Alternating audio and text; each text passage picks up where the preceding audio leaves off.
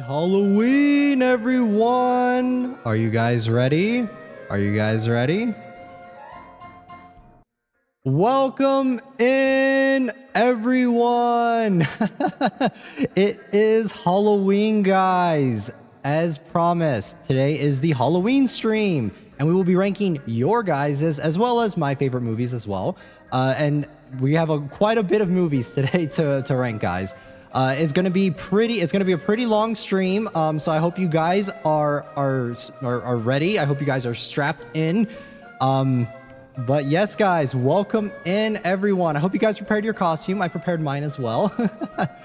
What is up, guys? What is up? What is up? What is up, everyone? All right, before we get started, though, roll call. You guys know what time it is. Boba Boy, welcome in. Piano Teddy Bear, Midnight. Sorry, guys, there are a lot of messages. Silver, Baxter, welcome in. Estella, welcome in. Midnight as well, welcome back again.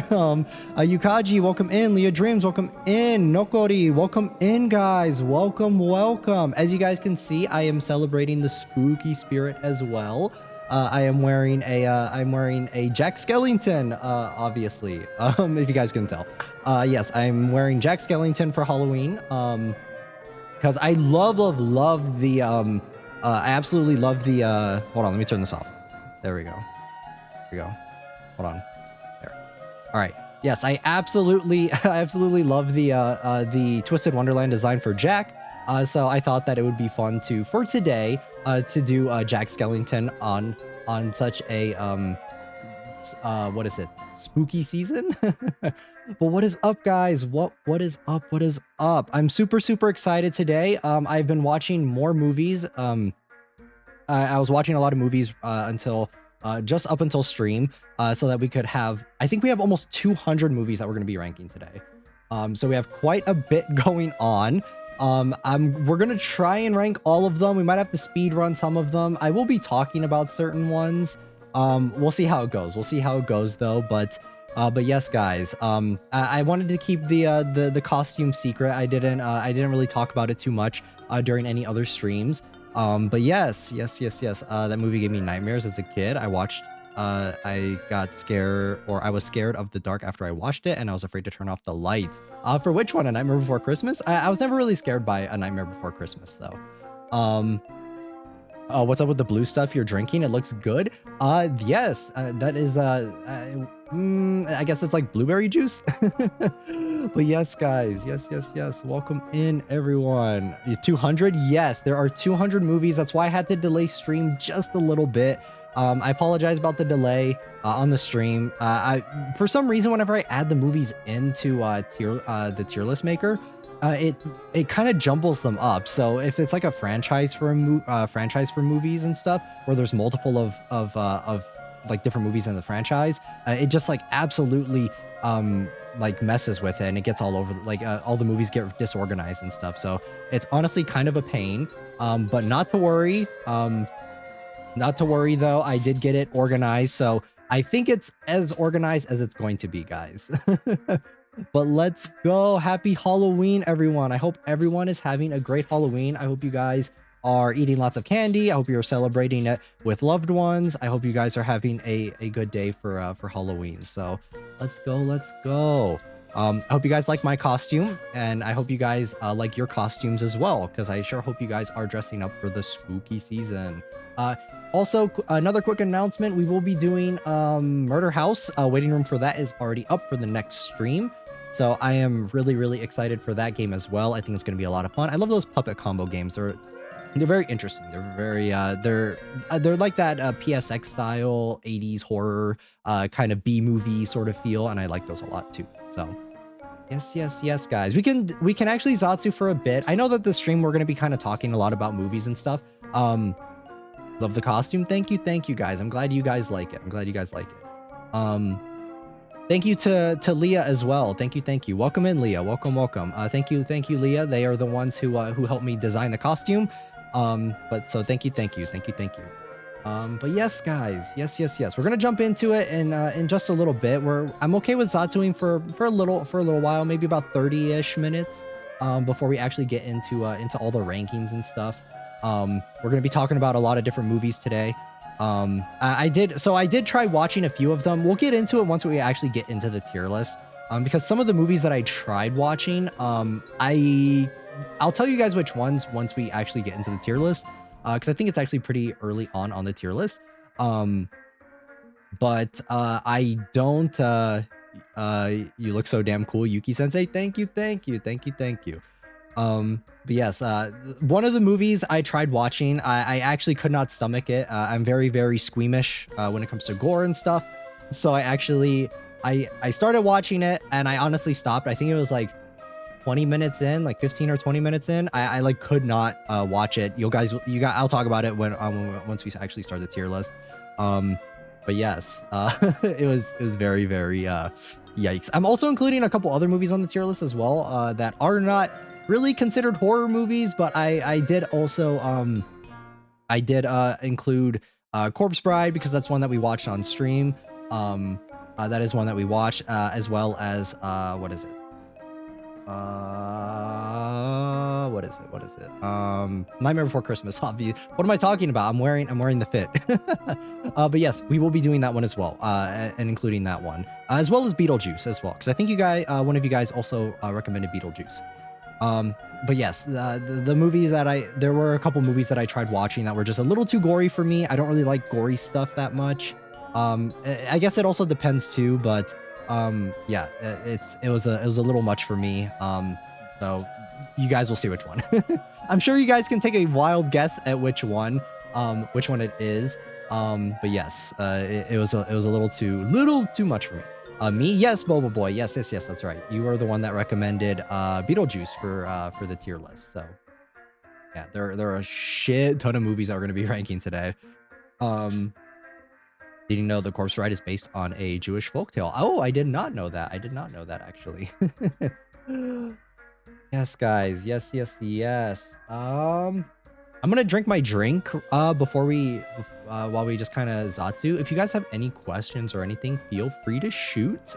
Or if you guys wanted anything off topic, no specific topic that we're talking about right now. We're just hanging out before we get into the tier list. I watched Halloween today, and I remember why I hate those types of movies now.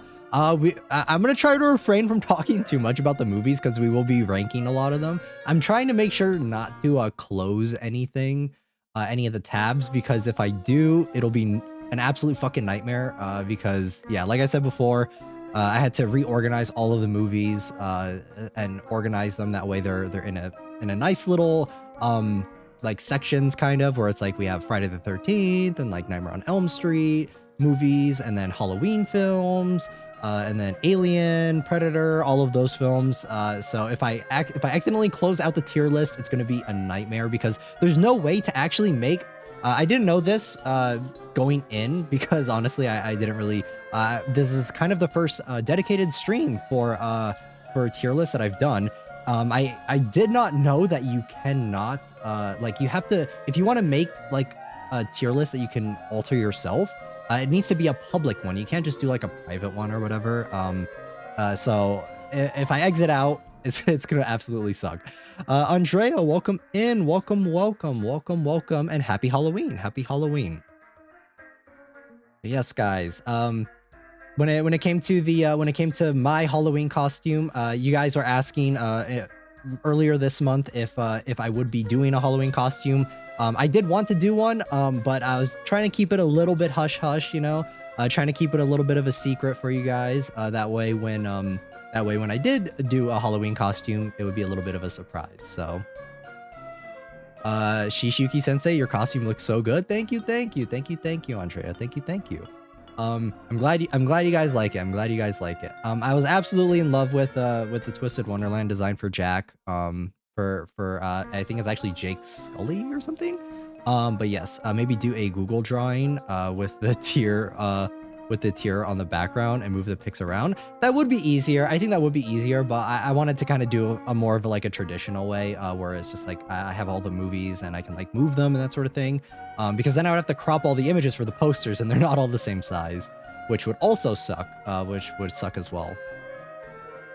I'm stuck working in the office. It's not a fun Halloween for me. I'm so sorry, Yukaji. I'm so sorry. I hope the rest of your Halloween after you are done at the office is a good Halloween for you. This also marks, guys, this also marks that this is the last day that we will be using this background, this room, I guess, as well as the last day we will be using this BGM as well. So It's okay though. It'll probably make another appearance next year for Halloween. I do have other plans for next year's Halloween. I'm not gonna get into them now. I'm gonna keep those hush hush, but I do have bigger plans for next year's Halloween. I do want to do more for next year's. But right now I'm juggling a lot of other stuff. There's a lot of other projects that I'm working on right now that are kind of going on. So that's why this year's Halloween is a little bit more low key. But I still hope that this month of Halloween was fun, and I hope you guys enjoyed it. We started a new series. We started Creepypasta 101. No more spooky background. Yes, unfortunately, no more spooky background. But yes, this will mark. I tried to do a bit of stuff for Halloween, or this month of Halloween. But next year's Halloween, I do definitely want to plan a lot more for you guys, because I think I have some plans cooking. I'm not gonna talk about them though. But yes, no, don't send Mr. Bones back to the closet. Unfortunately, he will be getting retired for this one. But we will be back to our normal background though. I kind of miss it. I kind of miss the normal aesthetic. So, but yes, there's a lot of other stuff going on. That's why I was pretty busy for this month with the planning for the re-debut and all that stuff. Because I am working on stuff for that, and trying to think of new ideas for what I want to do for it as well. So that is why I've been pretty busy this month. Hopefully next month I'm not as busy, or not next month. Next year's Halloween I'm not as busy. At least keep Mr. Bones in the background. Unfortunately, he will not be staying in the background. It'll be going back to the normal cherry blossom aesthetic. That I absolutely love for my normal background. But it's okay, guys. It'll be back. We'll still be covering spooky content on the channel. If you guys like this tier list stream enough, I think for the next one, we can do. I might do a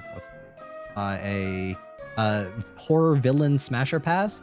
If you guys are interested in that. So remember, if you guys want more tier list stuff, like the stream, and I will consider doing some more tier list streams like this. Because this is the first one. This is the first one that I'm trying, so we're trying out some new stuff. Please put a picture of Mr. Bones in the background. I don't care how low quality it is. I'm sorry. He's gonna go. He's gonna be going. It's non-negotiable, guys. It's non-negotiable.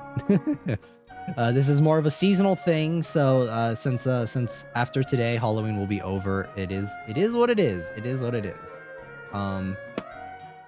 But easy Predator smash. More tier lists would be fun. Yes. I was thinking of a horror villain smasher pass. But we'll see.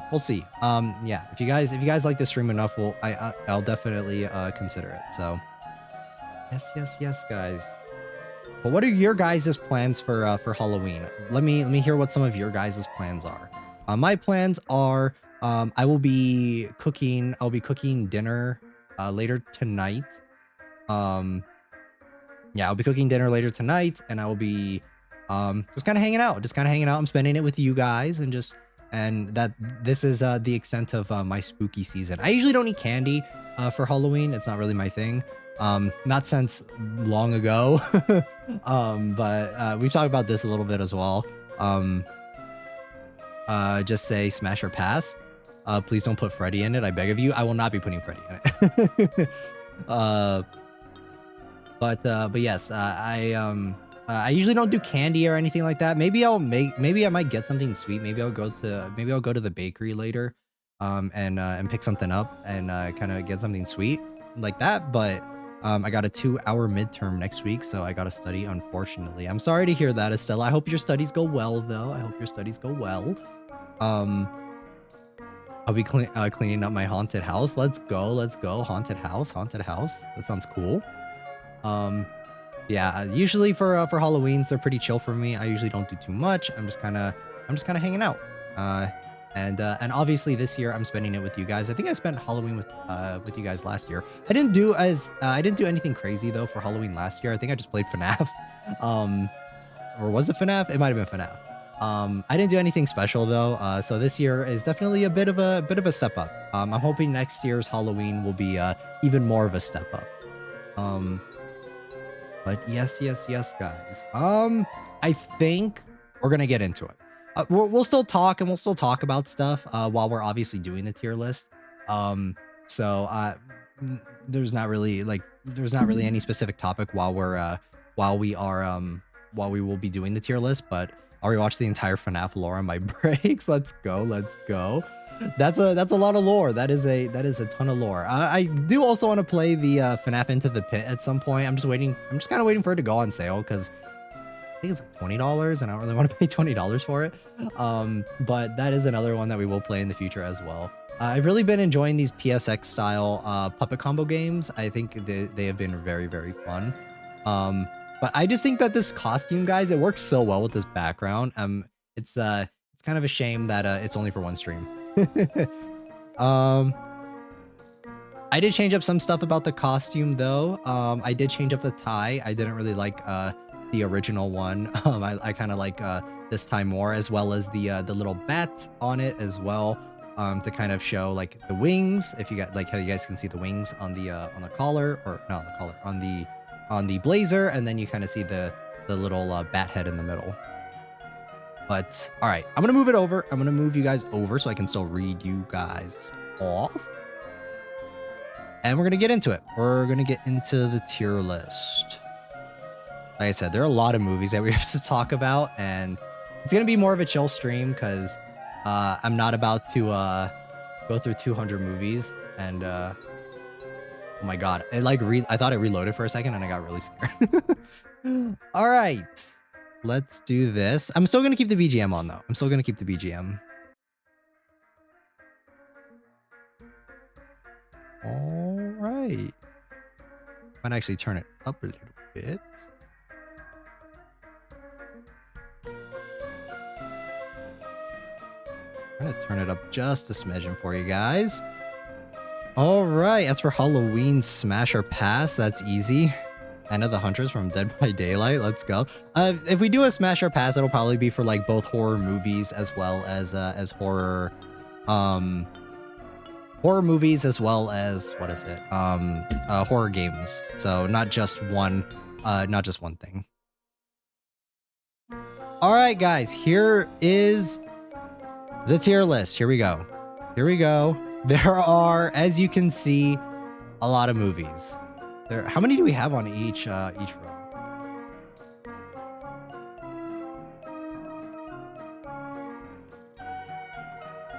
There's like 20-ish movies per row, so we have quite a bit here. We have quite a few.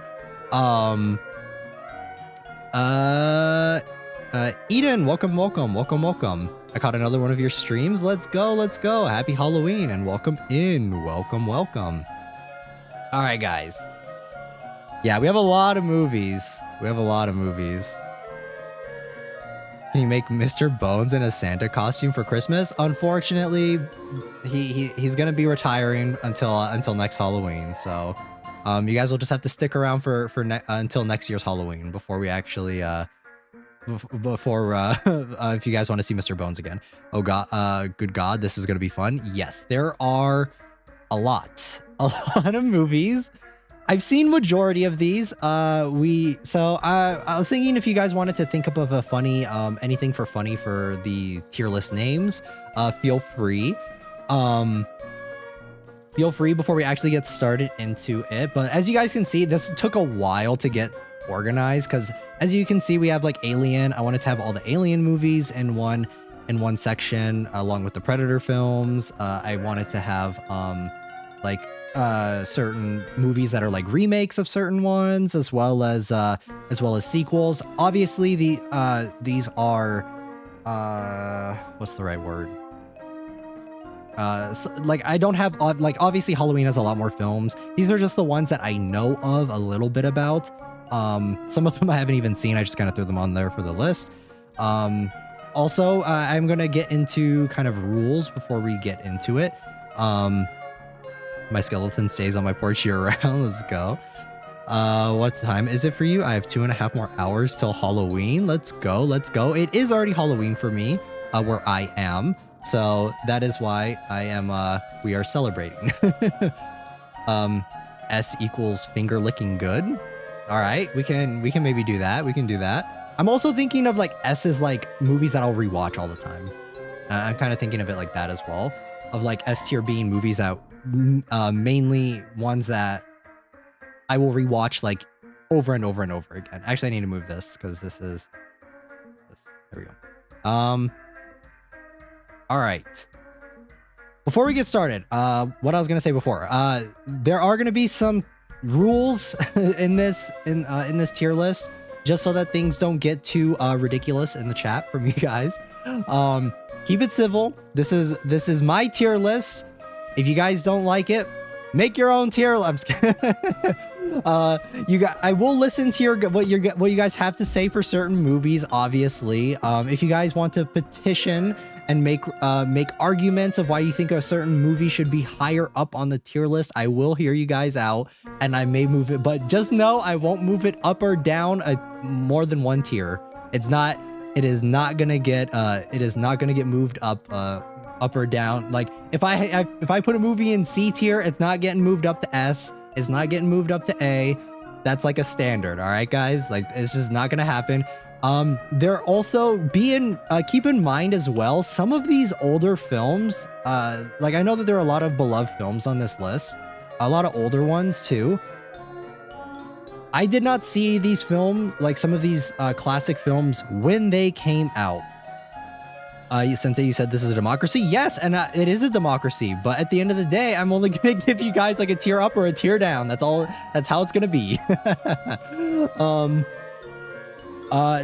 Some of these films, I did not see them when they first came out, or I saw them much later in my life.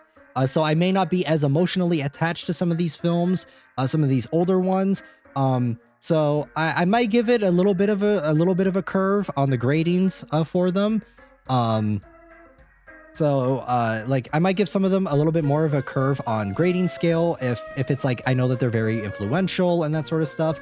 But like I'm gonna tell you guys right now, I don't like slasher films. They're not my favorite films to watch. I just don't really like them. I don't think a lot of them are that scary. There will be some exceptions to this. But just know that depending on the film, like I think especially older slasher films really don't hold up as well as I'm sure that they used to when they first came out. So they will be getting a little bit of a harsher grade from me, depending on which slasher film it is and when in my life I saw it. So yes, just keep in mind, that, A equals classic. I was thinking of C tier. C tier is going to be, I think C tier, I kind of want to rename it to like popcorn film, like popcorn flick. Popcorn film. Because it's like these C tier films are ones that I'm thinking are just like, they are films that they're not bad, but they're definitely not, I'm thinking B tier may be like minor nitpicks, because I usually when I think of movies and like how I grade movies on my own personal scale and whenever I watch them is like I might put like minor or small nitpicks, that sort of thing, because that's how I grade movies normally, is based off of like how many nitpicks I can like pick out for it. I'm kind of a nitpicky person when it comes to watching movies, since as you guys can see, these are I've seen most of these movies, and these aren't even all of the ones that I've seen. So this is our Yuki class exam. Yes, pretty much, guys, pretty much. I'm thinking like A tier is like there are a couple things that I could nitpick with it, but not that many. And then S tier is like classic / rewatchable.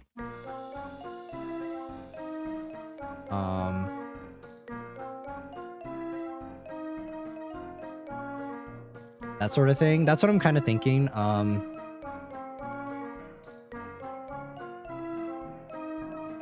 thinking like A is just like solid, you know?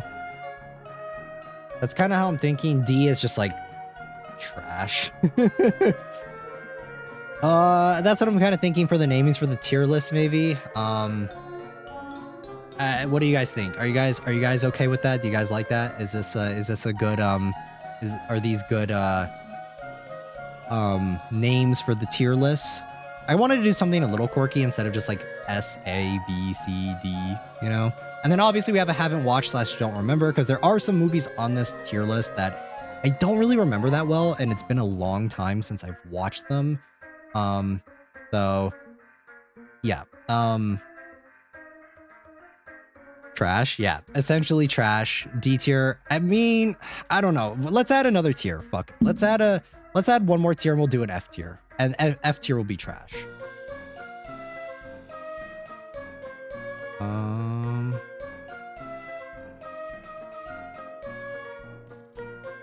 What color should it be?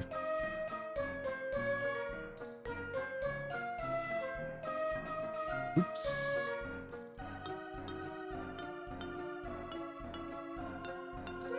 What color? What color? I'm thinking like just gray. Like there's nothing about it that's interesting. What do you guys think? You think that's a good color?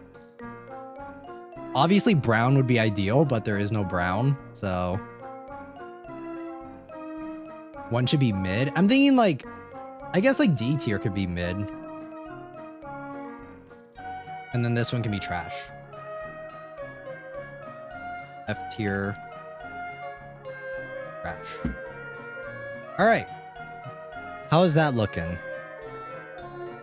Why isn't there an option for Dookie Brown? All right. Why isn't there gray? Yeah, I think gray is a good one. I think gray is a very good one. This is gonna be a long stream, guys. We have so many movies to talk about. Holy fuck. Just looking at it is like, when I was going through them all, I was like, oh, it's actually not that bad. But now that I'm actually looking at it, I'm like, holy shit, these are a lot. And these aren't even all of the ones that I've, like, this isn't even every single one that I've seen. I left some out just because I think that they might have been too niche, or you guys may not have heard of them. I do still have some of those in here just because I want to bring awareness to some of those movies, because I do, I like sharing movies, especially ones that I think are more obscure and don't get enough spotlight. But obviously this is Halloween, so we are going to be, for the most part, talking about the popular ones.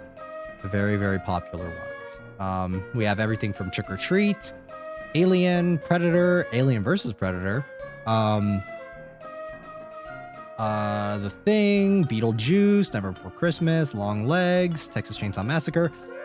So also another thing that I did was some of these movies I have seen the first one, and I have seen the reboots. So, like, obviously, Friday the 13th, there are a fuck ton of movies in that franchise, and I have not seen all of them.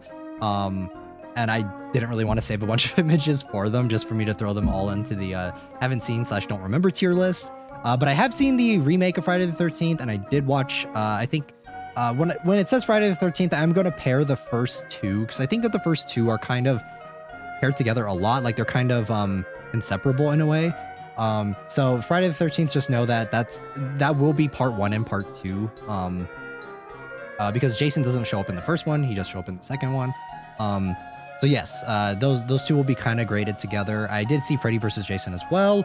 Same thing with Nightmare on Elm Street. There are a fuck ton of movies for that franchise that I have not seen all of them. But I have seen the first one. I did watch the first one in preparation. I watched it a long time ago.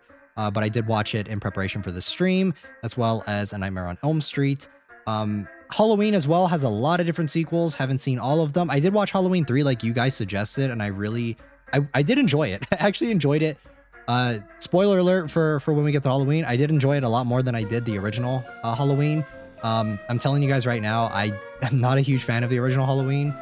So we'll be getting a bit of a harsher grading. Kind of ironic, I know, because it is Halloween, but it is what it is. Chucky films. I did watch the first 2 in preparation for this, and I think I actually saw Bride of Chucky and Seed of Chucky a long time ago, but honestly, I can't really remember them that well. But I will be, for some of these movies that I haven't seen, I will ask you guys for your opinion on where you guys think they should go. Just because those are ones that I haven't seen or I don't remember. So I will be taking your guys' opinions into consideration for some of these. So Yuki enjoyed a slasher movie. I actually did. Actually, Halloween 3 is not a slasher film. So Joke's on you guys. If you guys thought Halloween 3 was a slasher film, you guys need to go watch Halloween 3. You guys recommend, I remember Train and Baxter enjoyed enjoyed Halloween 3 and recommended it to me because I said I didn't like slasher films. So, yes. Yes. Chucky, my beloved. Yes, Chucky is on here. We also have some other ones as well. We have, I kind of threw some of my favorite, Asian horror films, Eastern horror films in here as well. Like The Wailing is on here. Pretty big, pretty amazing Korean horror film. We have Ju-on, as well as The Grudge. And I think Ringu is somewhere on here as well. And a couple other Japanese films as well as Korean films. Korean horror films are really good. I like a lot of Korean horror films.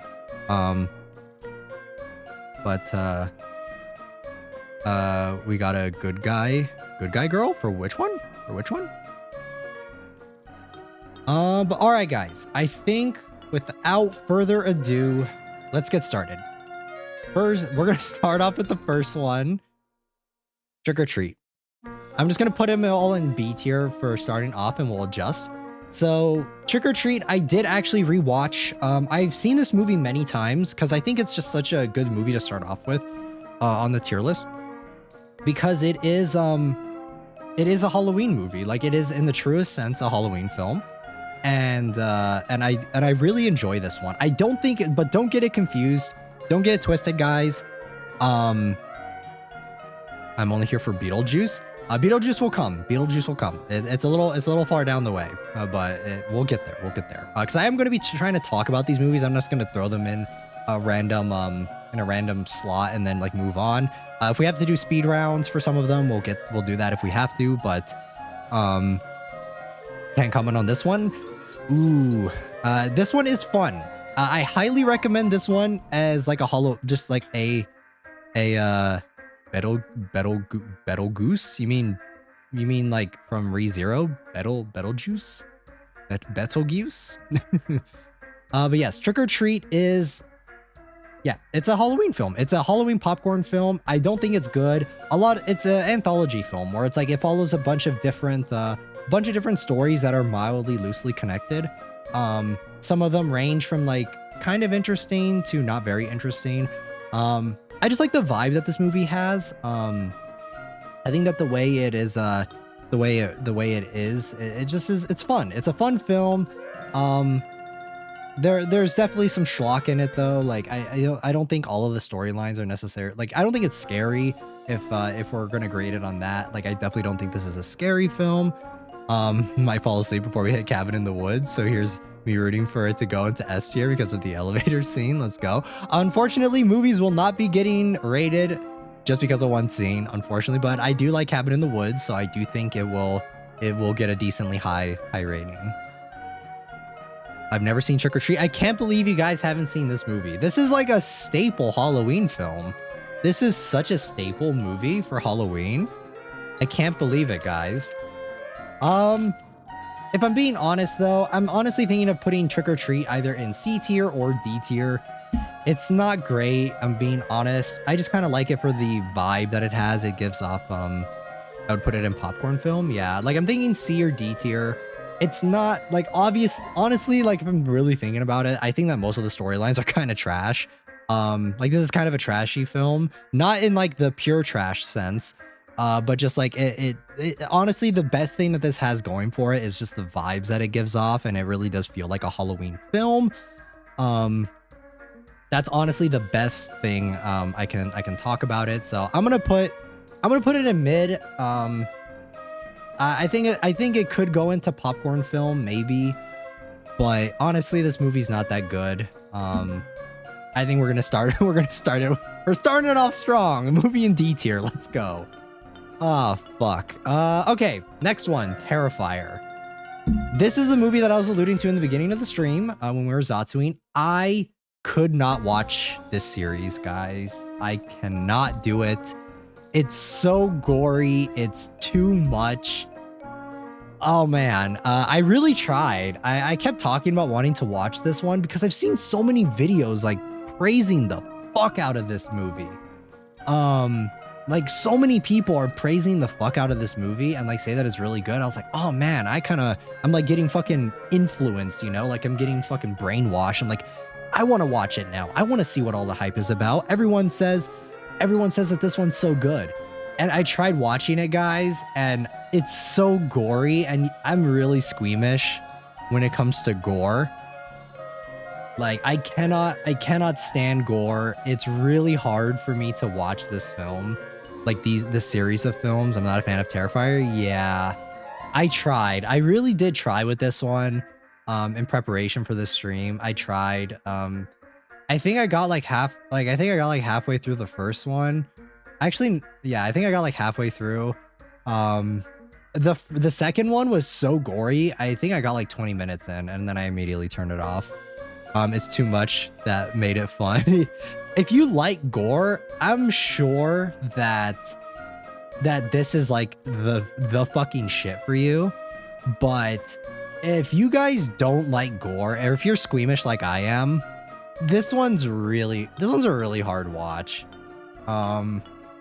Yeah, I tried watching Terrifier 2 yesterday, and I just couldn't do it. I got like 15 to 20 minutes in, and I was like, no, I can't do it.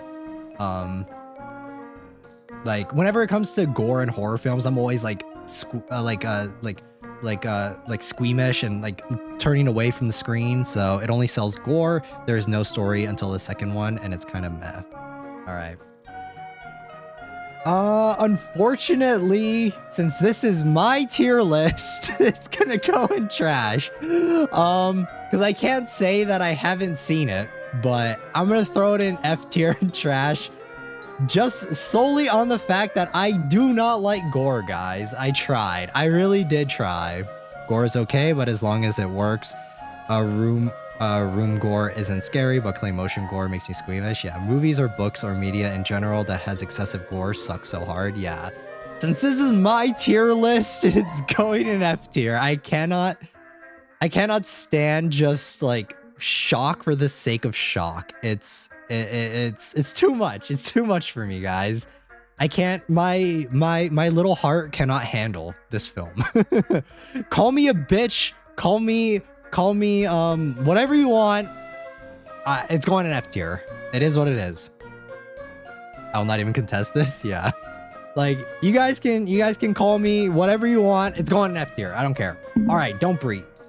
This movie I watched recently. I didn't watch it in preparation for this stream. I did watch it a month or two ago, about a month or two ago.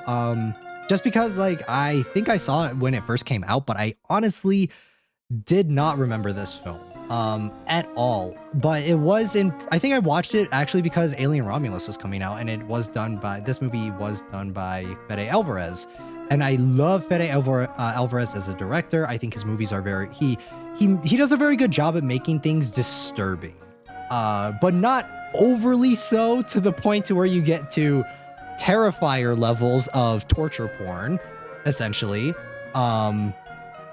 It really is just like I think that Terrifier or like is too much, but I think Don't Breathe it kind of walks on that line of like almost being too much, but just enough, at least for this movie.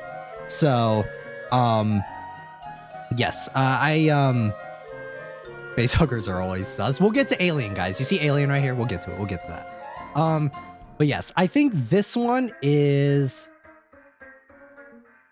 The thing about it too is like it's really hard for me to nitpick this film because everything that goes on, I'd say mid. I'd actually say this one's pretty decent, guys. I actually kind of like this one because almost every situation, I guess the setup is a little unbelievable. I will say that's like my one nitpick with the film, but everything that the characters do within the film feels like it makes sense. Like I feel like it's in character for all of the things that the characters do while during this film. Like there was never a point in the film where I'm like, oh, that's kind of unbelievable, or oh, that doesn't really make a lot of sense. Because I'm trying to remember, right? I'm trying to think back on this film when I watched it a couple months ago.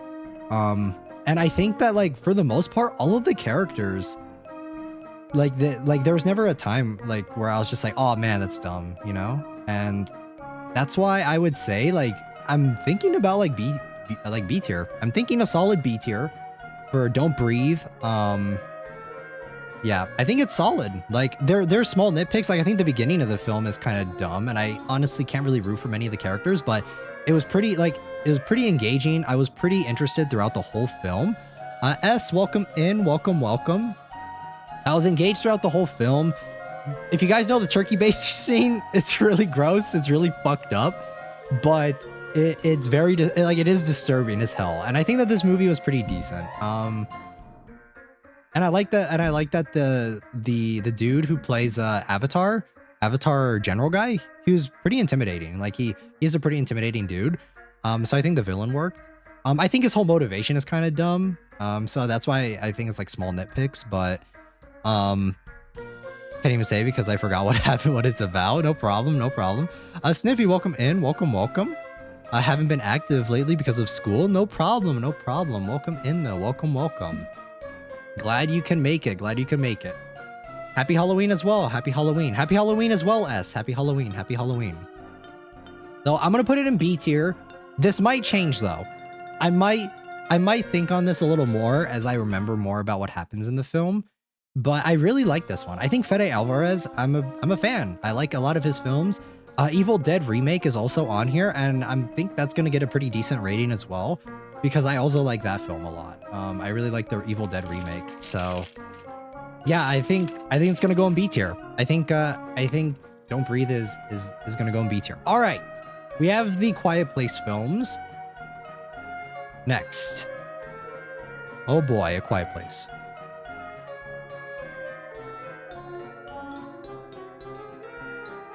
Sorry guys, I'm trying to stay hydrated, you know.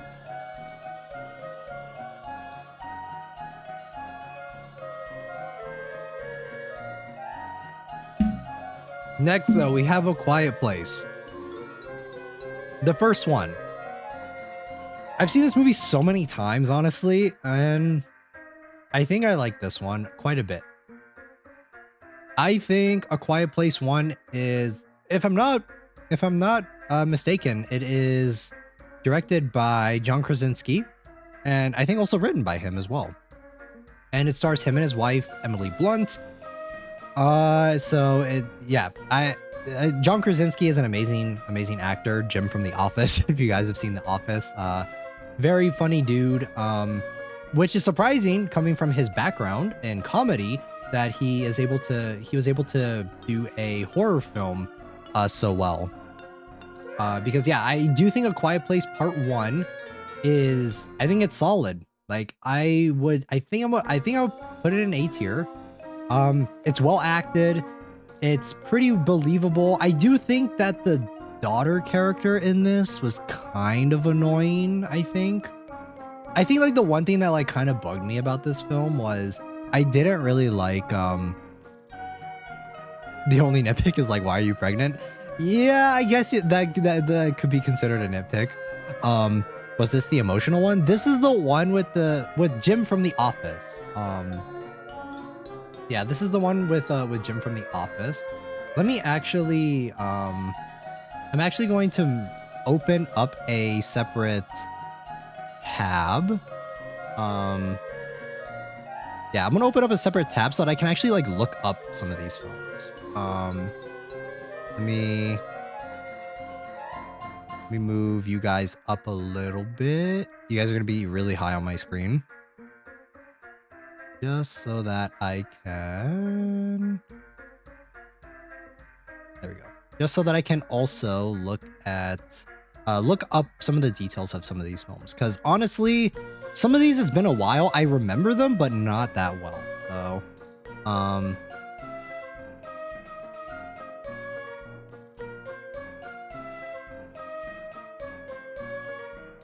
aren't the Death Angels from A Quiet Place aggressive herbivores? I don't remember. I know that they're like it's if you talk too much, then they'll kill you or whatever.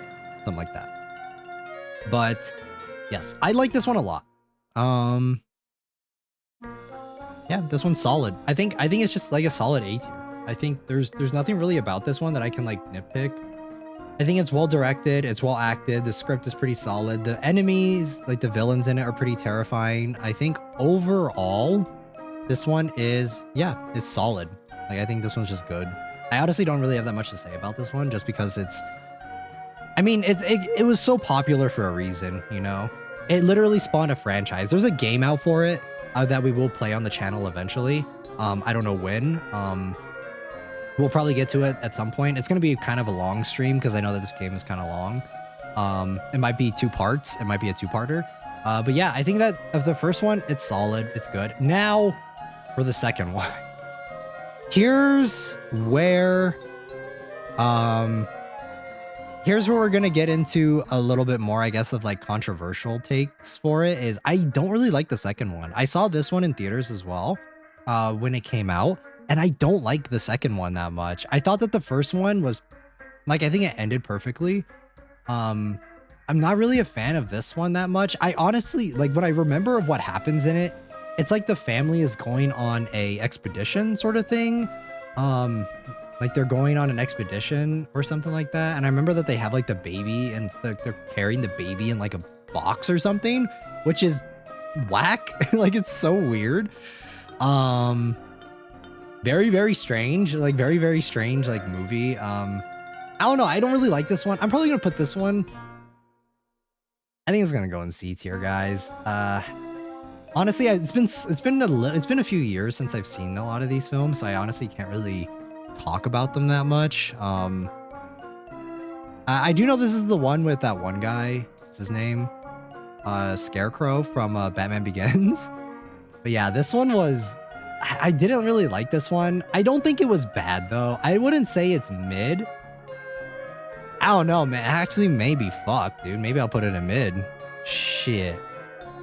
It's a sequel, fucking course. I think it's actually directed by the same guy though, which is insane to think about, because I think he struck gold with that first one, but yeah, for the sequel, nah, I wasn't really feeling it.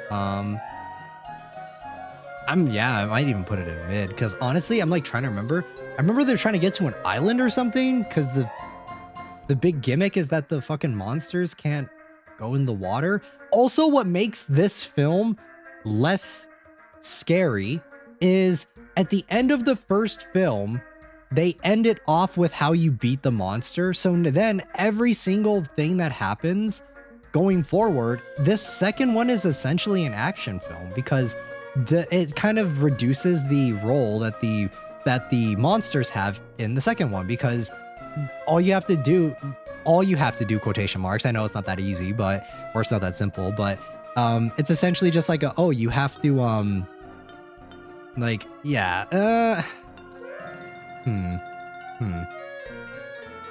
fuck it, I'm gonna do it. I'm gonna put it in mid. Yeah, like, I don't know, just the second one is not, it didn't hit. Thriller action, yeah, I guess, maybe, except I wasn't really scared for any of the characters in it. I don't think do any of the main characters die in this film? I don't know.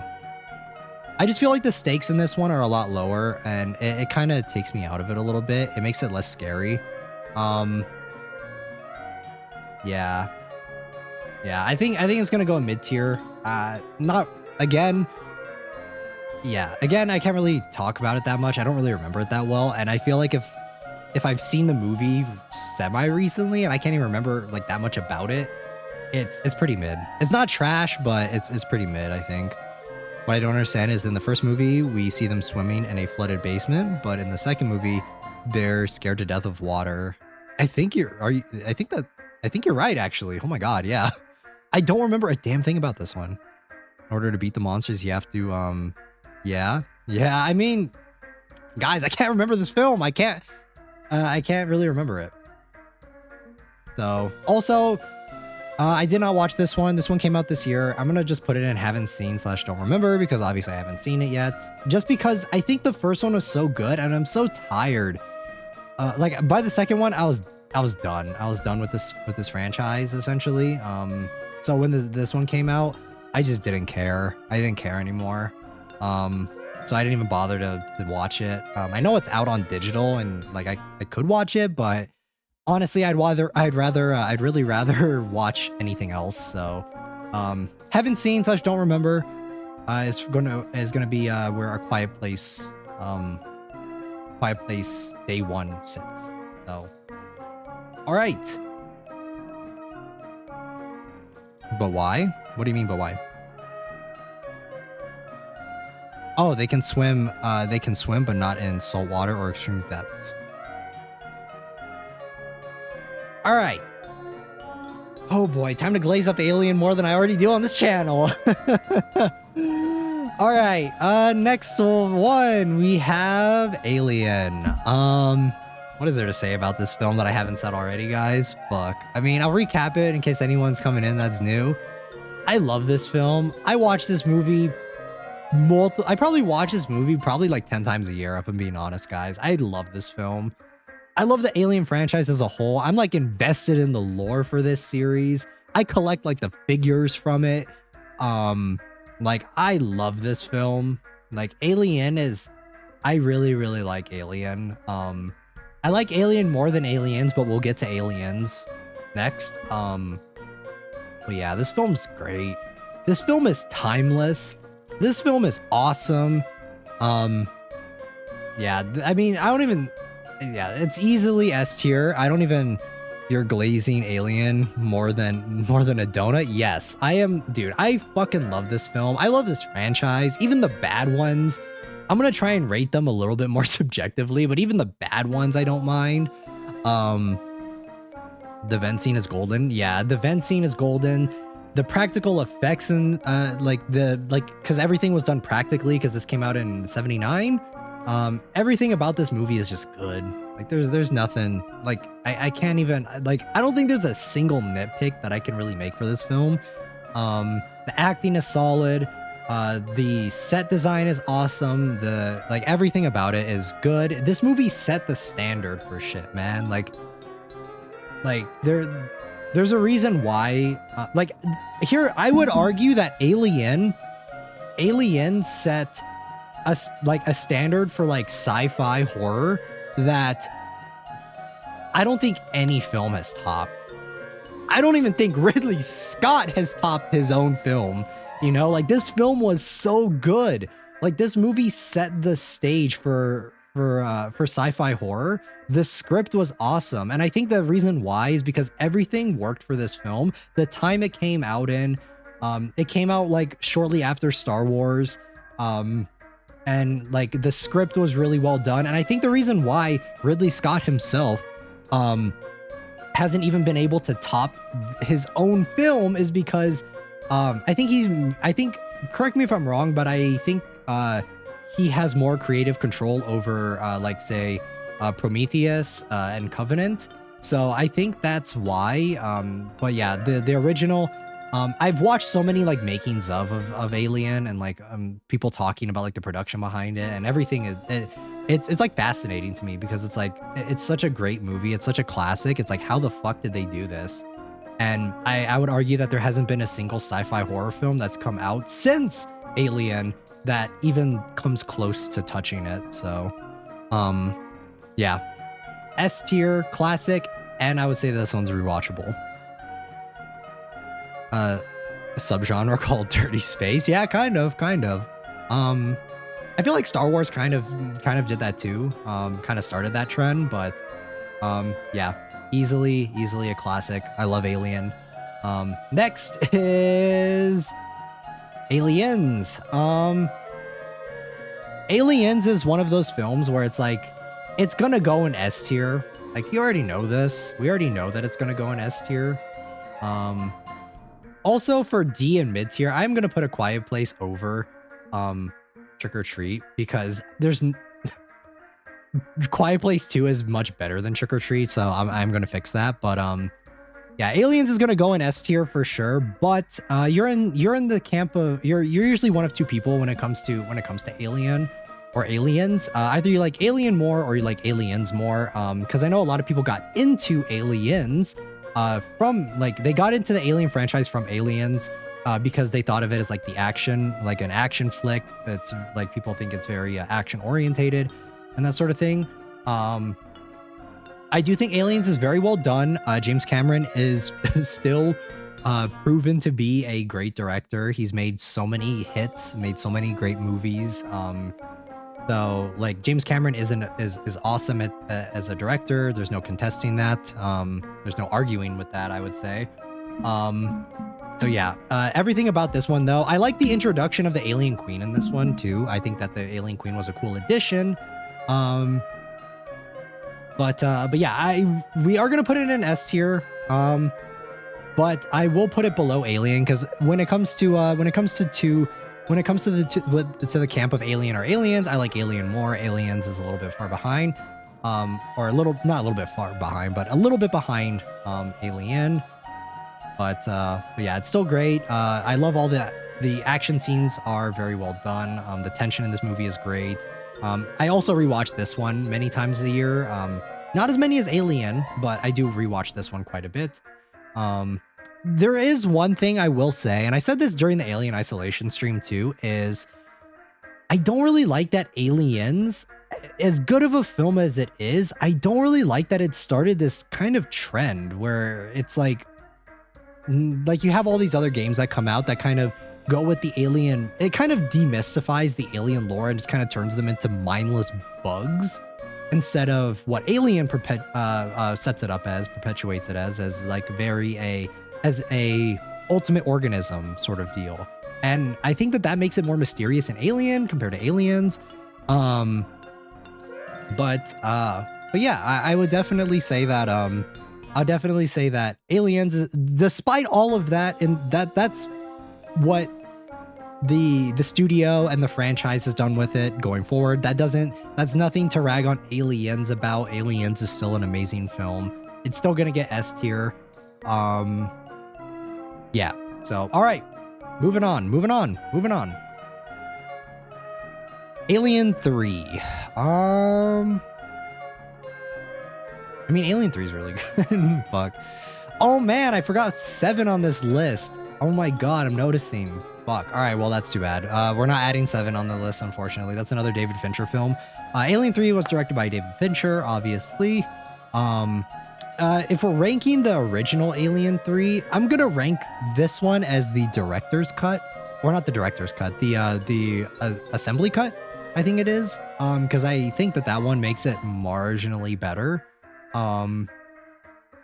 So yeah, I would definitely say that if we're ranking Alien 3 the theatrical cut, this would literally be going in like mid or F tier.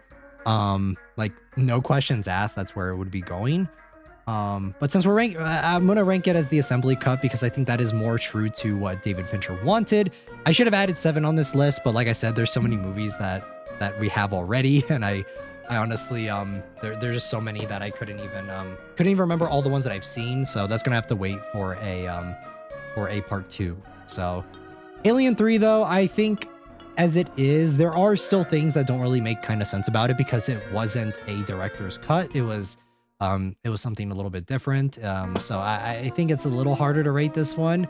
I'm thinking B tier, but honestly, I still don't really care for the plot for this one. I don't think it's bad, but I'm gonna put Alien 3 in popcorn film. I think it's good. I think it's watchable. Just make sure you're watching the assembly cut. Yeah. All right. That's Alien 3 done. Next we have Alien Resurrection. This is like a guilty pleasure film. I honestly don't watch this film that often. We're gonna speed run this one because honestly, there's not even really that much to say about it. This was like solely like a cash grab film that they paid Sigourney Weaver a fuck ton of money to come back and do or something like that. So I would say trash. Like I would say that this one's trash. Honestly, I love Alien, but it's going in trash. Ever heard of the Tyranids? Also space bugs? Yes. Yes, from Warhammer, correct? Yes, from Warhammer. I think they were inspired by Warhammer, right? I think so. But Gotta go to sleep because I can barely keep my eyes open. Thank you for stopping by, Estella. Thank you. Hope you have a great Halloween. And thank you. But yeah, I think Alien Resurrection's gonna go in F tier. Next up, we have Prometheus. A lot of people dislike this film. I'm kind of like lukewarm on it, honestly. Did not expect it would be out to trash. I'm gonna try and rate these movies objectively. If we were rating it I'm gonna try and rate it more objectively. But if Yukaji can explain to me why it should be moved up to mid, I'll move it up a tier. Because like I said, guys, you guys can argue for where movies should go. But yes, Prometheus. Prometheus is like, a lot of people dislike this film. I'm kind of lukewarm on it. There are things that I like about it. There are things that I dislike about it. There are some really dumb shit in this movie, but I think there are some really cool concepts in this film. So I think Prometheus is probably, I would say it's a popcorn film in the truest sense. Like, it is, like, there are so many dumb things about this film, but I still think it's entertaining. There are interesting ideas there for it. But yeah, like the entire thing with, also spoilers, guys, is a tier list video, so I am going to be spoiling a lot of these films. But yeah, I think Prometheus, it's well shot, it's well directed. The acting, for the most part, is, for what the actors were given, it's good. But yeah, just the plot is really letting this movie down. I think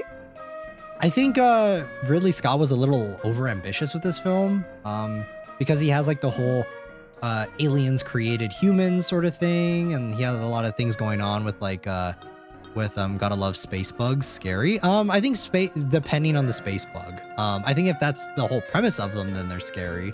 But I don't think that I don't think that what is it? I don't like it when the aliens, the xenomorphs were made out to be space bugs. So all right, Prometheus though, yeah, popcorn film, nothing really much to say. I don't like the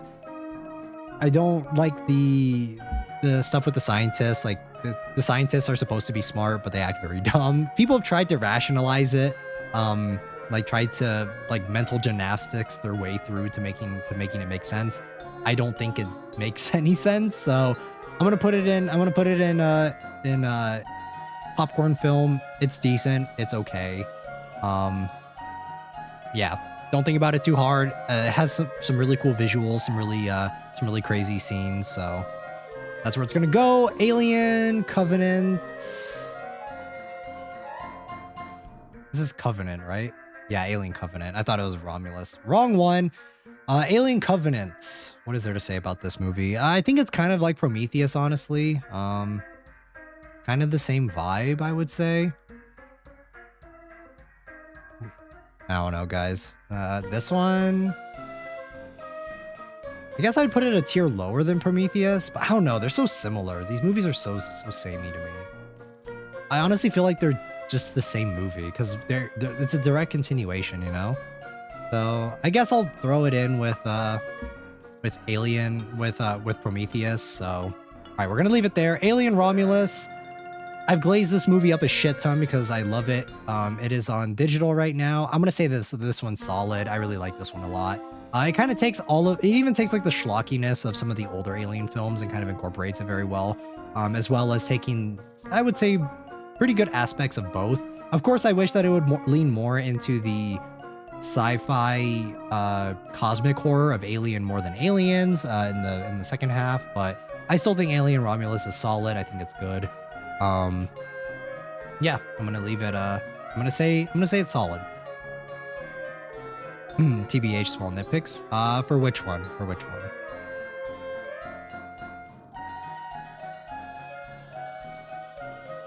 But all right. We have a few more things. We're almost at Predator. I should probably do Predator first, shouldn't I?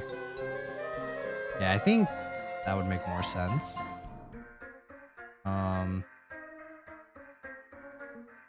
Yeah, fuck it, we're gonna do this. Romulus.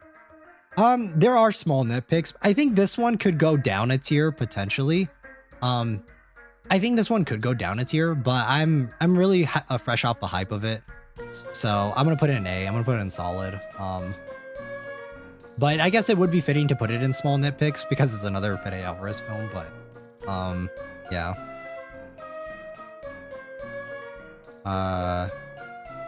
Overall, everything is wonderful. I just really like the newborn. Yeah.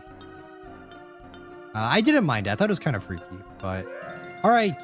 Original Predator film. I'm gonna put it in S. Yeah. I think this one's a classic as well. I am a big Predator fan as well. I think that these films are, for the most part though, when you compare it to like the Alien franchise, I think that Predator has a pretty decent track record. Like, I don't dislike any of the Alien films, even the bad ones, but even the bad ones for Alien, I can recognize that they're bad. Trick or Treat in D. It is what it is, but welcome in Cyrus. Welcome. Trick or Treat's got to go in D tier. I rewatched it recently, but let's be honest, most of the plot lines in it are pretty bad. The only thing this movie has going for it is tone and atmosphere, but the actual like plot lines themselves are pretty fucking bad. Like, they're pretty stupid. But I'm terrified of the Predator growing up. Yeah, I think that Predator, it's a solid S tier. Yeah, I think it's good. Like, I like it. I like this one a lot. Arnold Schwarzenegger is amazing. Actually, all of the cast of Predator is amazing. I think, yeah, it's solid. I honestly can't really say too much about this one either. But yeah, I do think that when it comes to all of these films, I think all of them are pretty in line with each other. Because that segues into Predator 2. I really like Predator 2. There are small nitpicks I have with it, but I like that it switches things up and kind of takes place in the city. This one has a really bad score on Rotten Tomatoes. I think it's graded it's reviewed very harshly. I think this one's graded a little too harshly in my opinion. I think this one's pretty good. I've rewatched this one quite a few times too. There are even times where I kind of prefer it over the original because the original is like a slow burn, you know?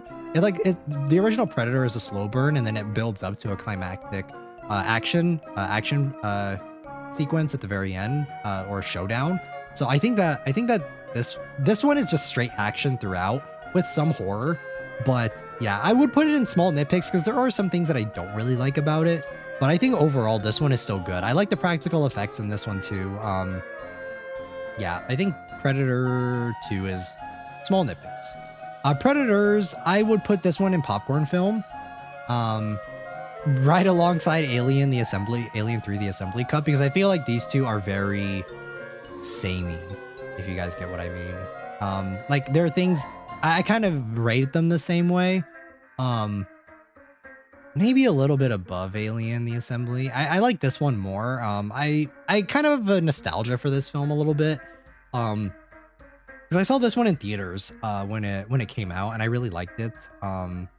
I like the introduction of the kind of different types of Predators. Actually, I just remember, I'm realizing now we don't have Predators on here, the one by Shane Black, but if that one were on here, that would be going in straight F tier, no questions asked. So just know if that was on here, it would be an F tier. But yeah, I think this one's solid. Kim, welcome in, welcome. Yeah, I think Predators. Popcorn film. Prey, I would say Prey goes into the solid tier. I really like this one as well. I like it when they introduce like new Predators into the franchise. I think it's kind of interesting because this one they introduced the Feral Predator. I think that was pretty cool. Just like how Predators introduced the Berserker one. So I think Prey is pretty good. It's well directed. I like this setting of it too, how it takes place in America during like it takes place in America, and when does it take place? I think it takes place in like, I might be wrong, but I think it takes place in the 1700s. Glad to see Terrifier and Trash. I could not watch that movie. I could not stand it. I could not. But yeah, Prey is good. I really recommend Prey. If you guys haven't seen it yet, it's on it was a Hulu original, I believe, and I think it's good. I think it's really, really good. I really like that one. So yeah, that's where it's gonna go. AVP Requiem is straight trash. We're not even gonna argue. We're not even gonna argue on this point at all.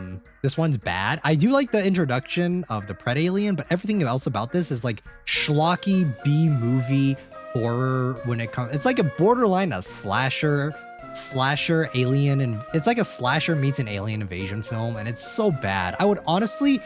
I've seen ripoffs of both Alien and Predator, and this movie plot-wise feels like that. It feels like this movie should have been a straight-to-video piece of garbage. Like, it is so bad. This movie is so bad that it's honestly sometimes hilarious. But yeah, so whimsical and funny, I think, yeah. Yeah, this one's just straight trash. There's no arguing that.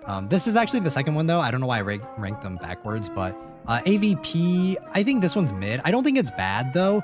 I think that this one really suffered. Like, I think this one is D tier to almost a popcorn film, I think.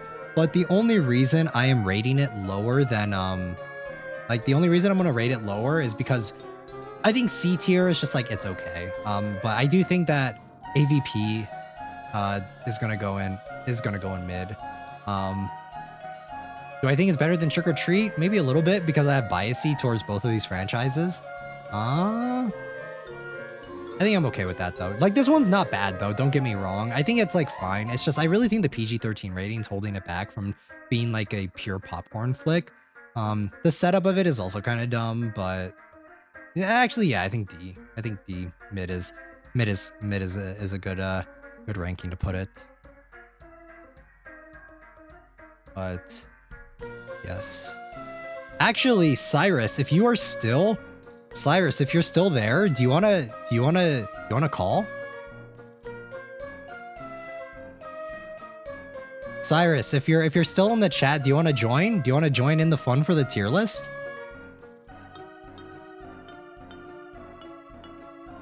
Cyrus collab? What?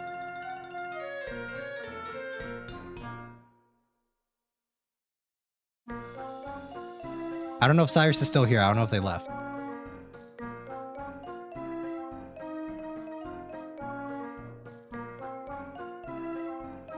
I'll give Cyrus a little bit of time to respond before continuing. But if Cyrus wants to join in, I can get on call.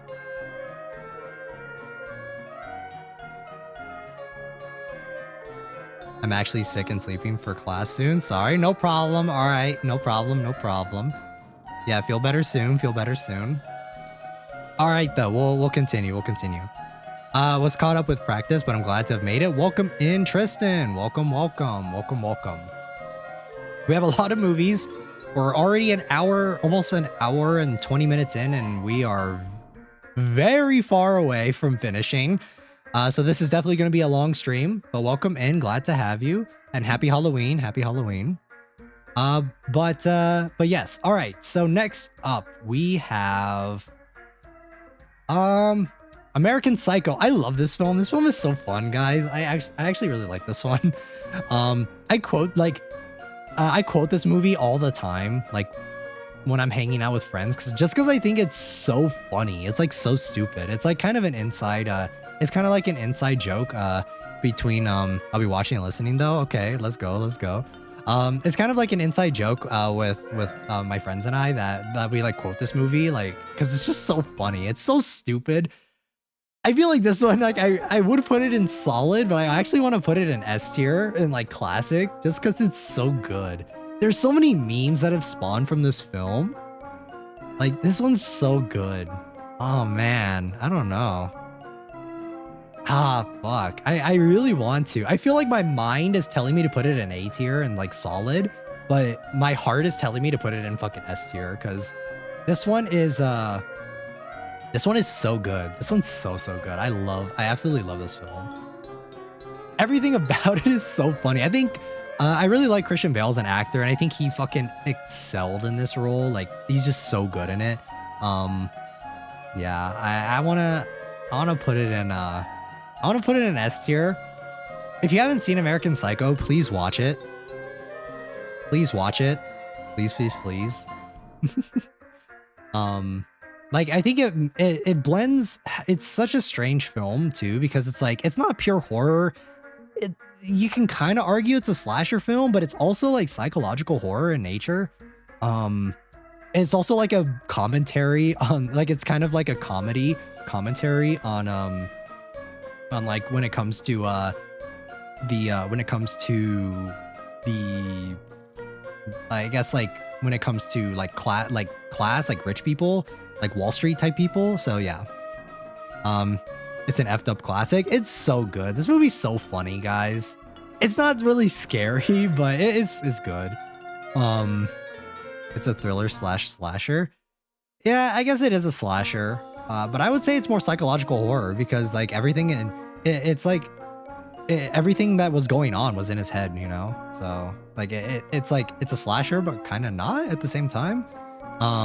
It's satirical. Yeah, it's a satirical commentary on like capitalism and elitist culture and that sort of thing. It's funny. It's great. I love it. Fuck it. It's going in S tier. We're not going to argue about it. All right. As above, so below. One of you guys recommended this one too. I have seen this. I saw this when it first came out, and then I also watched it a few years ago, I think.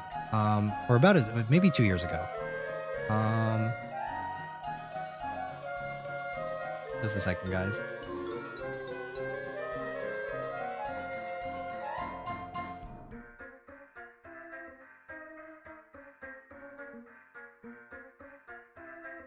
But yeah, As Above, So Below is great. I liked it. I do like this one. It's kind of hard though. It's kind of hard to rate this one, honestly, if I'm thinking about it. I love As Above, So Below. That would be S for me. I don't think it's S. All right. I don't think it's S tier. I don't think it's gonna get S tier. I think it's decent though.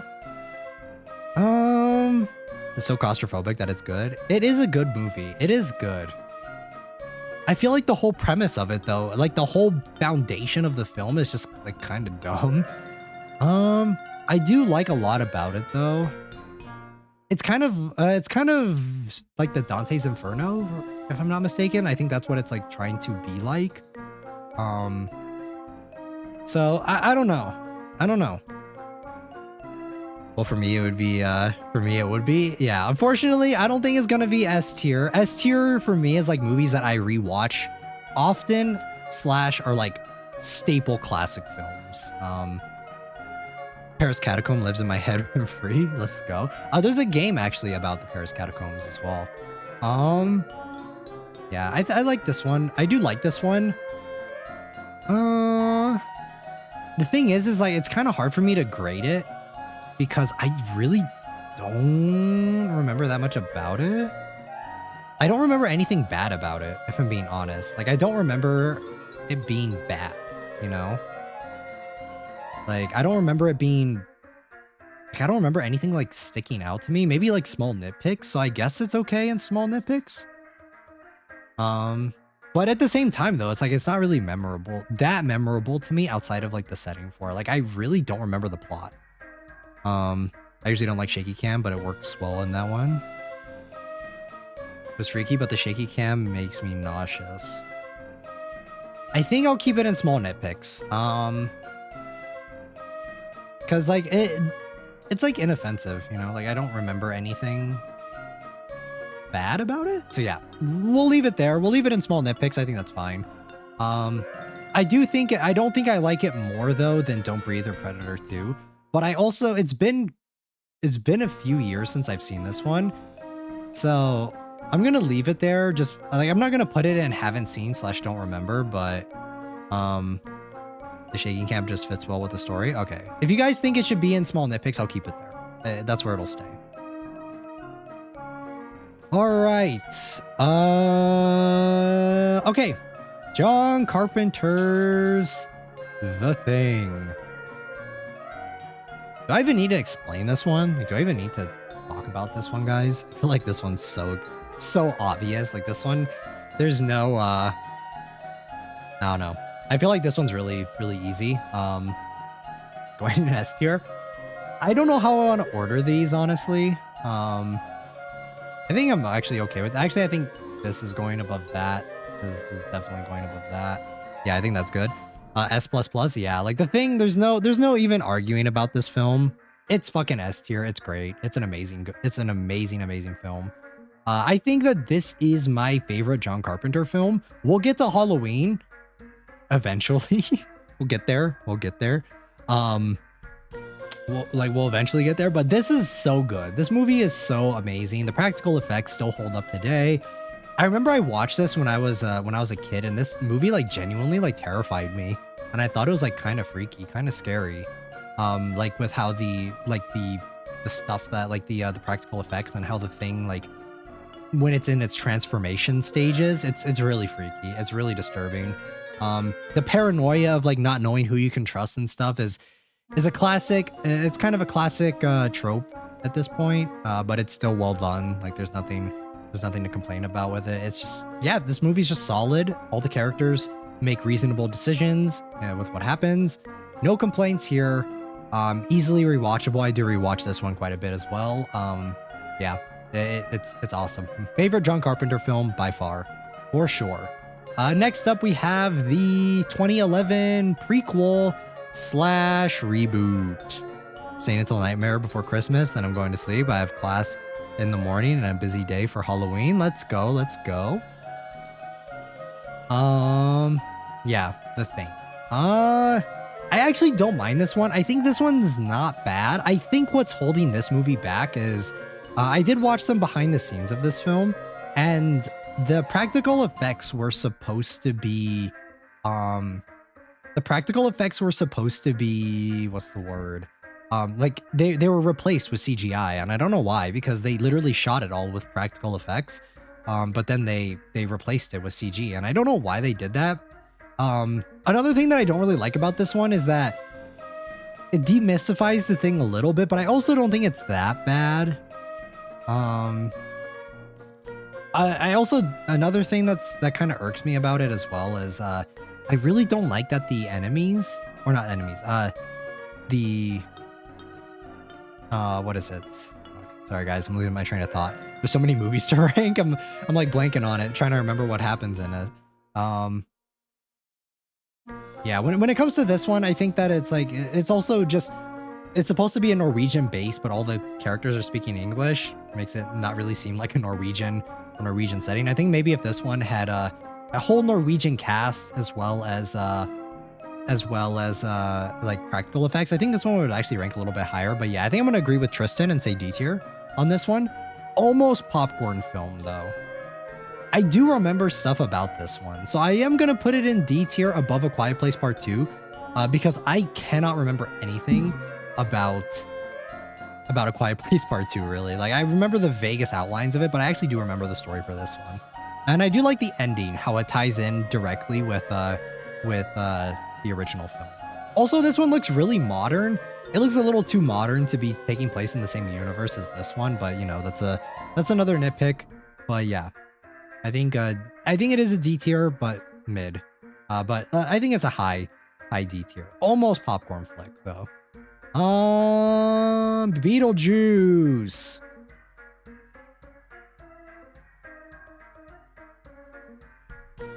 What are your guys' thoughts on Beetlejuice? I didn't even know there was a second one. It's technically a prequel / I feel like I don't know. I guess it is a prequel solely, right? I was gonna say like reboot, but it's not really a reboot either. I don't know why they share the title though, the same title.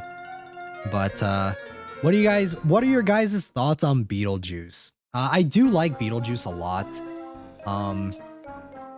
Because I did rewatch this recently. It had been a while since I've seen it, the first one, but I think this one's good. It's arguably not a horror film, but I would say it's a Halloween film.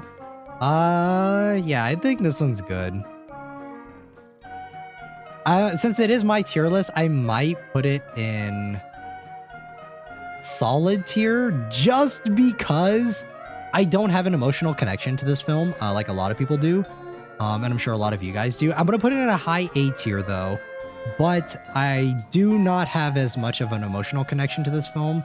So even though I like it and I appreciate a lot of the stuff it does, I'm gonna put it in A tier just because of that. But I do think it's good. But it is a Halloween film. First one is amazing, but feels weird alongside all the other films. Yeah. I haven't seen Beetlejuice, but I love the first one. Let's go. Yeah, I do think this one's solid. Like, not really much to say. If you put it in A tier, I'm taking Mr. Bones and putting him in my mouth. It's my tier list, remember? It's my tier list. It's a solid A tier though, okay? I think S tier since this is my tier list, S tier reserved for movies that I fucking love. Like, even if I can see a movie for its potential and stuff, but I don't have I don't watch it or rewatch it, or I don't think it's that good, or not that it's not that good, but it's not going in S tier, all right? These are like the fucking creme of the crop. These are like the best. You can't get any higher than this, all right? So just be lucky it's getting an A tier, all right? All right, next we have Beetlejuice.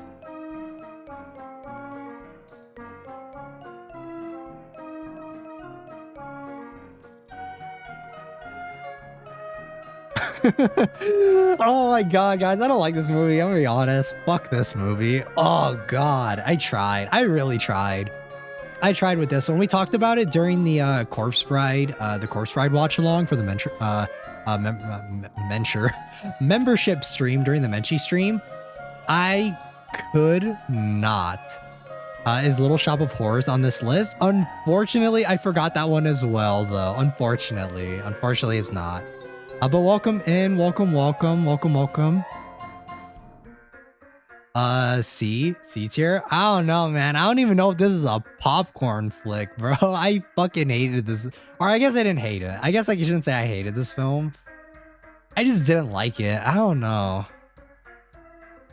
Never ending beef with the sequels. Yeah, sequels are getting harsh ratings on this list, right? The only one who's managed to make it to S tier is Aliens. Beetlejuice 2 feels like it was just so Tim Burton can brag about his new girlfriend. Damn. Leo Dreams hitting it where it hurts. Yeah, I kind of feel that high key though. All right. I watched Red Letter Media's review of this film. I know that they were pretty I remember, I think they liked it. I think they liked this film quite a bit. They didn't hate it, I know, but for this movie, they brought up a really good point that I want to talk about for Beetlejuice, which is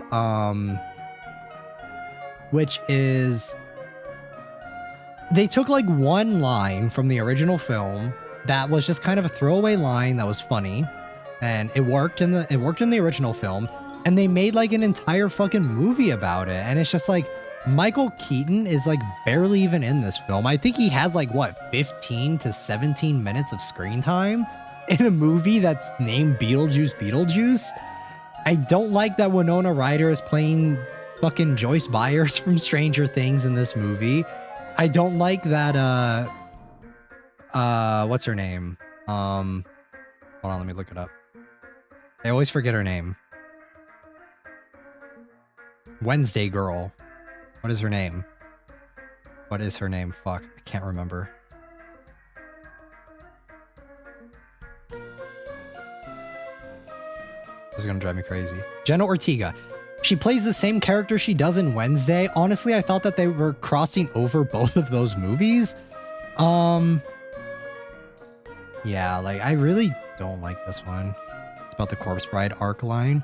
Well, in the thing I don't like about this movie is, or what Red Letter Media brought up, was that in the original Beetlejuice film was Jenna Ortega. Yes, Jenna Ortega is in the original Beetlejuice film when he's about to marry Winona Ryder's character or whatever. He like whips out the ring or whips out a finger with the ring on it, and he's like, "Oh, she was like, oh, sorry, honey, she like it was." She didn't mean anything to me or whatever, and she like threw it away, or he threw it away. Like that was a funny line, right?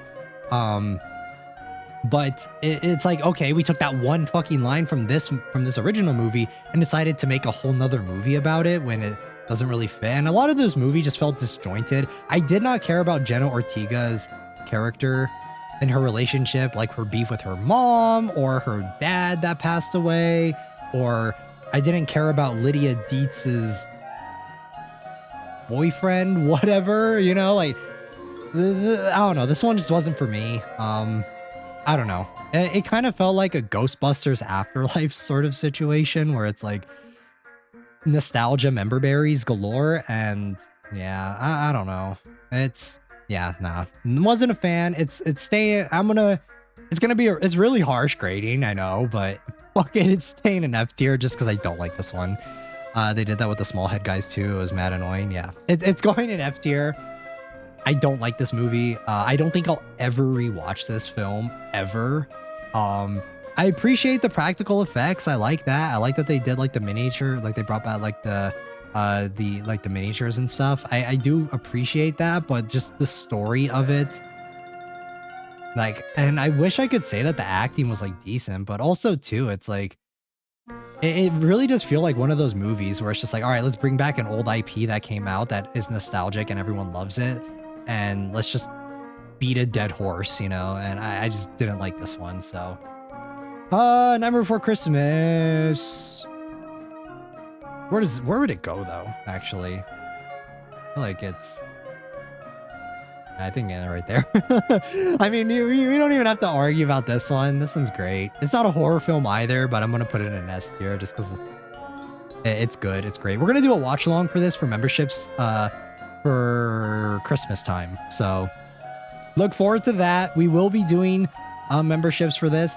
There is a lot of debate about this movie though, because there are three people that kind of argue that it's their film. Danny Elfman, who created the score, obviously. Okay, now I can go to bed. Thank you for stopping by, Silver, though. Thank you. 28 Days Later. Unfortunately, that's another one that is not on the film or on the film tier list, unfortunately. We will do a part 2 though, probably for this tier list, because I have even more that I could have added on this tier list. But yes, unfortunately 28 Days Later is not on the tier list, but we do have a lot of movies on here. But we might have to do a part 2 for that. Remember guys, like the stream if you guys want to see more another tier list with more movies on it, because I'm pretty sure after this one we could do even more. So yeah, Night Before Christmas, Danny Elfman, Tim Burton, and the director, I forgot his name. Why am I forgetting his name? Let me see. Let me check IMDb real quick.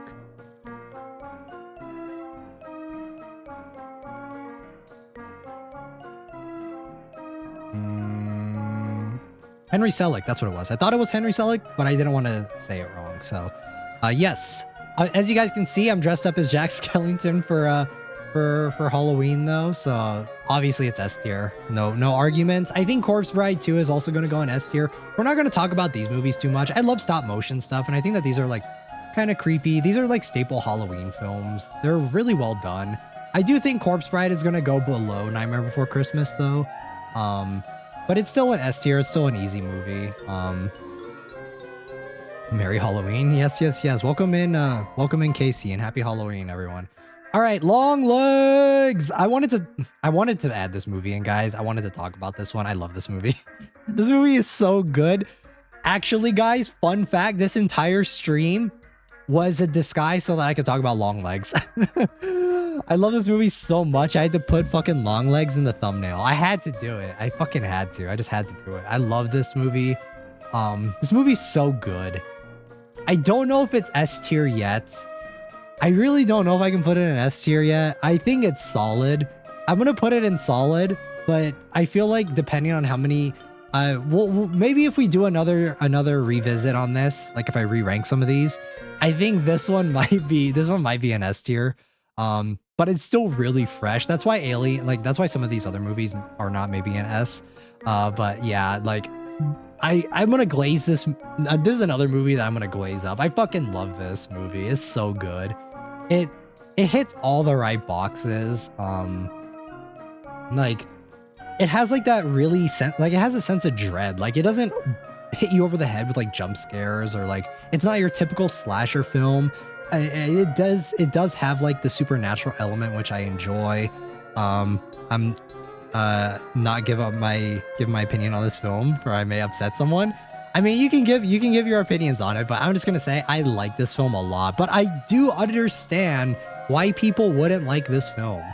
I do think that this is not a film for everyone. I would not say that this is I actually jumped out of my seat when I was watching Longlegs, the sound design. Yeah, the sound. I think that this is a movie you have to see in theaters too. Like, you can't watch it at home, I don't think. I think this is one you have to see in theaters. The sound design was so good in it. I was like creeped out the entire movie. Like, I don't know, like it's just so good. This one is like, if you guys like, my ranking of this one is kind of gonna set the precedent for some of the other indie horror films, and I think you guys might be able to get a sense of what kind of films I really enjoy. And yeah, Longlegs is really good. I like Nicolas Cage as the main villain in this film. Also, the marketing for this film was so great. Like, the marketing is what got me. The marketing for this film really throws back to like early 2000s films. Like where they like make websites and stuff for it, like fake news articles, all this other stuff, like a forum and that sort of thing. I think that the marketing for this was really well done, but it was obscure enough to like keep the interest going. A lot of people compare this to Silence of the Lambs, and I think that that's a fair comparison, but I do think this one's more of a supernatural element to it than Silence of the Lambs. I would say Silence of the Lambs is more true crime / like slasher film, I would say. But yeah, Longlegs is gonna go in solid. I'm putting it above Beetlejuice, guys. I love this film. I'm gonna gas this film up as much as I can because it's so great. Yeah, see it if you haven't seen it. Check it out. This may be one of your favorite films of the year. I'm just gonna say that. But just go in with your expectations tempered a bit. Because I know a lot of people went into it thinking that a lot of people went into this movie thinking that it was going to be like the scariest film ever or whatever, and I think that the hype kind of killed this movie a little bit. I went in knowing next to nothing about it, and I still loved it and I enjoyed it, but because Longlegs is too supernatural, yeah, compared to Silence of the Lambs, I agree. Yeah, go in with this movie though. Go in with mild tempered expectations, but you may walk out of this film really loving it. Like, it may be your favorite horror film of the year, and I think that's what it is for me. I think that this one is easily my favorite of this year so far. It may be bumped up to S tier over the years. We'll see how many rewatches I do of it, and we'll still see if it continues to stay there. You know, a movie is good when a bunch of people are making like dissections and like video essays on it. That's how you know a film is gassed, bro. Like, I'm just gonna say that. Like, when people are making a shit ton of video essays on a movie, you know it's good. So, all right. Original Texas Chainsaw Massacre. I did watch this one in preparation for the stream. I had not watched this previously. I think I watched the original Texas Chainsaw Massacre remake by, I think it was made by Michael Bay. I did watch that one a long time ago, and I actually rewatched it after I watched this one. We're not gonna rank all of the movies because there are way too fucking many, and I did not watch all of them, and a lot of them are bad compared to this original one. B tier. You guys may be surprised by my placing on this. I really like this one. I think Texas Chainsaw Massacre, I see the hype around this first movie. I don't see the hype around the franchise, and I don't know how they're still making movies for it, but I really enjoyed this first film. There is something about this film that, like, I don't know. Like, it literally was the trendsetter for a lot of the horror tropes, but the thing is like, it doesn't feel like those are tropes. Because when I watch Friday the 13th, which, spoiler alert for that, it's gonna get a really harsh grade for me because I don't really like those films. I don't think they're scary. But yeah, this one, it set those tropes, but it didn't feel like they were the tropes to set. Yeah, this one's really good. I was really surprised. I'd never seen this one before. This was my first time watching Texas Chainsaw Massacre. I actually have a lot to say about this one because it is so fresh since I've seen it. Like I literally watched it like a few days ago. Yeah, it is so good.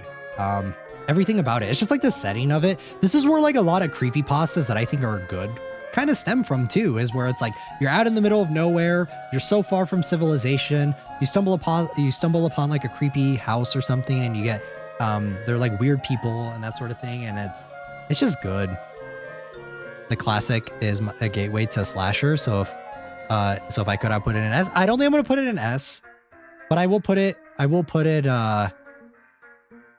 A tier. It's a solid movie. Any rating I give is strictly based on the letter. I don't really have small nitpicks about this movie. This one, I'm going to give it a higher grade just because I honestly had such a stigma around this franchise.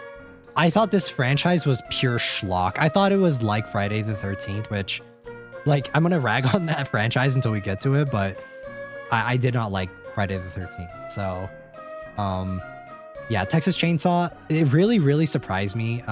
It's such a gritty film.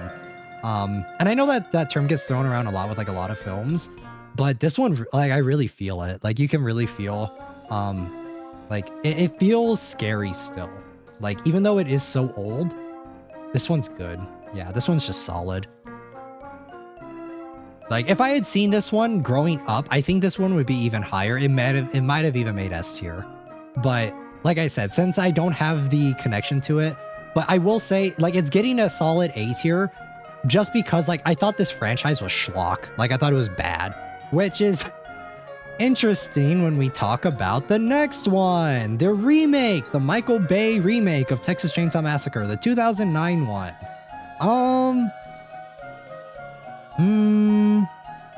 I don't really know where I'm gonna rank this one, like where I'm gonna put this one, guys. I really don't know, because the thing is like, I don't really hate it, but I also don't really like it either, you know? Franchise is just notoriously bad. Yeah, I agree. So here's the thing about this one, right? This was my first introduction. I watched this when I was really young, right? So I watched this one when I was really, really young. So like, I don't actually hate it, but I definitely don't think it's good. Especially when I compare it to the original, it's definitely not that good.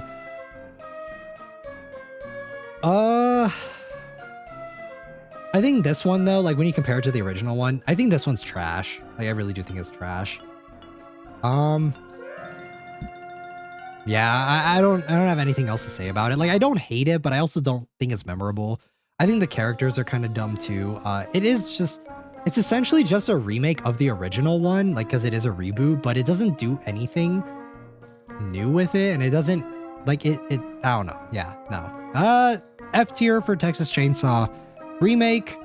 When you compare it to the original one, I guess the reason why, like, I don't really hate it is because I did see this original one when I was really young, and it kind of terrified me. Like, it did kind of scare me because I was so young when I saw it.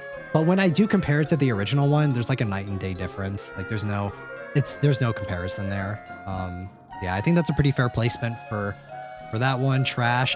Maybe mid tier, but yeah, I think trash is fine. Next we have Blair Witch Project. Let's go. Blair Witch is, fuck, dude, where would I even rate this movie?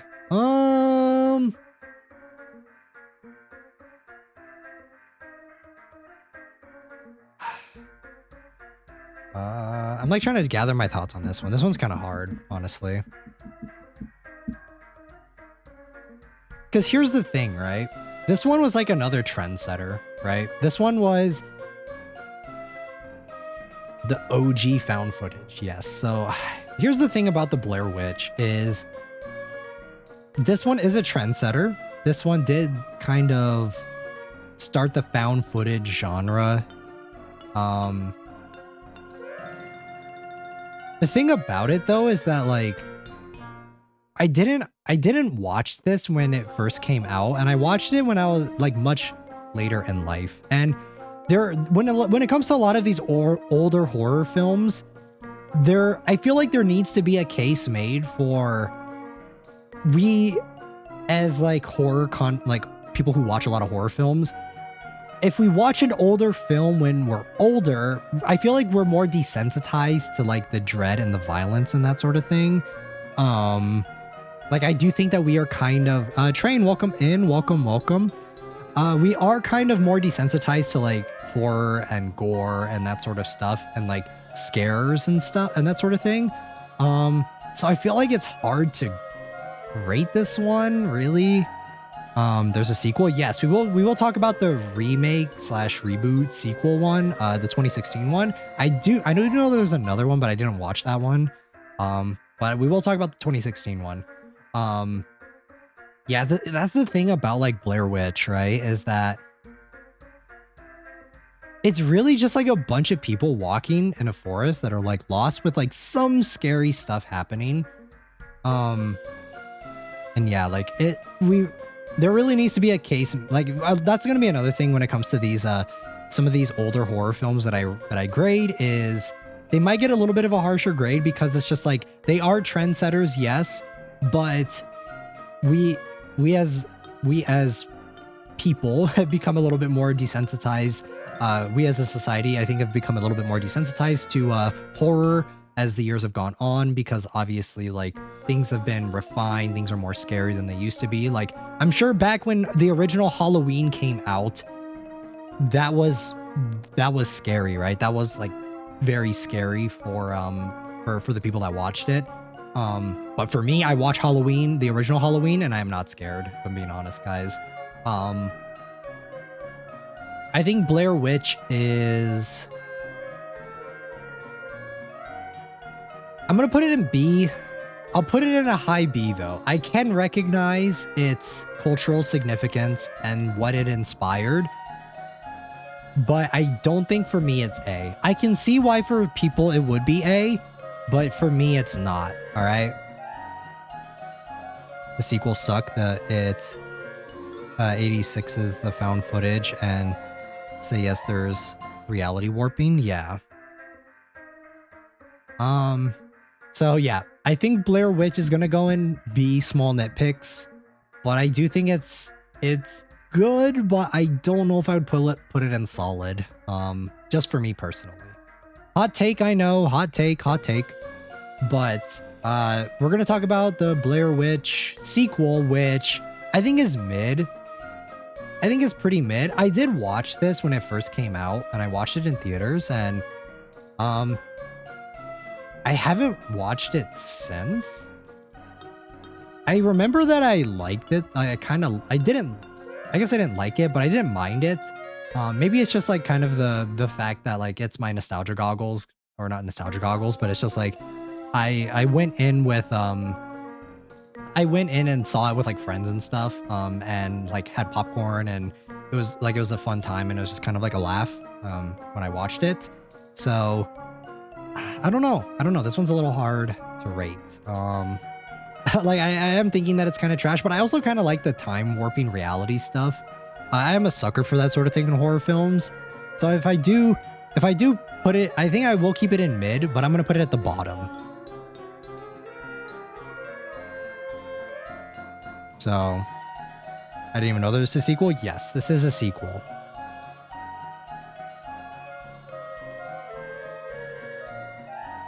All right. Book of Shadows is from 2000. Yeah, I did not watch that one, so I can't commentate on it. Caveat.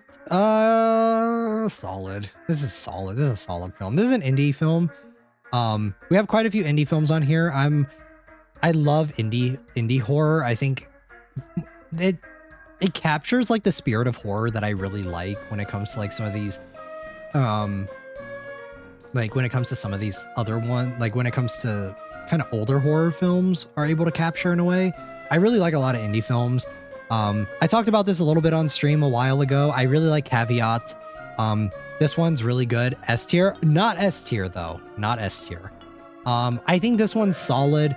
I think this one, if you watch it more than once, I think you might like it a little more. This one's like freaky to me. I don't know. I like slow burn horror. So this one, I do like this one quite a bit. I'm gonna put it in solid. I like foreign horror films as well. And I don't know, just something about this one that's kind of weird, kind of strange. It hit so hard for me for some reason. I don't know if it really hit me really hard, but I do like this one. I do really like this one. I think it's solid. But it's one of those ones with a lot of indie horror, though. I will say it's not for everyone. I'll say that it's not for everyone when it comes to a lot of these indie horror films, but just know if you kind of like indie films, then you might like it. Terrifier got F. Yes. I talked about it earlier in the stream. I could not watch Terrifier. Like, I physically could not watch it. I tried desperately to watch it. I got like halfway through the first one, and then I tried to watch the second one because everyone says it's good, but it was so bloody and so gory that I just could not stand it. So I couldn't. I think I got like 15 to 20 minutes into the second one, and I turned it off because it's too much for me. Yeah, I think caveat is S. Where there's actually Oddity somewhere on here. It's done by the same director, and I would put that one. I would put that one maybe in a B small nitpicks or maybe even popcorn film. Where is it? I thought it was here. Oh, here it is. Okay, so I'm gonna put this one. We're gonna speed run this one.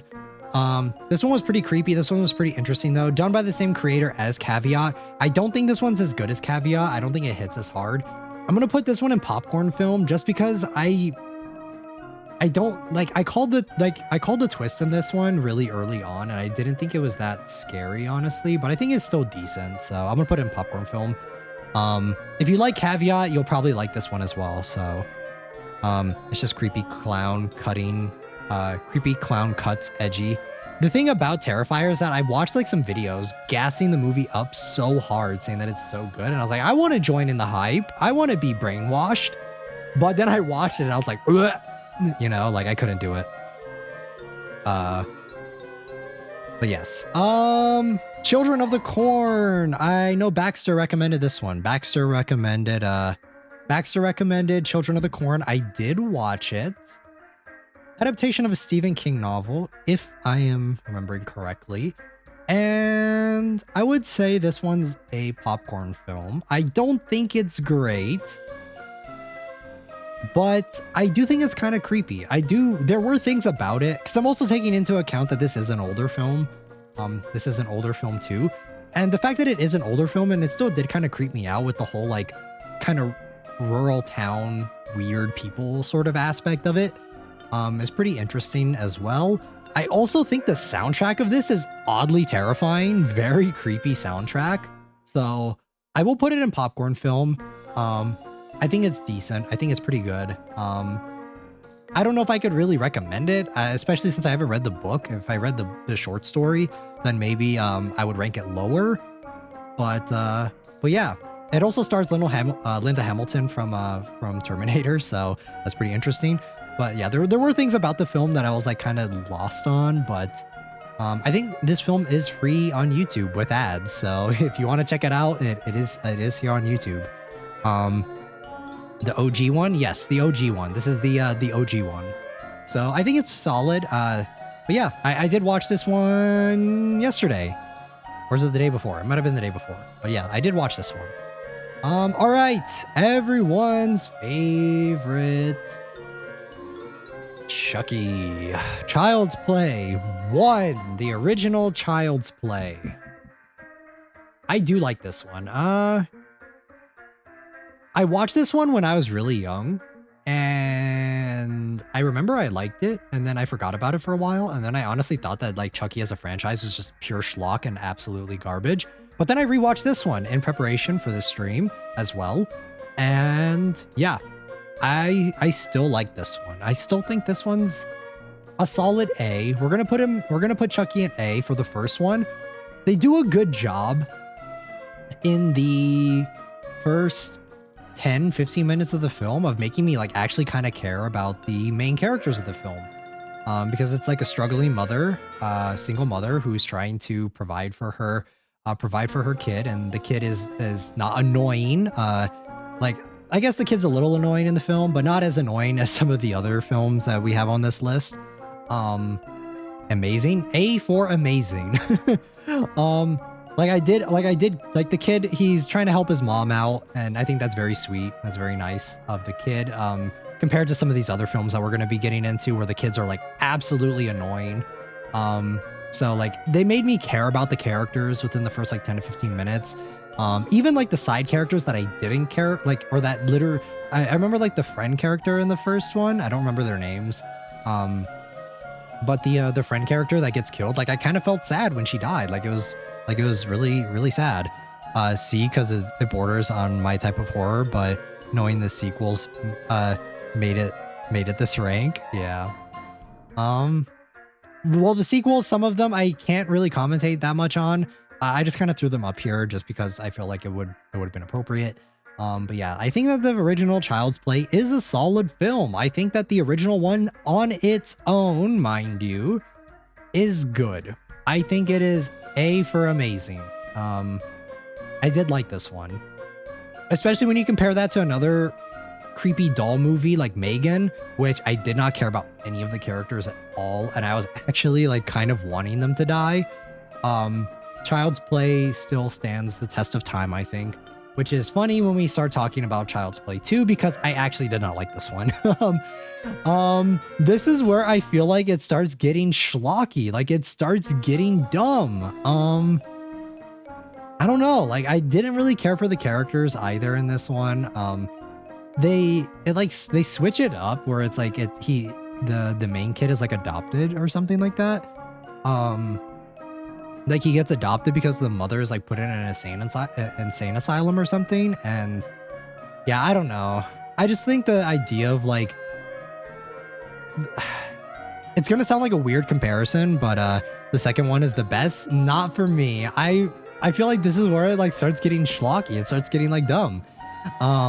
At least when I watched the second one, because it's like he gets adopted, and I don't know, it's a strange comparison, but it's literally the Megatron from Transformers Age of Extinction, which is a very strange comparison, I know, but it's literally like they take pieces of the original Megatron and put him into a new body, or they use his body to make a new body. And then like he possesses the spirit of it.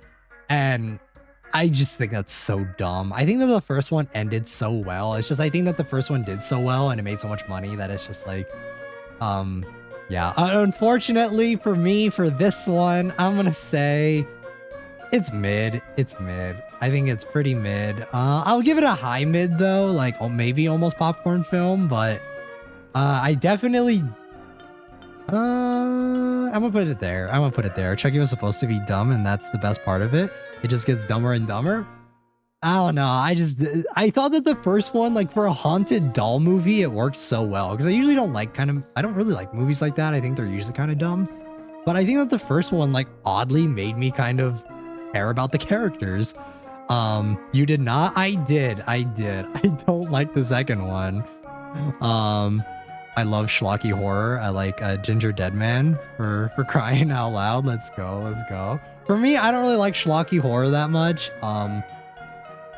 Yeah, I'm sorry guys. Child's Play 2 is going in D tier. It is what it is. You guys can bonk me, but this is my tier list. Yeah, I couldn't get on board with this one. I thought it was a little too dumb for me. Yeah, like not to say that the original one is amazing or anything, but at least I cared about the characters, so I felt a little bit more tension when they died. Yeah, I don't know. Okay, these are all gonna go in haven't seen / don't remember. I did see Bride and Seed of Chucky when I was young, but I don't remember them enough, so I feel like I can't really commentate on them.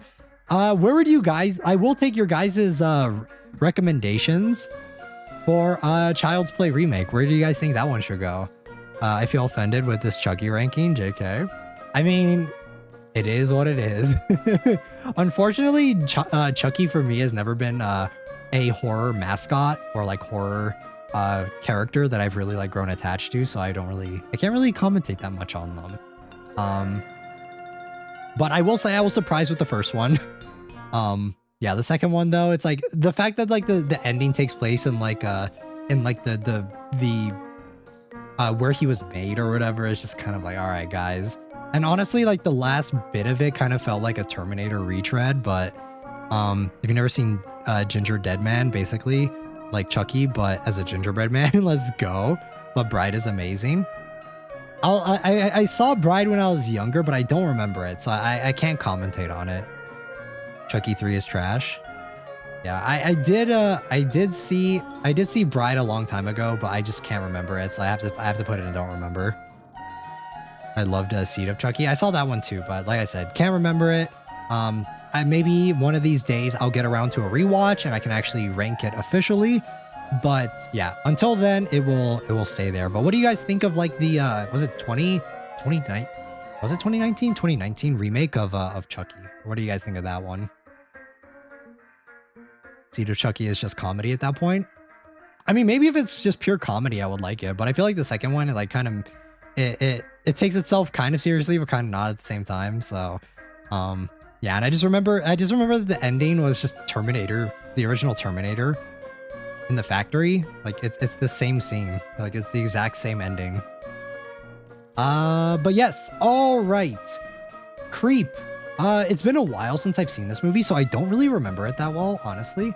But I think Creep is pretty good. I would probably put this one in maybe Small Nitpicks. I remember it was really weird. This one's like kind of like realistic horror because it's just like a weird dude. I think this one's pretty decent. It's also an indie horror film. I don't know if that many people have seen this film, but I would say like Small Nitpicks. I'd probably put it below As Above, So Below. But yeah, I think this one's pretty decent. It's like weird. It's like kind of quirky. If you guys are like scared of like actual people sort of deals, I think this one is like told from like a mockumentary style type of thing too. 2019 Chucky. Oh, Happiness Dies. Okay. So I'm pretty sure I can put this in trash and you guys will not disagree with me.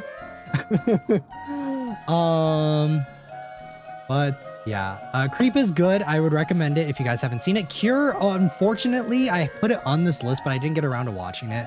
This is a Japanese film. A lot of people have compared it to, a lot of people have drawn comparisons to Longlegs.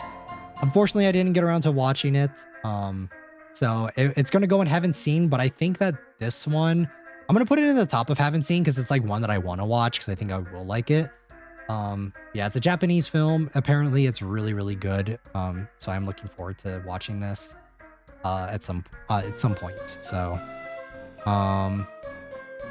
all right, Cloverfield. I think Cloverfield is like the definition of like a popcorn film, you know?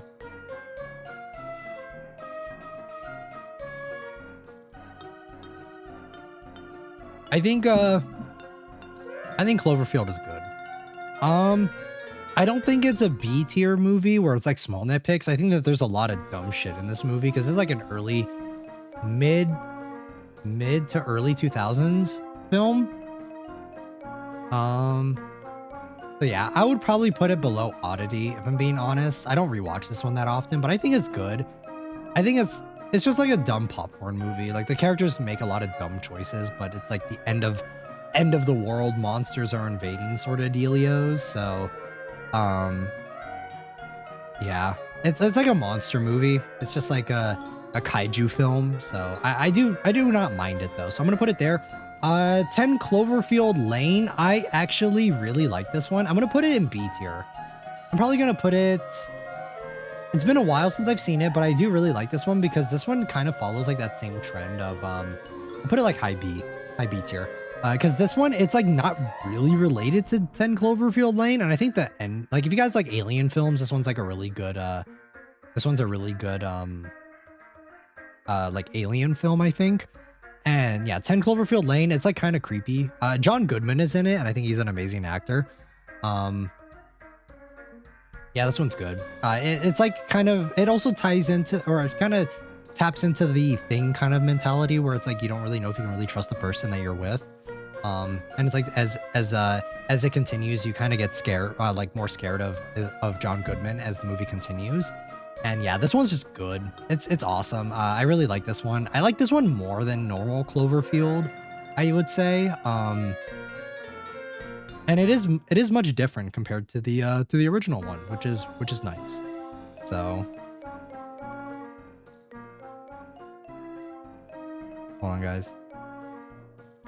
All right. So yeah, I am gonna put a Cloverfield and Cloverfield Lane and Small Nitpicks, because there are some small nitpicks that you could do, but I would even almost maybe pull it in solid, but I'm just gonna be safe and put it in B tier. Cloverfield Paradox is straight trash. Don't watch this movie. It's dumb. It makes no sense. They try and like make a connected universe or something like that. Really stupid. I don't like this movie. I thought it was like kind of interesting. Like when I saw the trailer for it, I thought it was pretty interesting that it was set in space. But yeah, this movie is really dumb. It makes no sense. Yeah, don't watch it. Death Note, Japanese original movie.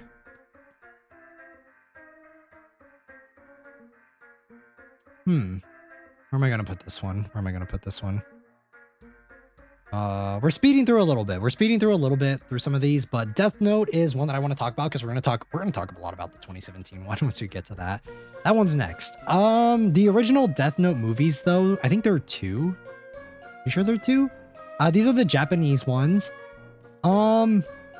Obviously, you should just read the manga or watch this show if you want to get into Death Note. There's no one arguing that. But I have a fond nostalgia for this film. I would say it's popcorn. It's good, but not that good. Have you ever seen the Japanese movie The House? I have not, but I do know that I think Kim, you recommended it, and I do have it on my list of things to watch. So I will get around to it. I would say I like this one. I rewatch this semi-often. Whenever I rewatch I'm kind of in the mood for a Death Note live action, I do rewatch this one. I like this one a lot. I have nostalgia for it though, because I watched it like around the time it first came out, so I think I like it a little bit more. I know that there's a TV series that they did as well for this. I heard that one's like not bad as well. I watched like some of it. I think I watched like half of it, but the JP or the EN. We're definitely gonna get to the EN one. Don't worry. I got some words for the EN one, but yeah, I think this one's good. I think there's 2 parts, maybe 3. I don't remember off the top of my head. Usually I just watch the first one. I feel like they kind of condense a lot of it because it needs to fit into a film. Yeah, I don't mind this. But all right, so let's talk about this fucking piece of shit. All right.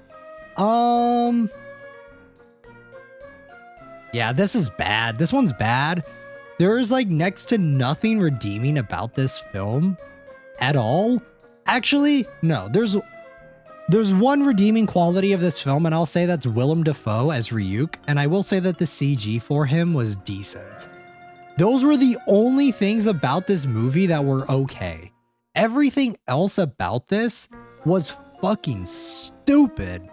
This movie was so dumb. This movie writes like a cringy fan fiction. And you guys know I fucking love fan fiction, but this is like the most edgelord fan fiction garbage like ever, man. Like this shit was bad. This shit was awful. I watched this and I was like, what the fuck am I watching? This doesn't even feel like, it really doesn't feel like Death Note at all. And every time one of the characters would like make a reference to the original one, it felt like a fucking spit in the face to people who like the original. And like everything about this film is fucking awful. This film makes me so mad.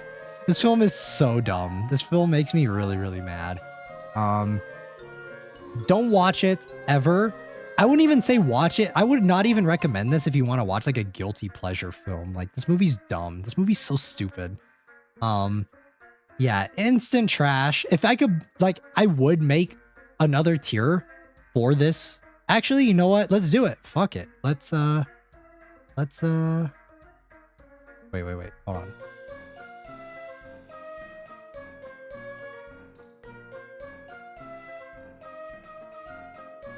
We're gonna make another tier. Fuck it. We're gonna make this the...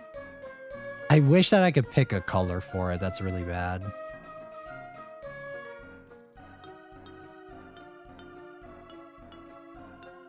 Hold on. Why is there no brown? Why is there no brown?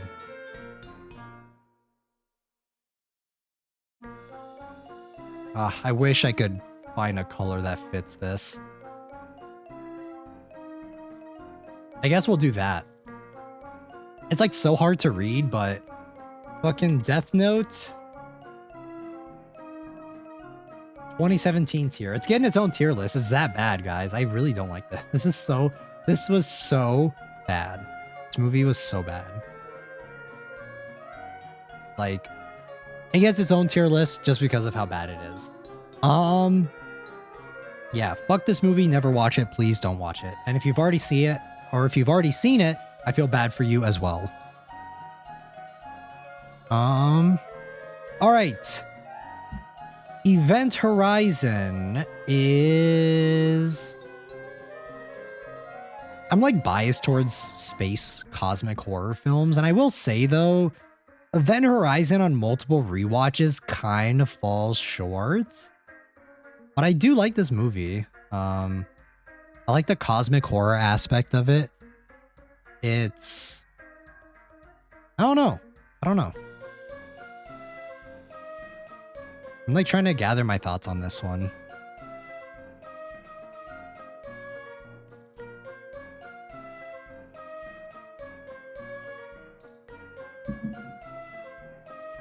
I think Event Horizon is a popcorn film in the truest of senses.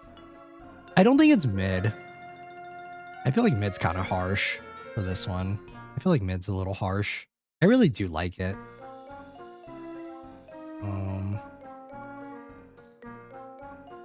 like trying to think. I just don't think it holds up on multiple rewatches. I feel like once you watch it that first time, like every time I've rewatched it since, unless it's been a long time in between, I like don't think it's that memorable, I guess. But it's like the fear of the unknown, and once you get to the end of the film, it like kind of loses me in the third act. It kind of goes a little crazy in the third act. It goes a little bit off the walls. So I guess I'll put it in C, popcorn film. If you haven't seen it, I definitely recommend watching it at least once. I think it's definitely at least a watch once sort of movie. But I'm also biased, so take that into account before watching it. I do love cosmic horror films. I think for the $20 train, Cries with Understanding, Death Note, Ian Ruins Hopes and Dreams. Yeah, it's getting its own fucking tier. It's so bad. It's so bad. I like hate this movie with like a burning passion. But thank you for the $20. Thank you. This movie is, yeah. We're not gonna talk about that fucking movie. It got enough time. It wasted my time for like what, five minutes of me talking about it. We're not gonna waste any more time on it. Evil Dead. Let's go. The original Evil Dead. I really love the Evil Dead franchise as a whole. I don't have the second one on here, but just know I do like Evil Dead, like the sequel as well. I would say Evil Dead, the original, is solid. I do like this. I do like this one. A special tier for the worst adaptation ever. You can't even call it an adaptation.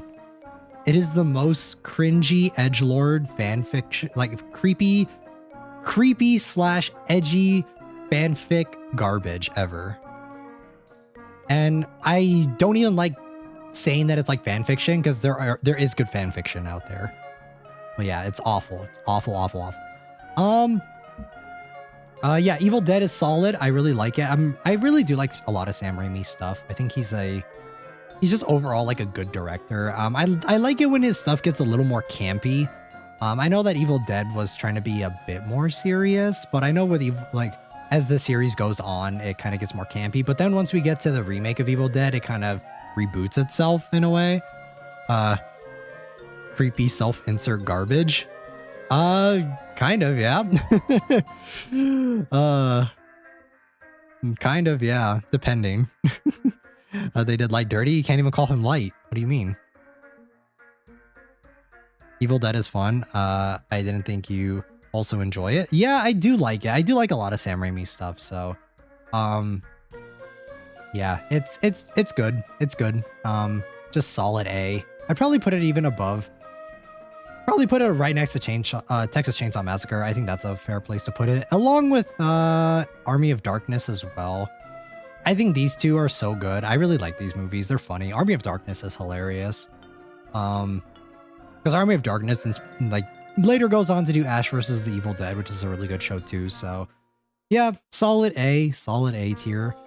Evil Dead remake is gonna go in small nitpicks. I'm gonna put it above, as above, so below.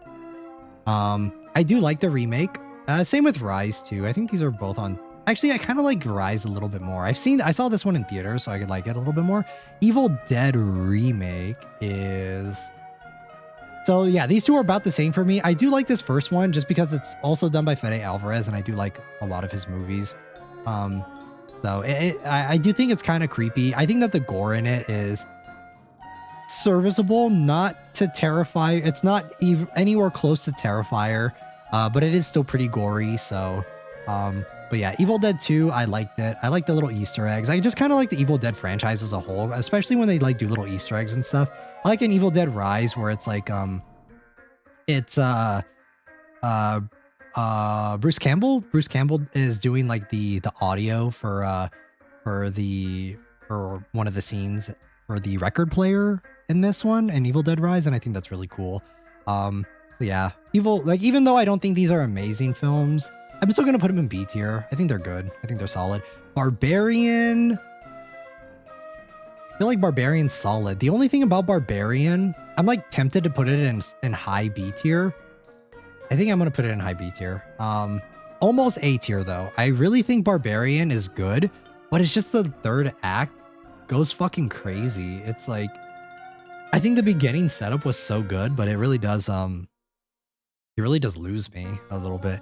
Yuki does love Easter eggs, especially in franchises. Yeah, I think that's what makes Evil Dead such a strong franchise for me, or such a favorite of mine. I think that I can see why people wouldn't like Evil Dead. I think the first one is pretty dated with the effects and stuff because it was made on like one of those. I think it was like a relatively cheap budget.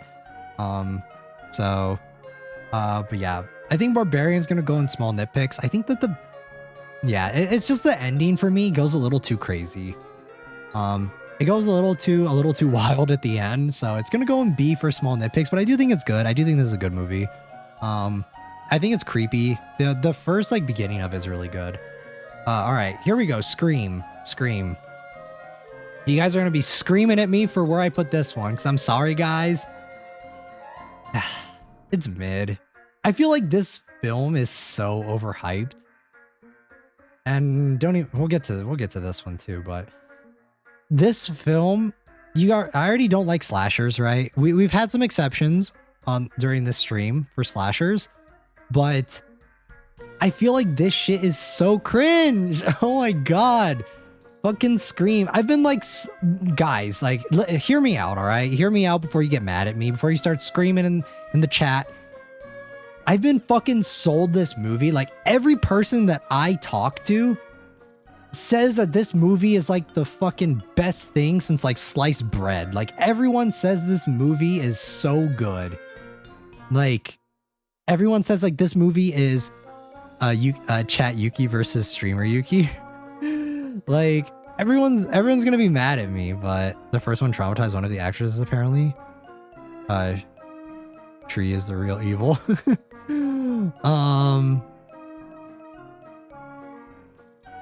I shipped the two dudes and that made rewatching a more fun experience. Dude, I think this because all right, I did not watch the full transparency. I did not watch this growing up. I did see all of the funny hee hee ha ha's, like parodies of this film growing up. I did not watch it growing up. I do not have really an emotional connection to this film. I do know of all the ghost face mask, so scary. I do know people like simp for the main guy, the main killer dude in this one, but it's like, I'm sorry, this one's mid. This ship, this not ship, this shit is so mid to me. Like, I don't understand the hype around it. I feel like every 90s kid fucking loves this film, and I don't know why. Like, I don't know why. Like, every 90s, early 2000s kid will say that this movie is so good. Did you just put Scream low? Yes, I'm putting Scream low, and I'm giving my reasons why. Like, I just don't think it's. I will say I rewatched it for this stream.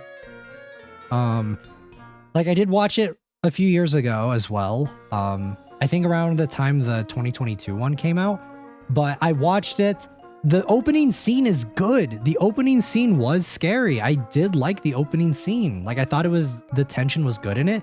But the thing is like, I called the fucking killer and who the killer was like within the first like 10 minutes of the movie. And I did even when I watched it like years ago. And I just don't really see the hype. If you guys can explain to me and give me exact reasons why this movie is so good, I'll move it up to popcorn film.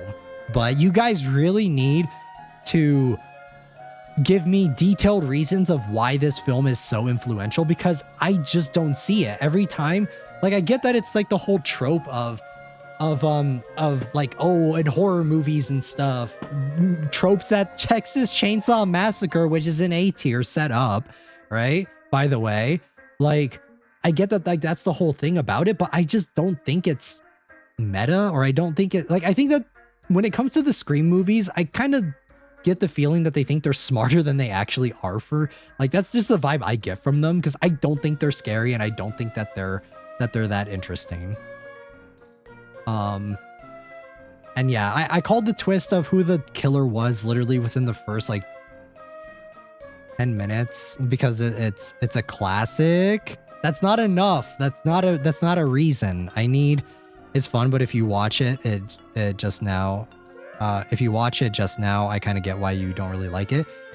The thing is too, is like, everyone says like it's so good. Everyone says it's so good. Like, I've talked to so many people and they're like, oh yeah, Scream is like one of my favorite horror films. And I'm like, but why? Give me reasons why.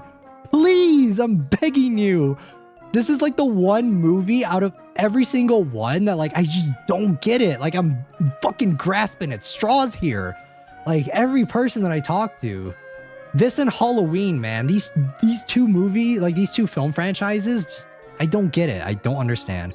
Fair enough, if you want to walk into it expecting a scary movie, then of course it's bad, but it's more of a commentary on slashers. And I get that, but I just don't think it's as smart as it thinks it is. And that's where I struggle with this film. Like, oh my God.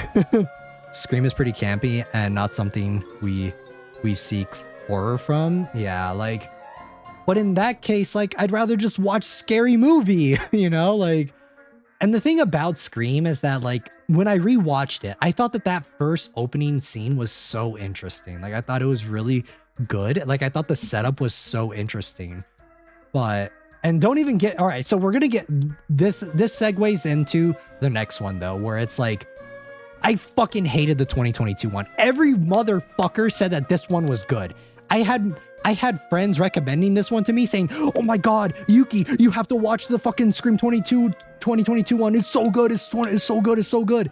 And I fucking watched it and I was like, it's the same thing. Oh my God. It's the same thing. It's just we brought back all the original actors for it. Like, oh my God. I can't think of another reason. It's just a classic Halloween movie. Yeah, like, that's the thing. Every time I ask people, why is this movie so good? I get that same answer. It's just a classic. I'm like, that doesn't get us on enough reason. It's not supposed to be smart. It's supposed to be stupid. Ugh. That's the type of horror though, that like, of course there are exceptions because everyone's different, but for a lot of it, it's like, it's really hard for me to get down with that, because I feel like the movie takes itself kind of seriously. Like, I think that like whenever they're making references to like horror films and stuff, I think it's like the cringiest thing ever in these films. I just don't like it. 2021 can't comment on it. sequels are always bad. Everyone said that this one was it 2021. I thought it was 2022. Everyone said that it was good. Like everyone was telling me that that this one is so good, but I'm like, why? Because they brought back the original actors. Like, what the fuck? Like I did not like this one either. I'm gonna put this one in fucking trash. I don't care. Like, I don't care. I really don't give a shit. Like, if Scream is going, if the original one is going in mid because the opening scene was decent, fucking Scream 2022 is going in fucking trash, bro. I don't care. I absolutely hated this. I watched this and I was rolling my eyes throughout this entire film. At least with the original Scream, I wasn't rolling my eyes in it. Like, I can see why it's a classic for some aspects of it. Like, I wasn't rolling my eyes during it, but during the 2022 one, man, I couldn't stand it. Oh man, I have like such strong feelings about this film because I just don't get the hype. Which Exorcist, this is an easy S tier. I don't even think we need to sit here and argue. All of these ones I've not fucking seen, so I'm just gonna throw them in here because I honestly don't remember them. I thought there was another one on here too. I thought there was Exorcist Believer.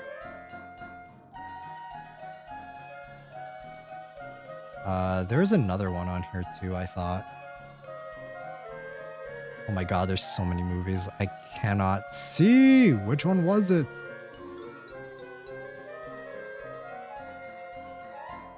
I don't see it, guys. I don't see. Oh, there it is. Yeah, I haven't seen that one either. I heard this one's bad though, so I'm just gonna put it in trash tier, even though I haven't seen it. I don't like The Exorcist for some reason. I like this movie because it's just such a classic. Like, even though I don't think it's scary by today's standard, like with Scream, but the thing about it though is like I can give reasons why this one is decent, right? Like with Scream, I ask people why it's good, but I like hear crickets, you know? It's nothing but crickets. Exorcist, it's like there are video essays talking about this movie. People have nitpicked, or not nitpicked, but have dissected this movie to high hell. Like everything about it, like the plot of it is solid. Like it makes sense. The plot is good. Like I just think that this movie is very interesting. Maybe I didn't watch it growing up, but like, I don't like it. I can see, I think that this one's more of an acquired taste though. I definitely think that Exorcist kind of feels like what some of the more modern indie horror films feel like today. And like, if you like it, you'll really like it. It's kind of like Longlegs in a way where it's like one of those slow burns. It's not like, it's just kind of creepy, you know, like it's kind of weird. But I do think it's a classic. I do like The Exorcist a lot. I mean, I don't need to, like, there's so many like dissections on this film, like video essays about it, that of people who can articulate why this film is so great and more reasons than I could, you know. Just hate the exorcism on principle, I guess. Yeah, I can see that. I think that's a fair criticism. Like I understand if people don't like this one. It does feel kind of like how some of the more modern indie horror films that come out today sort of are.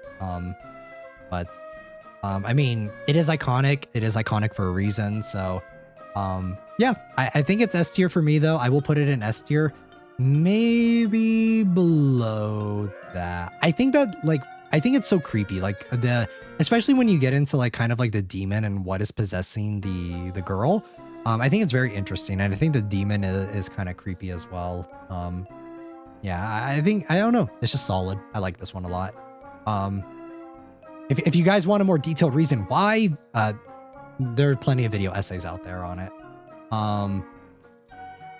But next we have a Korean horror film called Hansel and Gretel, which I'm in the middle of rewatching. I started rewatching it in preparation for the stream because I haven't seen it in such a long time. I'm like halfway, I'm like a third or halfway through it, this rewatch on this one. and I still like it. And I remember I really liked it when I first watched it. So I'm gonna honestly put this one in like solid. Actually, maybe I'll put it in small nitpicks. I feel like this one has potential to move up though. I'm gonna put it in small nitpicks though, just to be on the safe side. I like what I've seen so far of it, but yeah, this is a really good Korean horror film. It's a bit old, so just be aware of that.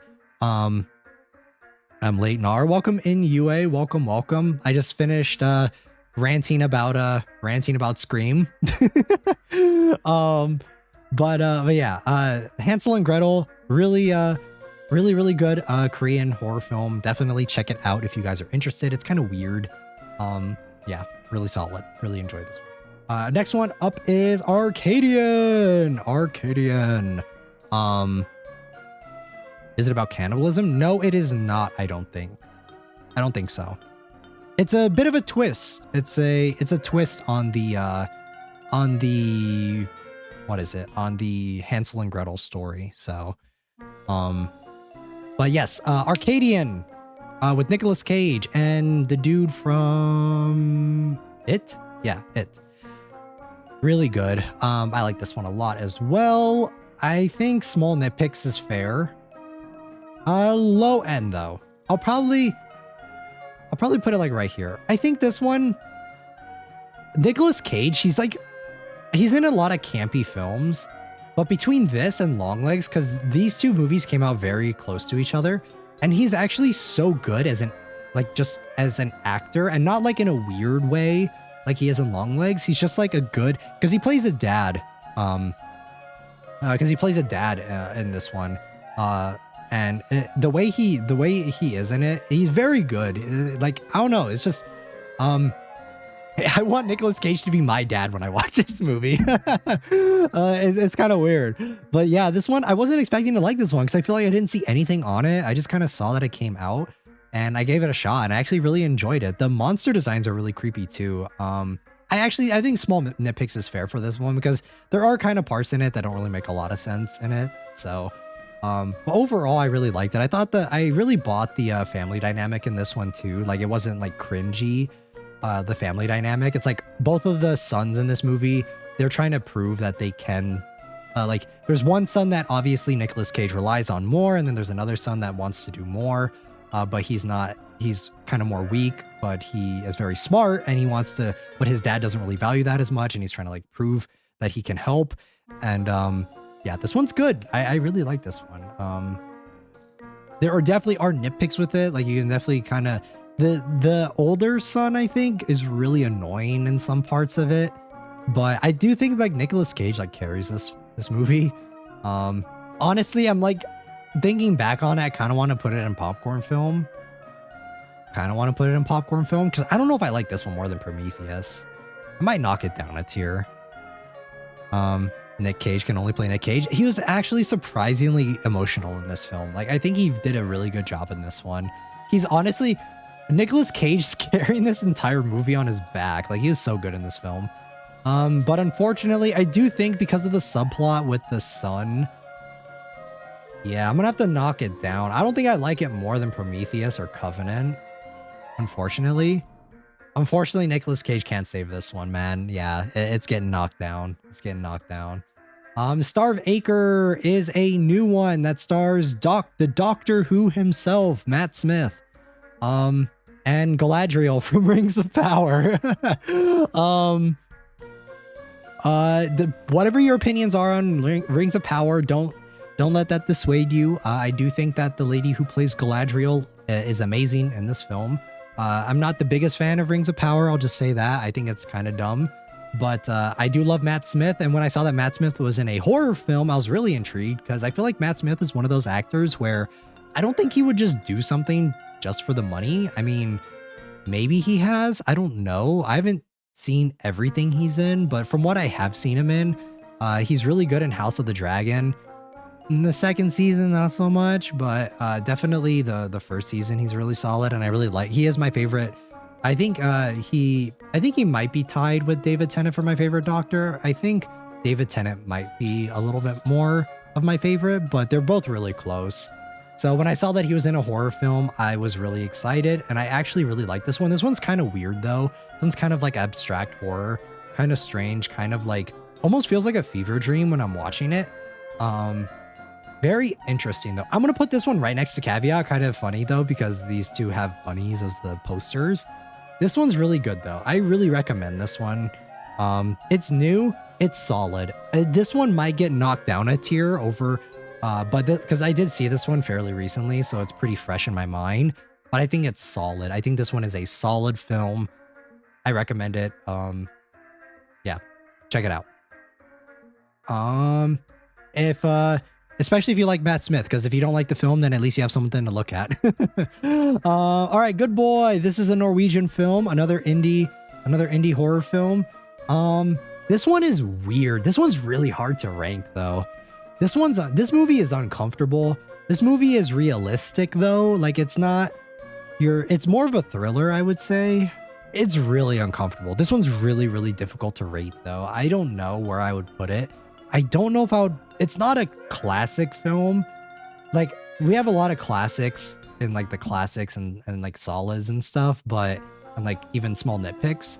But this one's really hard for me to grade.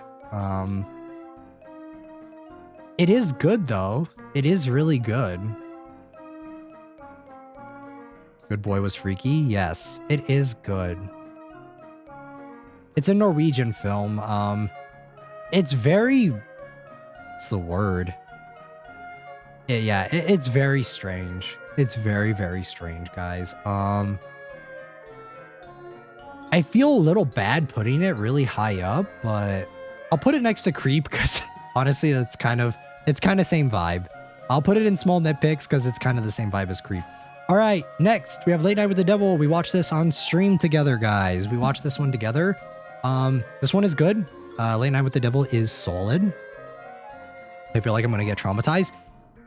Yes, you might, honestly. This one's weird. This one's very strange. It belongs next to Creep. Actually, I've probably put it above Creep, but it's along the same lines. If you like foreign indie films, European films especially, if you like Speak No Evil, you might like it. So, 3 minutes till Halloween. Let's go. Let's go. It is already Halloween for me, so we will all be on the same day.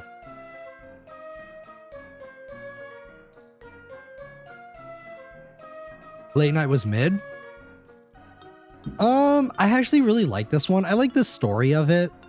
I think a lot of these movies, the fucking back half of it, like the third half, goes absolutely wild. I feel like Late Night with the Devil is like a small nitpicks. I have nitpicks with it, but I think like overall, I like the style of it. I thought it was not bad. I like the actor in it too. I think this one, like for me, I think it was small nitpicks. I do think though, watching it multiple times, it kind of hurts it, honestly. Like I think some of these movies, if you see it more than once, except for S tier, I feel like S tier you can rewatch them as many times as you want, and I think that they're good. Some of these movies, like Barbarian is one where it's like, actually I think Barbarian's okay. What's another good one? Let me think. Actually, maybe Late Night with the Devil will get knocked down. Maybe to C tier, because fuck. Yeah, I think around Event Horizon is good, because I feel like Event Horizon is another one of those where it's like if you watch it more than once, it kind of hurts it on multiple rewatches. So, yeah. The last end was a little too much. I love the setup for Late Night with the Devil. I do think it's good. I like the style of it. But unfortunately, yeah. I still think all of these are like, you can watch them more than once. Yeah, I'm gonna put it in C tier, popcorn film. But it's good. It is good. It is a good film, but it's like a popcorn film. Watch it once, then probably never watch it again. The Wailing is... I'm like really tempted to put this one in S tier. Like I'm really, really tempted to. This one's so good. I kind of... My mind's telling me to put it in A tier, but honestly, I think I'm gonna put it in S tier. This one is like... It's a Korean film. I'm sure a lot of you guys have seen this one already. This one's a staple. A lot of people have talked about this one in depth. Like I said, there are video essays. This is another one of those where it has like video essays talking about it, gassing it up. And with good reason too. This movie's great. It's definitely more weird though, I would say. It's definitely like a more weird Asian film, Korean film. Weird Eastern horror, you know? I love The Wailing. Yeah, it's good. It's really good. The characters are good. It's freaky. It's just like, cause I like horror where it's kind of more abstract, where they don't really tell you. They kind of allude. I like supernatural stuff when they allude to it a little bit, but they don't really like go too deep into it. That's why I like The Witch, which is also on this list that we'll get to. So I really like this one. I think S tier is okay.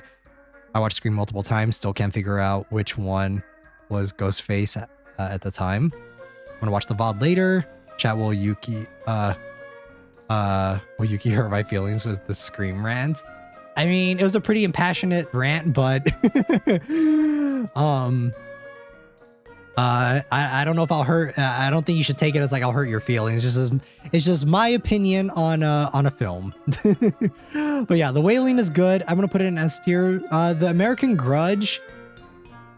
I don't remember this one. I remember I watched it and I didn't really like it because I grew up watching the original Ju-on.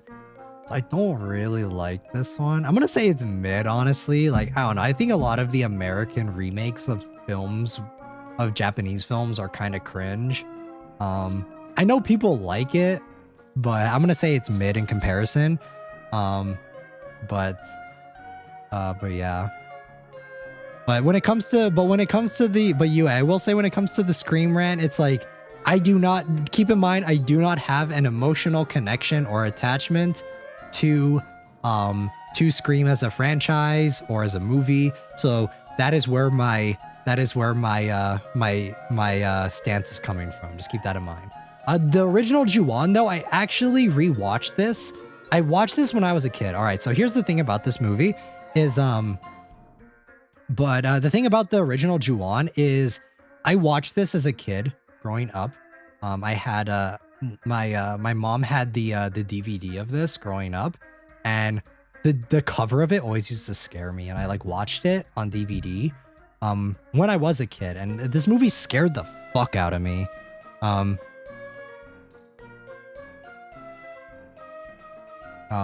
Yeah, like I really like the original Ju-on, and actually I went back and rewatched it. I didn't watch the second one, so I didn't put it on the list, but this one still holds up.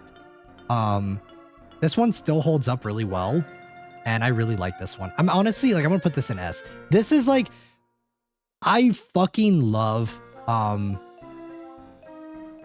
good, Sensei, only a joke. No problem, no problem. Thank you for stopping by though, UA. Thank you.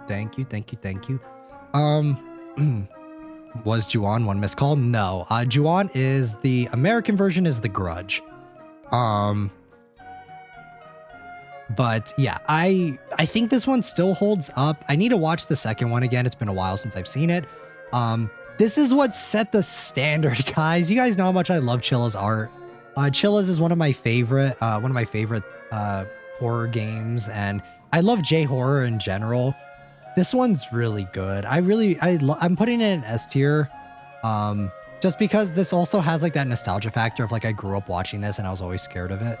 But yeah, I still think it holds up. It's what inspired Chilla's and stuff, and it's good. It's so good. I remember about Ju-on is that it freaked me out watching it as a child. Yeah, like this one is so good. I like this more than Ringu. We'll get to the Ring later. But I do like Ju-on more than the Ring. I think Ju-on is more scary, and yeah, this is just really good. It's a staple, for me anyway. Like this one's really good. Dark and the Wicked. This is another kind of weird one. I watched it about maybe a year ago, maybe a little over a year ago. Can't watch Grudge, hate unwinnable horror and the noise. I don't think it's unwinnable. Oh, another thing about The Grudge though is if the thing I also like about it too is there is a TV show for it on Netflix, I believe. And the TV show was so good. I really recommend, if you guys like the original Ju-on, please check out the TV show Ju-on Origins, I think it's called. It's really good. It's really solid. Like It's creepy, it's scary, it hits all the right boxes. It's more modern than the original Ju-on. I do think that the original one, for its time, is really dated. Like, I think that's one of the biggest things, draws from it, that I think people could argue about the original Ju-on, is that it looks old. But like, if you don't like the original Ju-on, because it looks old, try watching the TV show. It's good. It captures the spirit, I think, of the original really well. So because Ju-on is actually kind of like an anthology, sort of. It's just like, it tells like the story of like a bunch of different characters and stuff, and like it's very interesting. It's good. It's good. Yeah, please watch the anthology. The anthology has a little bit more of like a through line where it comes to the characters. There's a bit more of an overlapping story, but yeah. All right, Dark and the Wicked. I'm gonna put this in small nitpicks. I think this one's like kind of weird too. I remember it freaked me out though. I remember there was a lot of freaky stuff about it. It's been a minute since I watched it, but I think like Right Next to the Good Boy is pretty good. I remember I did like this one though. I'm not going to talk about it too much because we have a lot of other staples to get through. So we're going to move on to Hellraiser. Dated or lame. I think it depends. I think it depends on the type of movie it is, honestly. For saying that movies are dated. Because I can understand why people would think that it's a little dated. And that kind of goes into my point about saying like the when it comes to what is it? When it comes to like desensitized, like how us being desensitized to horror as more stuff has come out, you know. So like I understand it for sure. But yes, Hellraiser. Hellraiser is awesome.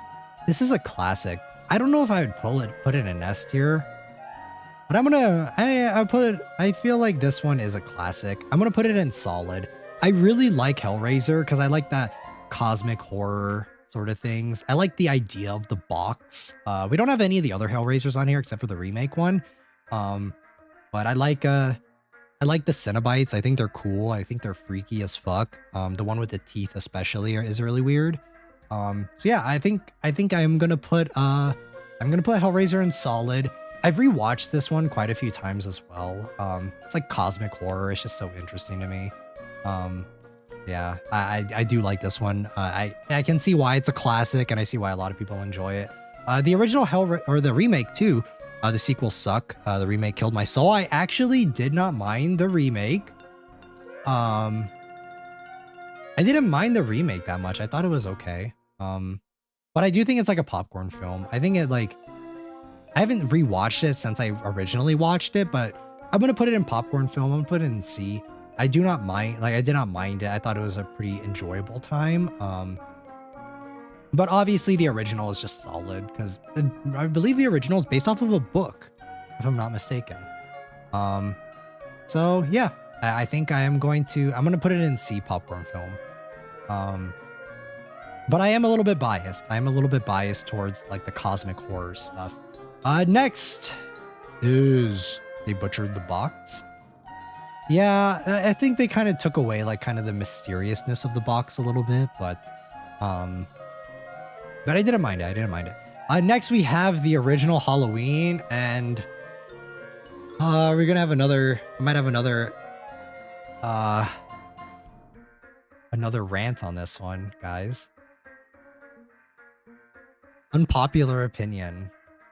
I think this is and I'm sorry. I love John Carpenter's other works. Like, guys, The Thing is fucking S tier. I love that movie. I don't know. It's just something about it. Yeah, like I already don't really like slashers. And I think this one is like, I tried rewatching this multiple times, and I don't know, like I just think it's not scary. Because like the opening scene is where it's like it like shows Michael Myers killing I think like his sister or something like that. He killed his sister when he was a kid or whatever, and then he was like put in an insane asylum, and then he like escapes or whatever, and he goes on like a killing spree. I don't know. I do think that this one is like more of a, your mileage may vary on it. For at least for me, it's like if you watched it, if you have an emotional connection to this film and you grew up watching it, I think that this one's gonna rate really highly. But OG Halloween sucked. Zombie remake was okay-ish. Yeah, the original Halloween, like, and I will say, guys, I like John Carpenter's other stuff. I do think he is a good director. I just didn't really like this one. Especially because we were talking about Dated a second ago. I do think that when you compare like the kills, right, to the original, can't even contest it since I haven't watched it. Yeah, I know Cyrus likes Halloween a lot. Unfortunately, it's not for me.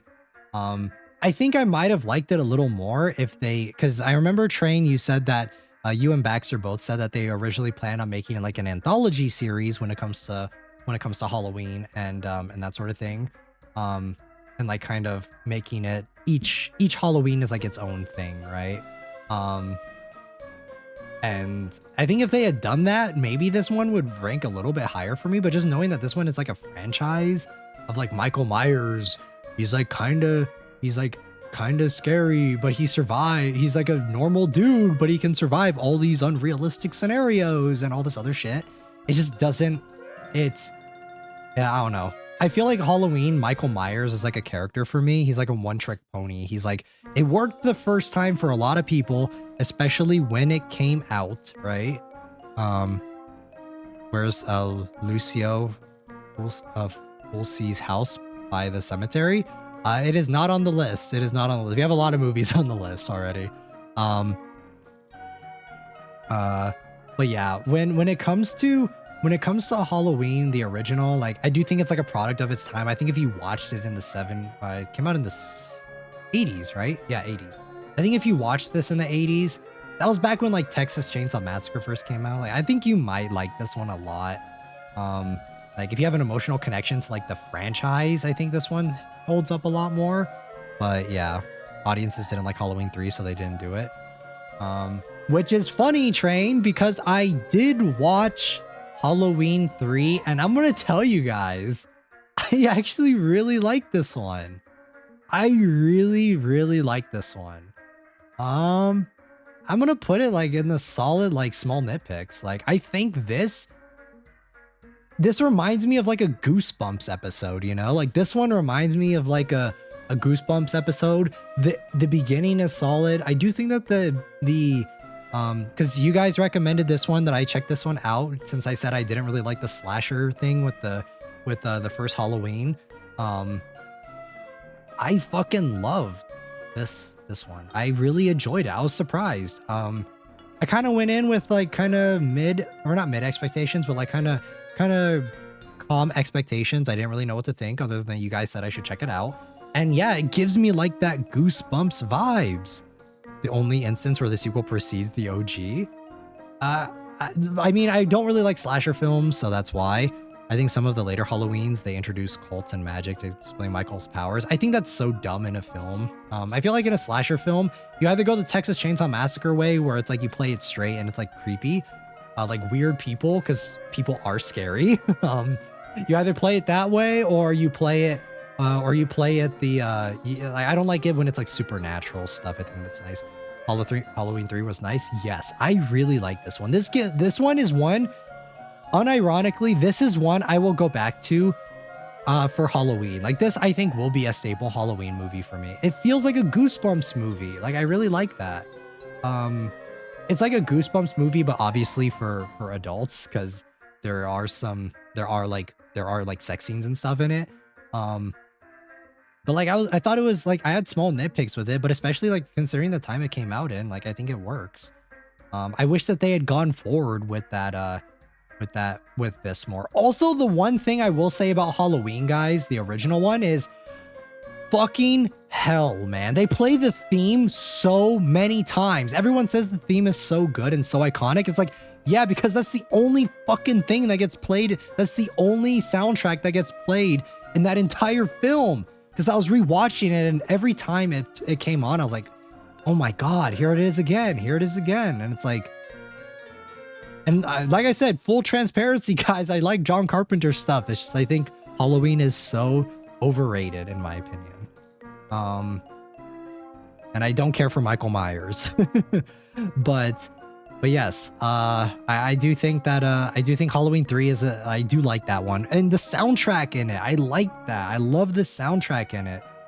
For the third one, it like kind of reminds me of The Thing. I do think, correct me if I'm wrong, did John Carpenter work on the third one? I know he didn't direct it, but I do know he worked on the third one. Yeah, I just think it's so good. Like the soundtrack, I was like really surprised at how like kind of eerie and like ominous it is. And yeah, it just feels like it feels like a staple Halloween film, and I really liked it. I really like this one. Next is, yeah, too much suspense building up and jump scares. Yeah. He did. Okay, yes. Then yeah, I think that he really hit his, like, I think the third one was good. I just think that the original is like kind of overrated. I think maybe if I'd seen it, maybe if I had connection to Michael Myers as a character, I'd be ranking it way higher. But next we have the Halloween, the 2018 one. And I'm gonna be honest, I don't. People said this one was good too, but I'm gonna put this one right next to fucking Scream. I don't care. Like, I'm gonna get pretty unhinged with my takes on this, but yeah, both of the, like, all of these, trash, bro, trash. I tried watching these, I did not like any of them because it's like, it's so fucking stupid. It's like 100% like member berries. Like, let's cash in on an 80s franchise that everyone fucking loves, or I guess in this case, it's not like Halloween has gone way past the 80s, obviously. But yeah, when it's just like, let's cash in and bring back an actress from the original one just to like, I don't know. I think that it's so like, it's so dumb. It is like all of these movies, I did not like them. I tried watching them when they first came out. Like I think I saw these two in theaters, and then I think I watched this one when it came out.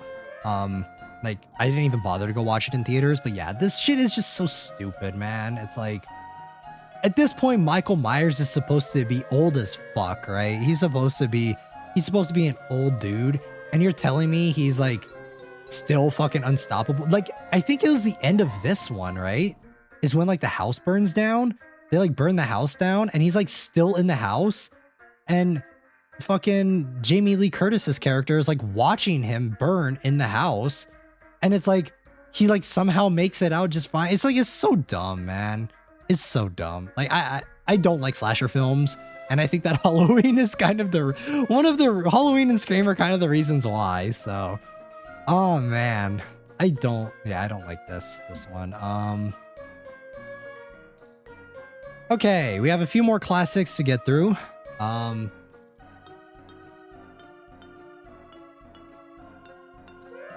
Maybe I'm just a fucking contrarian, guys. Maybe I am just a contrarian when it comes to some of these. Friday the 13th, the original. I'm gonna include these ones as being both Friday the 13th. Michael Myers is unstoppable, I guess, some sort of non-human entity, but he's fucking incarcerated in a prison. Makes sense. Okay, whatever. Halloween was way too many different timelines as well, so confusing. Yeah. I'm not a Halloween fan. If Cyrus was here, they would be yelling at me because I know they love Halloween. But yeah, Halloween is not for me.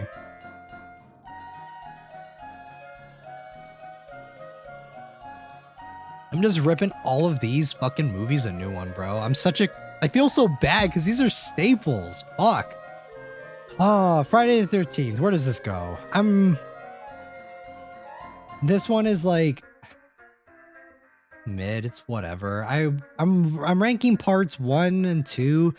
I heard 3 and 4 is where it really gets good, but I don't even remember. I think I watched them, but when I was a kid, but I don't even remember them. So I don't know. Friday the 13th is another franchise that like kind of overstays its welcome, I think. I tried watching, or I did watch part 1 in preparation for the stream, and it was like, it's like the most whatever thing. It's like this one and Halloween are like what really started the slasher trend, and I think it's mid. He kills the main girl in one timeline. Yeah, I think I saw that. Yeah, I'm gonna put this in mid. Like, I don't really care for Friday the 13th as a franchise. I feel like it's kind of overplayed. Maybe if I saw it when it first came out, I would be thinking that this shit is bussin'. It's the, it's like the creme of the crop or whatever. I'm gonna put the 2019 one in like straight trash because it's so bad. I know Sam from Supernatural is in it, but that's like all I remember about this movie. Yeah, right along the other remakes, right in there. Actually, fucking, I'm gonna put Alien Resurrection above Terrifier because Terrifier is straight trash, but at least I watch Alien Resurrection more often. But yeah, ooh, yeah. No. Okay, Freddy versus Jason. I watched this a long time ago, so I don't really remember it, but I do think that this is like kind of funny. Actually, we'll wait. We'll do Friday or not Friday. Freddy first. Different Freddy, not Freddy Fazbear, but we're gonna put Nightmare on Elm Street. I did watch this as well. For the remake. I think that at least the concept is interesting. It is a slasher film, but I didn't watch any of the other ones. I just watched this one in the remake. I do think at least the concept is decent compared to like these ones. Freddy vs. Jason is so dumb and funny. Yeah, like I do think that Freddy vs. Jason is actually going to rank higher than the actual Friday the 13th. But I think this one is like a popcorn film. I think like the concept is interesting at least. Freddy was supposed to be a but they axed the idea, at least until the remake. Yes, I do know that. I did hear about that. So I'm gonna put the original Friday or not Friday. Fuck. Nightmare on Elm Street. I'm gonna put the original Nightmare on Elm Street in popcorn film. I at least like the concept of it. Like the reason why I put Halloween, Friday the 13th, and Scream is because it's like, I don't know. I just don't really care for them. I don't really think the concepts are interesting, especially in hindsight. And also since I don't have any emotional connection to them. But I think at least the concept of a slasher dude in your dreams, like trying to kill you is kind of cool, like kind of interesting. It's at least a unique concept, you know? At least I can give it that. It's not just a dude running around with a knife. I know Friday the 13th, Jason is supposed to be like, he's supposed to be, like he was drowned in a lake or something. So there's kind of a supernatural element with Jason. I just never found it very scary.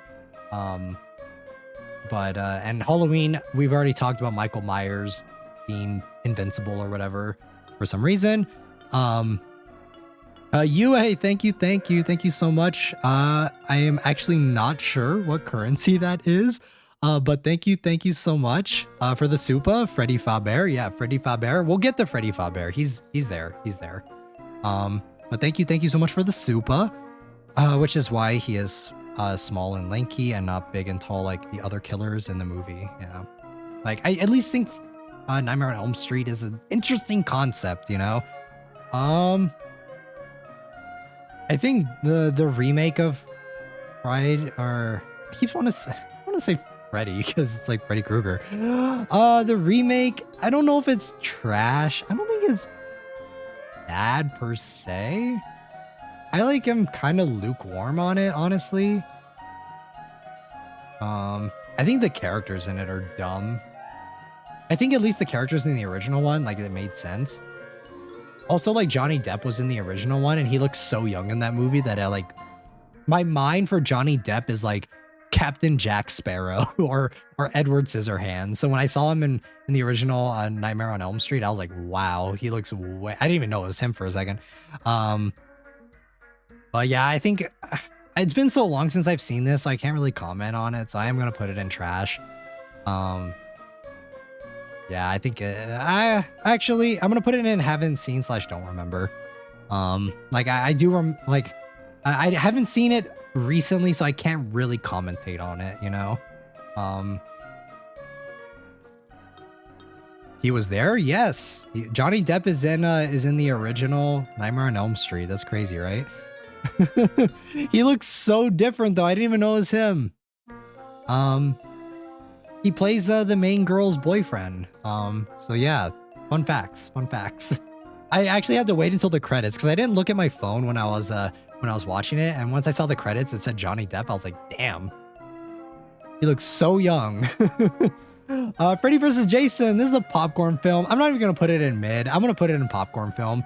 I actually, unironic, like this one's so dumb that it's funny that it's like I kind of enjoy it. Like I kind of enjoy it. I know that a lot of you guys are gonna be like, oh, but all these Chucky movies are down here, and it's like, but Chucky's different because I at least kind of enjoyed the first one. The thing about it is, like, at least with Chucky, I enjoyed the first one. I didn't enjoy really like. I thought Nightmare on Elm Street was an interesting concept, but kind of dated execution. But I still at least kind of enjoyed it. I did not care at all for Friday the 13th. So when I saw Freddy vs. Jason, I was like, okay, well, at least it's something. Like, at least I like it more than the original, you know? Now I might have to watch it again. Yeah, he's in it. There's so much that I didn't know before. Yeah, I would say at least try it out. Like, I do think that the concept is good. It's pretty old though, I will say. I do think that, like, what Train was saying is that, like, some of the points that some of the stuff that I think they were going to tackle, like some of the themes they were going to tackle in the film, were kind of like they were axed. And I think not that like it kind of, I don't think it makes the movie worse, but I do think if you kind of know what it was originally supposed to be planned, it makes sense. Like, I think it fits. But yeah, Freddy vs. Jason, I'll say it's like a solid popcorn film. Like, I do think it's fun, at least more fun than what I had with fucking Friday the 13th, the original. We're waiting for years for that movie. Yeah. Like, is it good? No, but can I like put it on and eat some popcorn and kind of like laugh at it with some friends? Hell yeah. The thing about the older Friday the 13th movies is, like, even if I put them on like with friends, like, I don't even know what, like, I don't know. It's just not, it's not for me. It Comes at Night. Yay, a movie that I actually like. This is a solid movie. Please watch it. It's an indie film. This came out in, I think, 2017. Very well executed, more abstract. I love abstract horror stuff. Kind of artsy fartsy art house film. But please watch it. I like this one a lot. It's creepy, it's weird, it's strange. Yes, please watch this. It's the miniseries. I have not seen it, so I cannot say anything about it. Really. So unfortunately, I've seen some, like, I think I did watch this a long time ago, but I'm gonna put it in haven't seen / don't remember just because it's been so long, and I've seen so many clips about it, so I feel like I can kind of maybe put it somewhere, but I'm just gonna put it there. I know a lot of people love this one. This one's like very beloved to a lot of people. But yeah, I haven't seen it / don't remember it enough. So, yeah.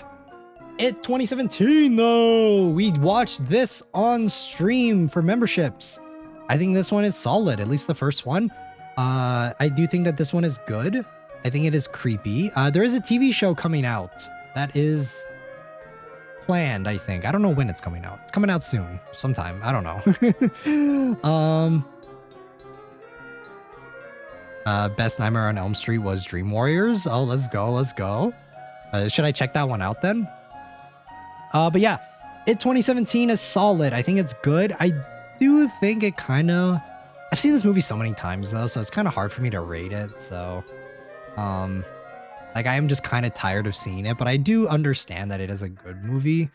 It's a solid Stephen King adaptation, which when we get to chapter 2, I like all the actors in chapter 2, but I'm going to put chapter 2 in like a popcorn film because I don't know. I want to see like a supercut of both of these movies, and maybe it'll and like kind of trim some of this out. This one's so long. I think it really hurts it. I feel like it could have gone into small nitpicks, but I just think it's such a long film. Yeah, it's kind of disjointed. I do like the first one. I think the first one just is solid on its own. Chapter 2 is kind of all over the place, but I do still think it's okay. So I'm gonna put it in popcorn film. Chapter 2 does not hold up on multiple rewatches. I watched that movie a couple times. Unlike Chapter 1, I think that Chapter 1, I think if you've seen it a lot of times, it kind of gets played out. Like, I've seen it a lot of times, like many times, when it first came out. But so at this point, I'm kind of tired of it, but I do think that it is decent. Chapter 2 is just, I watched it like twice and it was too much. So, yeah, Chapter 1 though, solid. The Shining, this is going in S tier, guys. This is going like, I'm gonna put that above the Thing. Actually, I don't know. These two are so close. I don't know. I'll keep it there for now. I fucking love this movie. I feel like you guys are gonna hear it. You guys have heard it from every person that watches horror stuff on the planet. This movie is good. I don't even need to explain myself of why it's going in S tier. Is it a bit overrated? Maybe. I think you could definitely make an argument for it being overrated. I still think it is amazing. Another one of those movies where it's like, there are so many video essays and people talking about why this movie is great that can articulate of why it's good better than I can, but it's still a solid, it's a staple, it's a classic. Yeah, there's nothing more to say about it. It's an S tier movie. I don't know, man. Shining is good, but I've never loved it. And yeah, I do think, is it a little overhyped? Maybe, yeah. For me though, I really like it. It's like, it is a good film to me. Like, I do really enjoy it. I do rewatch it fairly often. I love watching analysis is on it. I love watching people dissect the film and like really talk about it. Yeah, it's good. It's good. I like Stanley Kubrick stuff, so it is what it is. Yeah, it's going in S tier. But I can see arguments of saying why if people think it might be a little overrated, because I can see the argument for it. Dr. Sleep. I actually really like this movie too. Stars Ewan McGregor. Oh man. Obi-Wan Kenobi himself. I really like this movie too. I'm gonna put it in solid. Is it a tier high? Too high? Maybe. It's funny that King didn't care much for it and made his own version, but it was even worse.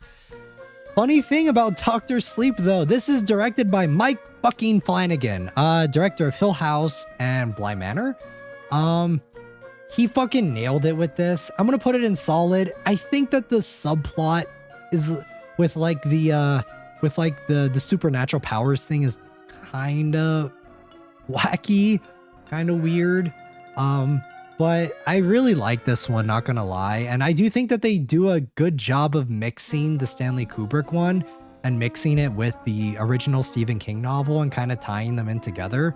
I think they did a really good job at it. Ewan McGregor is a solid fucking actor. He's so good. I love that man. He is so good in this movie. He really, like, the emotional beats in this they really hit.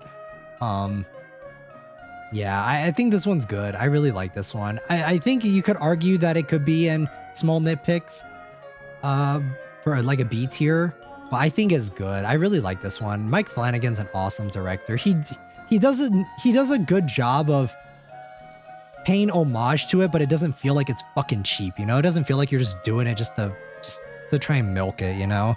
I haven't watched Dr. Sleep. My sister said it's bad and don't watch it.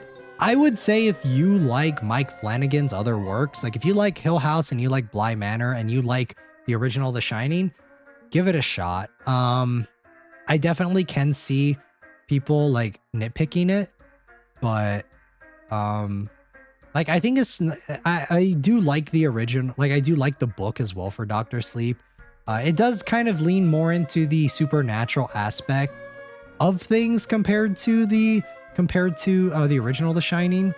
But I think it does it in a way that's respectful and not like annoying, you know? So I'm gonna put it, I actually really like this one. I'm gonna put this one somewhere around here. I really like this one though. I like Midnight Mass. Yeah, Midnight Mass as well is a really good one. That's my absolute fave from Mike. Yeah, Midnight Mass is really good too. It was meh compared to The Shining. Of course it's meh compared to The Shining, but I really like this one. I'm also biased because I love Ewan McGregor. There's one scene in it in the beginning where he's like working as like where he's like kind of using his telepathic powers, kind of whatever they're called, his powers or whatever. And there's like a story with like a cat in it, and it like made me fucking like I borderline cried in it. I really liked it. I do think like as the movie goes on though, I think it gets a little crazy. It gets a little weird, but I'm gonna keep it in solid. Malignant, I fucking hate this movie. Trash tier. I'm borderline. Like, actually, no, that's not 2017 is really bad, but I fucking hate this movie. Everyone is saying this movie's good. Everyone was saying that this movie is like crazy and not bad. And I thought that the beginning of this movie was so interesting, but then like the final act was ridiculous, man. It was so dumb. Oh my God. This movie, yeah, it's like this lady, she had like a conjoined twin or something, and the twin like is in the back of her face, Voldemort from Harry Potter 1 style. Is so dumb, and it like takes over her mind or whatever bullshit. This movie is so stupid. Oh my God, trash. Fucking trash tier. So stupid. So dumb.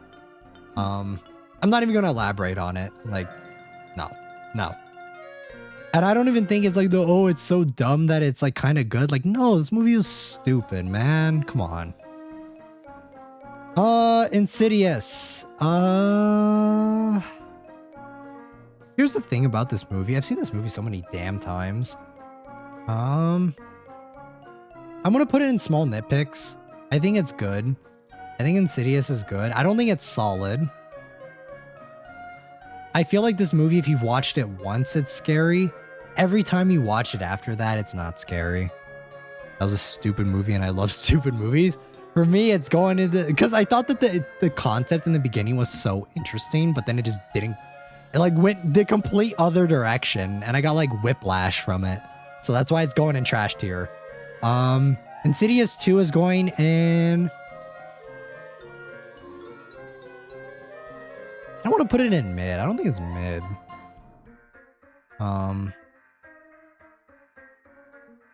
I love Insidious. Watch Insidious like 10 times. It gets, I think the first one's good.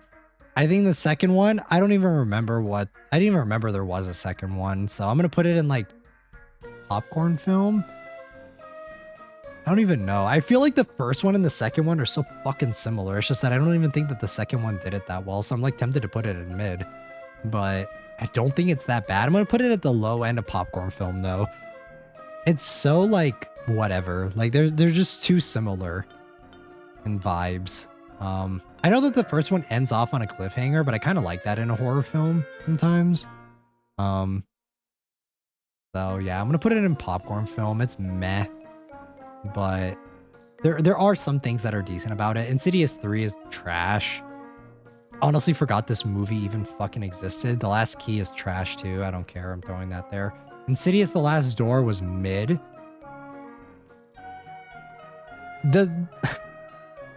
The Insidious the Red Door felt like beating a dead horse at this point. If Insidious 1 was good and like there are small nitpicks about it, Insidious 2 was like already you're kind of getting played out, like it's getting kind of tired. And then Insidious 3 and 4 like side story things. Insidious 4 is like, okay, the horse is already dead, but let's bring back the original cast for another movie. And it's just no. After 3, it's just plain trash. Yeah, I tried watching this one, and there was one scene. I'll give the Red Door one scene that I liked.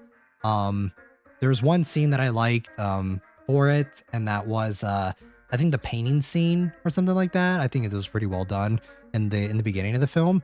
But yeah, Insidious, this one, it was just so played out at that point. Like, I don't know. Yeah, after Infinity Zero, welcome back. Yeah, when it comes to this one, it's like long beat the horse. Good lord. And also like I know that the director of it was the dude who plays the father, and it's like they were trying to do like a thing where it's like the father has his like backstory, and they're trying to tie it in with the kid and his like what he's going through and stuff, and it just ended up doing nothing. Like it went nowhere. Like it was not interesting. Like a literal dead horse, yeah. It was I didn't really care for it. Bedeviled. Where am I gonna rate this? Is a Korean film. We talked about it on stream before. This is another one that I've alluded to in previous streams. Where the fuck am I gonna place this film, guys? I don't even know. Fuck me.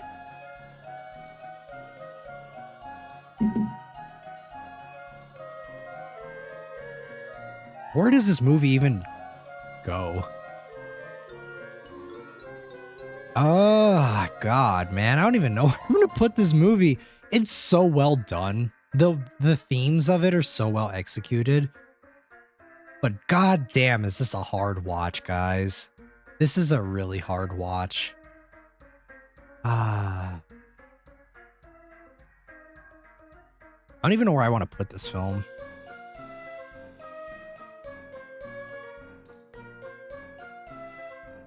I'm like really thinking on this one, man. I don't even know where to put it. Oof. It's good, but it's rough. Do I have any other films on here that are like that tier? I don't even know. I feel like I don't know. What movie? Bedeviled, which is a Korean horror film. It's a hard watch though, guys. It's a hard watch.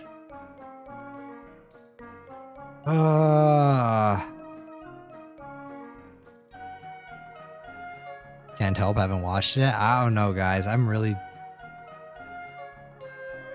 put it in good. I don't even know if I can nitpick it. Like, can I even nitpick it? I don't even know if there are nitpicks with it.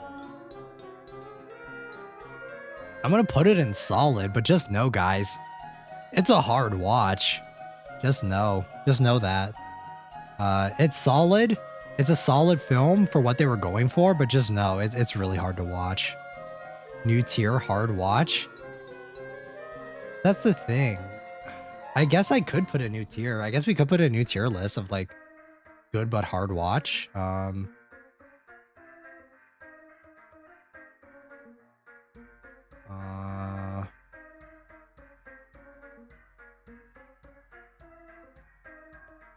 Okay, what color? Do we have this color? Yes, we do. I'm gonna do like blue. Why not? Psychologically hard or gory? Psychologically hard.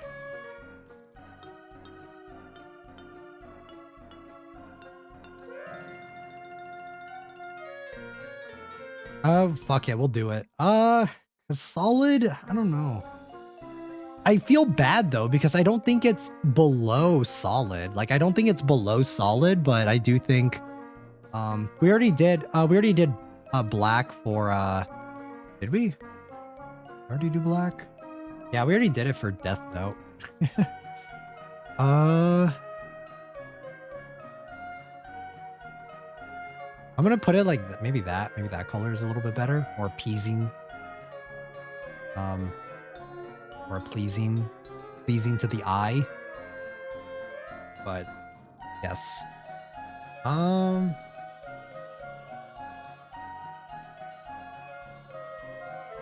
Yes, guys. All right.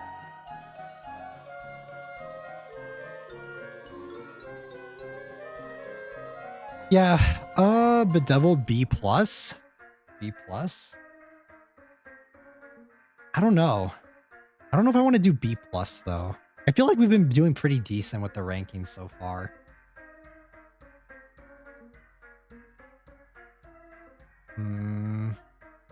All right, just know though, hard watch but good is not mean it's better than solid. But yeah, just know that Bedeviled is a hard watch, but it's really good. We have a few more of those on here too, so just know, Bedeviled's a good movie, but very, very hard to kind of tough pill to swallow. Yeah, I would recommend it if you guys are kind of into that. A minus. I think that hard watch but good, because it's like, I think solid are movies that you can watch, you know. Like the subject matter for them is like they're fine. But yeah. Shudder is another one that is a hard watch but very good as well. I think that this one is a little bit better though. This one is like borderline solid. I think this is a Thai film. Very hard very, very depressing, sad, disturbing subject matter that is tackled in it. But it is a good film. Again, a hard watch though. Almost A tier, I think. It's like, I don't know. It's hard. Black Phone is small nitpicks, maybe? I don't know. I really like Black Phone. I think this one was good. I feel like I kind of like it more than Barbarian. Oh, Shudder. Yes, Shudder is good, but just no, it's a little bit of a hard watch. I cannot rewatch it. Yeah, it's a rough one. It is by no means an easy film to watch. Yes. All right, so what are we on now? We are on Apollo 18. This is like a popcorn movie. I think this one's good. I kind of like it. I think that this movie was really not well received when it first came out, but I think I like that analog horror aesthetic for it. So I think it's actually pretty fun to watch. But I don't know if it's really good on rewatches either. So I'm going to put it in popcorn film. I kind of like it though. I like spacey movies. Black Phone is fun and good, but not solid. Yeah, I think like small nitpicks. All right, 1408. I think I like this one. But I'm actually I'm gonna put it in haven't seen / don't remember. It's been a while since I've seen this one. But I do remember I watched it a long time ago and I liked it quite a bit. So we're gonna start speeding through these guys. We're gonna start going through them because we're already at 3.5 hours and I think we're halfway. Get Out is S tier. I really like Get Out. I really like this one. I feel like this one's solid. No matter how many times I rewatch this one, I always like feel creeped out by it. So yes, Get Out is going to go in S tier. I think this one is iconic. I feel like there's no contesting that. All right, another one that I wanted to touch on though that I have pretty strong feelings about is Us. I think this one is so fucking mid. All right. I like almost all of Jordan Peele's movies except for this one. I don't like this one. Different feelings on each, yeah. Yeah, so Get Out is such a good horror commentary. Yeah, I think it's S tier easily. I don't like Us though. I think a lot of people gas this movie up. People gas this movie up to like the high hell, and I just don't like it. I don't like this movie. I didn't like Us, yeah. I like Nope best. I like Nope a lot as well. We'll get to that one. That one's there too. Yeah, Us was just, I thought that the trailers were so well done. I thought that the concept was really cool, but once you started introducing like the fact that like I think it worked if they made it more abstract. What I didn't like about Us was that there were actual clones of people living underneath. And I thought that was like so dumb. I thought if it was just like dark reflections of yourself that are like dark mirrors of yourself and there's like no explanation of what they are, that would have been perfectly fine and I would have liked it a little bit more. I also don't really like that it kind of gets apocalyptic too, so I'm gonna say Us is mid. Nope, I really like. I don't know if I like Nope more than Us. Or not Us, than Get Out, but I will say it's really solid. I think Nope is really good, which is funny because this one's kind of more mixed reviews. But I really like Nope. I don't think I'll put it on S, but I think it's really, really good. Maybe over time. But yeah, those are my feelings on Jordan Peele's movies so far. I do think overall he is a good director. Autopsy of Jane Doe is, I think this one's pretty good, right? I think this one's pretty decent. I think I want to put this one in small nitpicks. I think this one's like creepy. This one's like weird. I definitely like this one more than As Above, So Below. Such dumb explanations, yeah. Us is written so people can make video essays on it. That's the thing though, is I think that if they had made it more abstract, I think it would have fit that vibe a little bit more, but it was just too much. Nope is so fun. I like the whole thing. Yeah, Nope is fun. I really like that one. Here's another one that I'm pretty passionate about actively hating. I fucking hate Invisible Man, dude. I hate this movie. This movie came out during pandemic, right? It came out like, I think right during COVID time. I think it came out right when COVID hit. And people were gassing this movie up so goddamn hard, saying that it is so good. It stars Handmaiden's Tale lady. And I'm gonna be honest, this movie is overrated as fuck. I did not see the hype. Maybe it was like maybe people were just on the COVID, like everything is good COVID hype or something, or like brain where it's just like everything that was coming out was at least decent. But I watched this movie and I thought it was dumb as hell. I haven't watched it, but people said it was so good. Isn't it like an old remake of an older Invisible Man? Yeah, but it's so dumb. I guess you could make the argument that it's like, if it's dumb as fuck that he can, that some dude can pour some chemicals on himself and turn invisible, then you can also argue that it's dumb as fuck that some dude can make like an invisible fucking, what is it, suit made out of like fucking iPhones taped to his body that like use the camera to blend in or whatever. This movie sucks, bro. I fucking didn't like this movie. All the versions of Invisible Man suck like crazy. Yeah, I fucking hate this movie. I don't like this movie. I'm gonna put this movie in trash too. People gas this movie up. Like, this movie belongs right here. Like, it belongs in this tier. Like, it's gassed to high hell, but I don't see the hype of it. I don't like it. And then, like, the girl is, like, so... Like, she makes some of the dumbest decisions in the movie, I remember. I was, like, screaming. Like, I saw this in theaters, and I was, like, borderline wanting to scream in the theater. Oh, man. This one was dumb. This one was dumb. Trash tier. Lighthouse is solid. Solid. Potential to move up to S, but Lighthouse is good. It's like, it's one of those artsy, fartsy, abstract movies. I love Robert Pattinson and Willem Dafoe. The concept was interesting. There's like just enough like kind of weird supernatural stuff in it to keep it interesting with like the mermaids and stuff. Yeah, it's good. It's solid. A tier for solid. I love Robert Eggers. Said it before. His movies are good. Actually, let's do The Witch real quick too. Lighthouse is so confusing. It is. It's a strange movie, but I like it. I really like it a lot. The Witch is also solid. I'm gonna put it in solid. His attention to detail when making films, I really respect. Like, you gotta respect it. Even if you don't really like the films, you really gotta respect the amount of effort and like a little small attention to details that he puts into his movies. The Witch was made on like a really small budget, but he still made it an effort to not compromise the little attention to details and stuff. So, two guys slowly losing it is my favorite trope ever. Yeah, it's good. Lighthouse is good. Same with The Witch. I think I like actually no, they're on par. They're on par with each other. I'm really excited for Nosferatu to rate that on this tier list because I really like Nosferatu.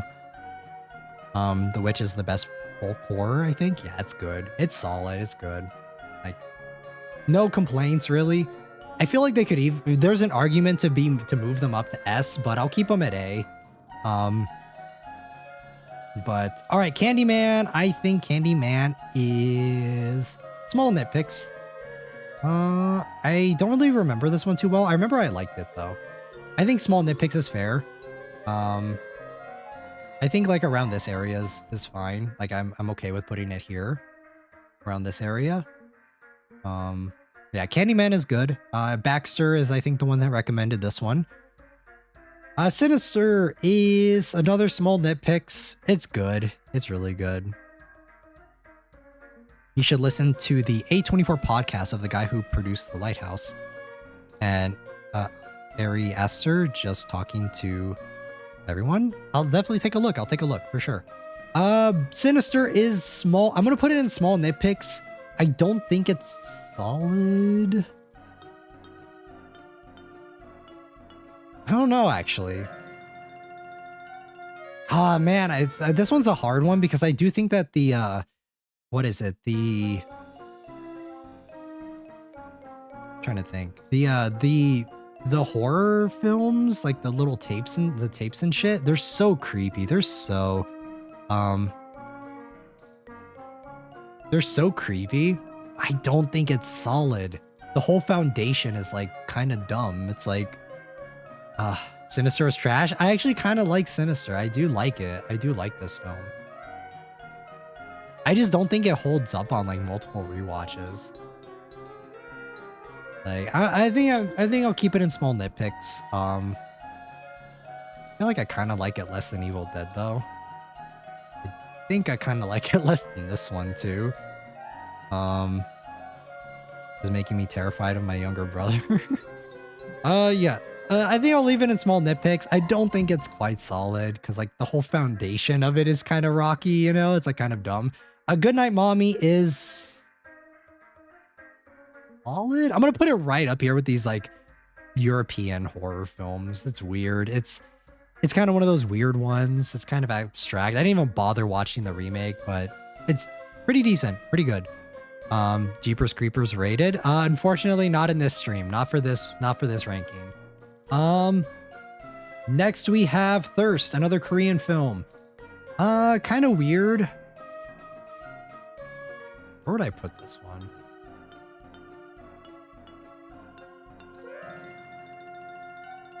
Trying to think. I feel like small nitpicks is good for this one. It's a weird, abstract Korean horror film though about vampires, and it's very, very sexual. Just know that it is a very sexual film, so just be aware. But I think it's good. I think it's good. Brightburn, I did not see this. I know you guys have recommended this one. Cuckoo is... I want to put it in small nitpicks. I love the concept for this one, but the ending is so crazy. And I hate the main character. Fuck it, I'll put it in popcorn film.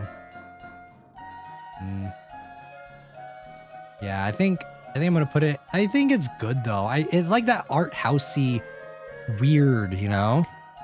Jeepers Creepers good. Sequel is nice too. The remake, no.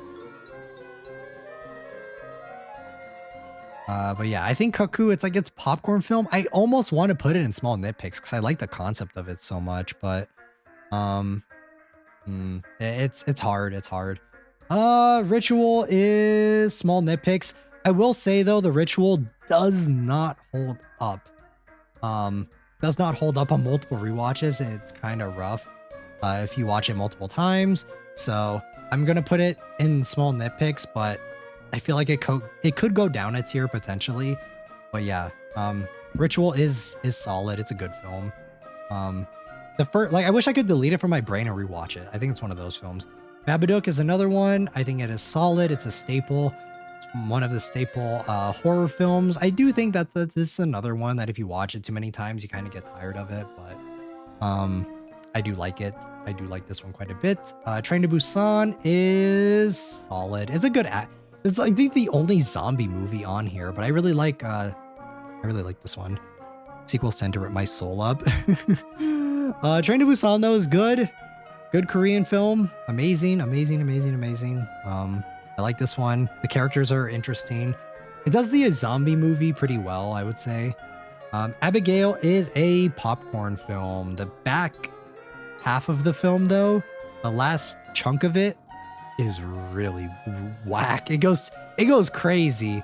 It goes really crazy, but it's decent. A Smile, we're gonna speed run some of these guys. We got a lot of movies. We're almost 4 hours in. For certain ones that I have like a very specific like strong take on. I'll talk about them, but we're gonna start speed running right now. Smile is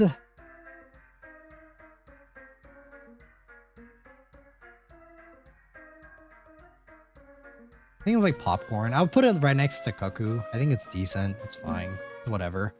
Like it is good, but yeah. I kind of want to put it in small nitpicks, but I don't know. Fuck it. Why not? If the ritual's there, yeah. I didn't hate any of the characters in Smile. I actually hated the character in Cuckoo, so that's what's holding this movie back. Like, I actually hated a lot of the characters in this film.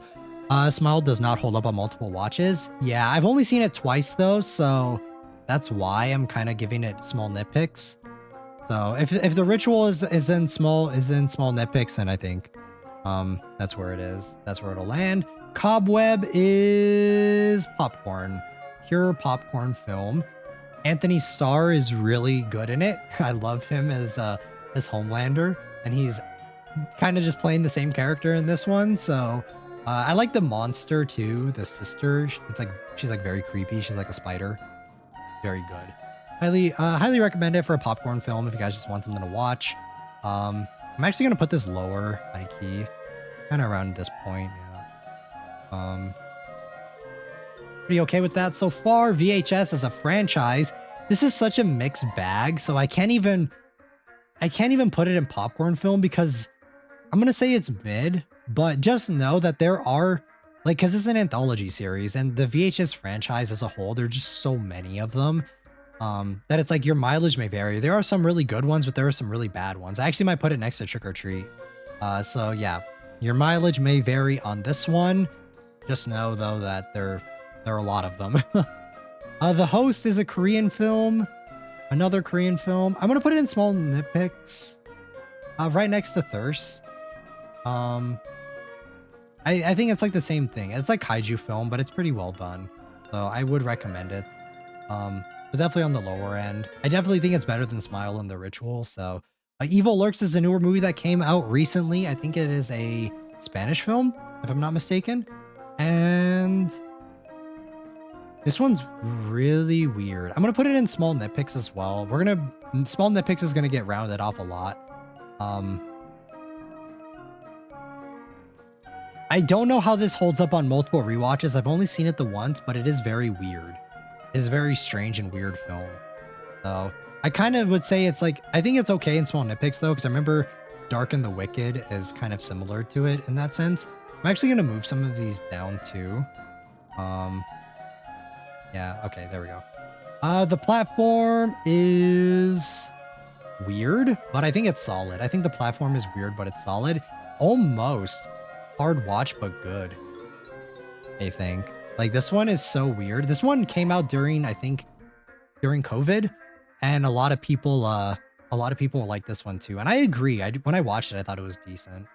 But I remember I only watched it the one time though, so it's kind of hard. My memory's a little foggy on it, but I'm gonna put it in hard watch but good. 13 Ghosts, I was meaning to watch this one, but I didn't get around to it.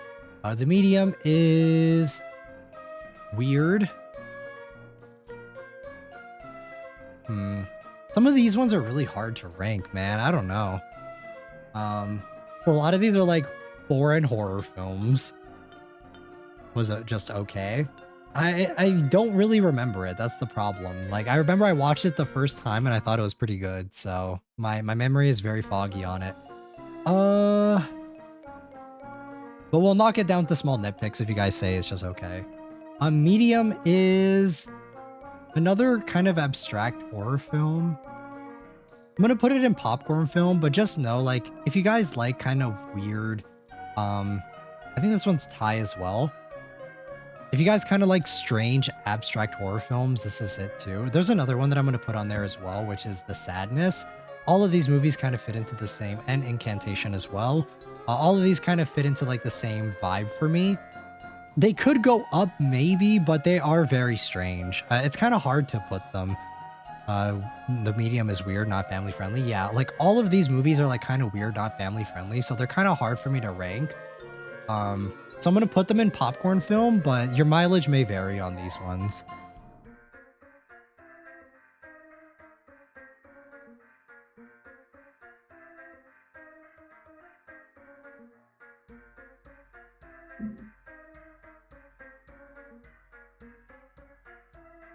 Train said, wait.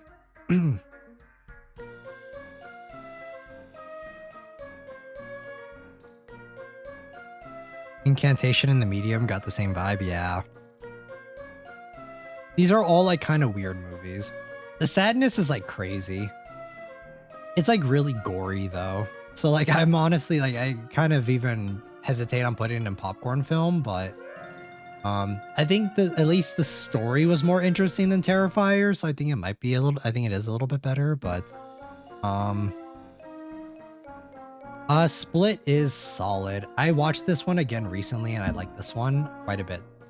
M. Night Shyamalan is the definition of a jack of all trades director. Like some of his shit hits and some of his shit just is whack. So I did like Split. I did like the tie-in at the end of it kind of tying into Unbreakable. But I just didn't like that he then made a movie. I don't like that. Like I don't like that he made a like kind of a team-up film. I think it was just kind of nice that it had like that little Easter egg at the end, and if it just left it at that, it would have been fine. Cabin in the Woods is solid. This is like, when I think of like a commentary on the horror genre, I think of this one and not Scream. I think this one does it well. I think this one's fun. I think this one is interesting. And yeah, I think that this one is solid. I would probably even put it pretty high up there in solid. This one's good. Wouldn't be a tall spirit medium be... Wouldn't a tall spirit medium be a large? I don't know. I hate Split, but the acting is so good. I think it's solid. I really liked it. I really liked it. Thank you for the $10. Train, thank you. Is Yuki wearing a suit? Damn, you look nice. Is that an Italian maid? This is inspired by Jack Skellington from Twisted Wonderland. But thank you so much for the $10. Thank you. Yes, for Halloween I did decide to dress up as Jack Skellington for this Halloween. But thank you. Fourth Kind. I have not watched it. I think I might have seen it, but I don't remember it. I need to rewatch it. Split was uncomfy. Because they're their wallet. Let's go. Stop motion is popcorn film. It's good. Another one of those weird ones. I kind of want to put it in small nitpicks because I couldn't find anything wrong with it. It was pretty interesting, but Empty Man, I like this one a lot. It's solid. It's like that cosmic horror kind of weird vibe. It kind of reminds me of a creepypasta, and I really like this one a lot. If you guys like creepypastas, check Empty Man out. It's good. But The Purge is mid. I kind of don't mind it though, because I like the home invasion one. Maybe I was. But yes, thank you, Train. Yes, I hope you guys like the Halloween costume. It is for Jack Skellington this time around. I wanted to do something fun, you know. Exorcism. This one's like pretty mid, right? Hereditary is... I think this one goes here. I feel like I've said so much about this film. I honestly don't even know what to say anymore. It's uncomfortable. It's a standard. It like set the trend for a lot of horror films. This one is solid, I think. It's like, it is a solid film. Almost S tier, I would say. The only thing about Hereditary is I don't really like rewatching it that many times because it does make me so uncomfortable. I really feel uncomfy watching this film. Midsommar is another one. I hated this film when I first watched it. It's done by the same director as Hereditary, but I will say I think it's kind of gone up to solid for me. Actually, maybe small nitpicks. I don't think it's as good as Hereditary, but I do think that as I've continued to watch Midsommar, I think that this one has I liked it more. If we were talking when I first watched this movie, it would have been in fucking like mid tier, but I do think that this one is decent. Not as good as Hereditary though. It was the wrong choice. I'm terrified. Should be up there. I'm gonna keep it here though, just because like I don't rewatch it that many times. Like I don't know. I don't know. If we're putting Hereditary up in S tier, then I kind of want to put The Witch up there too. If that's how we're gonna do it. A Life is popcorn film. I think it is like the definition of a popcorn film. It's like a spacey one. I love space horror films. I would probably put it actually around here too. So if you guys like space alien movies, your mileage may vary. Color Out of Space was another popcorn film that I remember not minding. It was kind of weird. It also has Nicolas Cage in it as well. The headband is bringing D. Gray Man vibes. Let's go, let's go. Cube. I don't remember this one. I've seen it, but I don't remember it, guys. So I'm sorry. I know some of you guys have recommended this one too. A Scary Movie is fun. It's just pure fun. I'd probably put it like right here. This goes for like, I think 1, 2, and 3, maybe 4. For all of them, they're all just like kind of fun movies. Color Out of Space, yes. I did like it when I saw it. It might be up to small nitpicks, but I just don't remember the movie well enough because it's been a minute. Opossum is hard watch, but good as well. I love Lovecraftian stuff, and Color Out of Space really hits that. So, Willy's Wonderland is I want to put it in like popcorn film, but I don't know. If we're gonna put Willy's Wonderland in popcorn film, I'm gonna put Color Out of Space in small nitpicks, because I do think Willy's Wonderland is like, it's like Freddy versus Jason. Like, it's so dumb, but it's fun, you know. A Daddy's Head. I'm fresh off of watching this, but I am gonna put it in high small nitpicks. I think this one is good. I think the kid in this one is really annoying though. But Infinity Pool is a hard watch, but good. It's very one of those strange, weird ones. I don't know if I would put it in solid, but it is kind of a hard watch, but it's interesting. It's very strange. I don't know. I kind of want to put it in caveat, like next to Caveat, because it feels like it would be right at home with these films, but it is very different from these films. But fuck it. We'll throw it there. Parasite is what is it? S tier? I don't yeah, I think Parasite, there's no denying that it is a S tier film. I'm actually gonna go, guys. We have a lot of movies left and I need to use the bathroom. So I will be right back. Behave while I'm gone.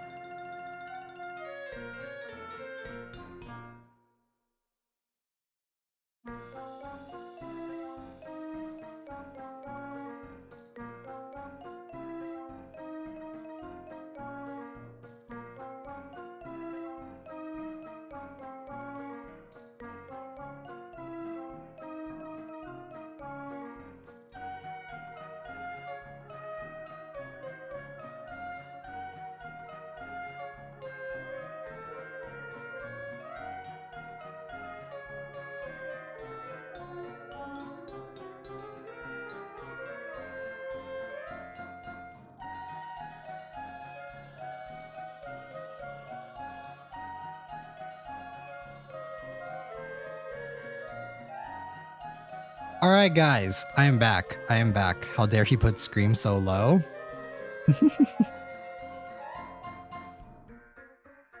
Cook's in the back of the class. Spray paints has no taste on chalkboard. Yeah, guys. I mean, I gave my reasons why Scream is so low. I did give my reasons why. But all right. All right. What is the next one? Drag Me to Hell. I feel like this one's pretty mid. I feel like this one's weird. Like it's okay. It's mid. The Exorcism. I forgot that I even put this here. I remember that I saw this one. It was like so crazy, but it's mid. It's fine. It's whatever. It's not like trash, but it's just it's whatever. Actually, maybe it is trash. Who knows? I don't know. I honestly I can't remember some of these guys. Some of these ones my memory is so foggy on them because it's like I've only seen them once.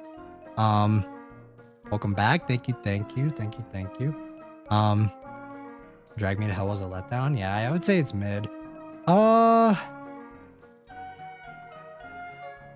Maybe even trash, maybe? I don't know. I don't think it's like irredeemable though. Like even this one, like I don't think it's like that bad.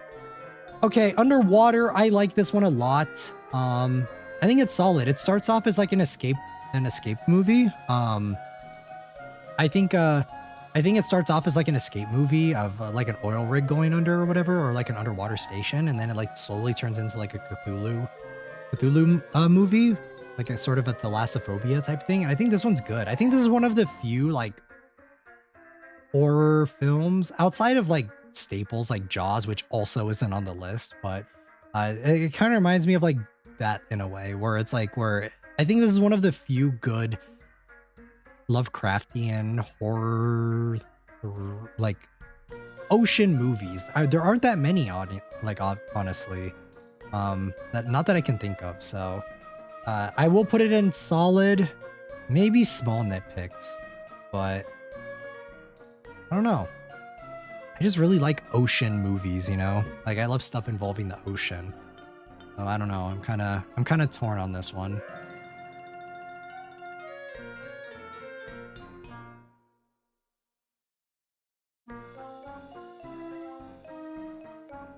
Actually, fuck it. Yeah, it's going in small nitpicks. I don't think I can rate it any higher in good conscience. We're gonna make final adjustments though. Once we get through these.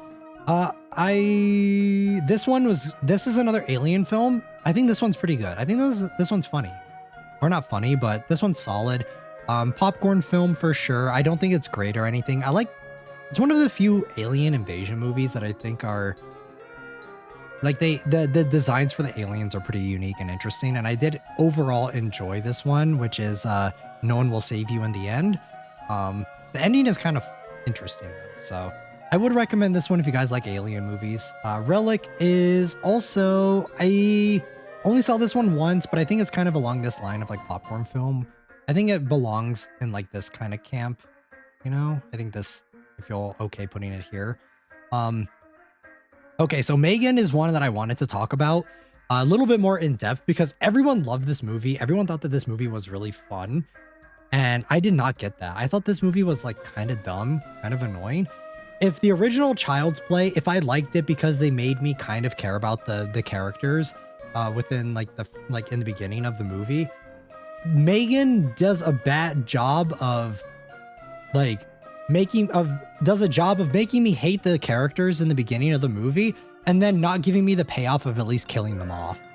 So I'm gonna say Megan is like trash. I'm gonna put it like right next to Malignant, where it's like people were saying that this movie is so good, but I just did not see that hype around it, and it was just weird. I did not like this film. It is what it is. Oh, FNAF. Should I put it in S tier for the memes, or should I just should I rate it objectively as a film? Huh? What do you guys think? Should I put it in S tier, or should I hate in Megan? Yeah, I didn't like Megan. I did not like that film.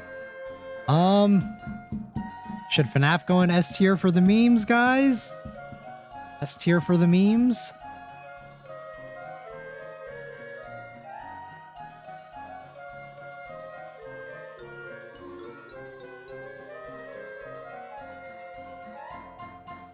You see Iga? I have not. I have not. Well, welcome in. Welcome, welcome. FNAF is okay with friends, so popcorn film.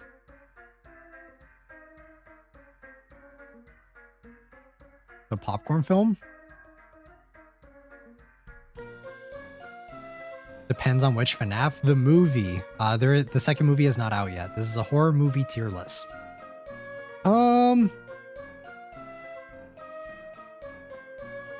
I'm gonna put it in S tier for the memes, but just know, guys, this movie, if we were ranking it objectively, this movie's going in like popcorn film or mid, if I'm being honest. And honestly, I could even make an argument for it going in trash because it's pretty dumb. But we're gonna put it in S tier just for the memes, in case anyone else comes in and sees FNAF that is in S tier. Gonjiam is popcorn film. It's a bunch of like vloggers or whatever, a bunch of streamers go to like, it's a Korean film, go to a what's it called, go to a abandoned place that's like haunted, an abandoned haunted asylum or something like that, if I remember correctly.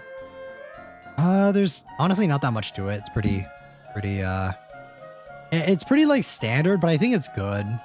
Maybe even small nitpicks. Maybe even like low small nitpicks.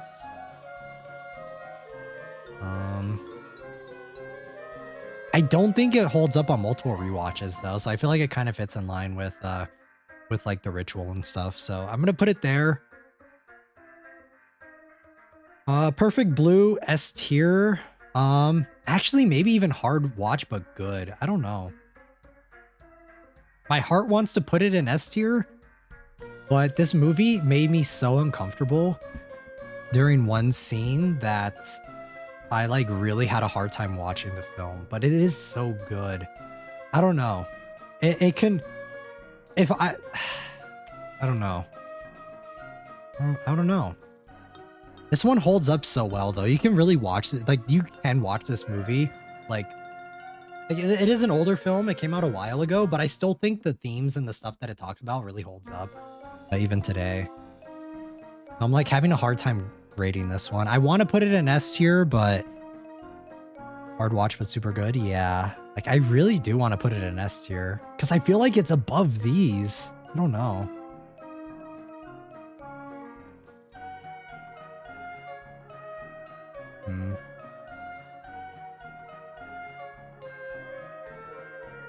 Man, the hard watch but good is such a hard tier, man.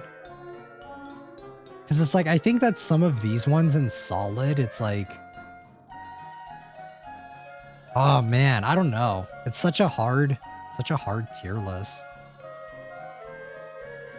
S plus tier?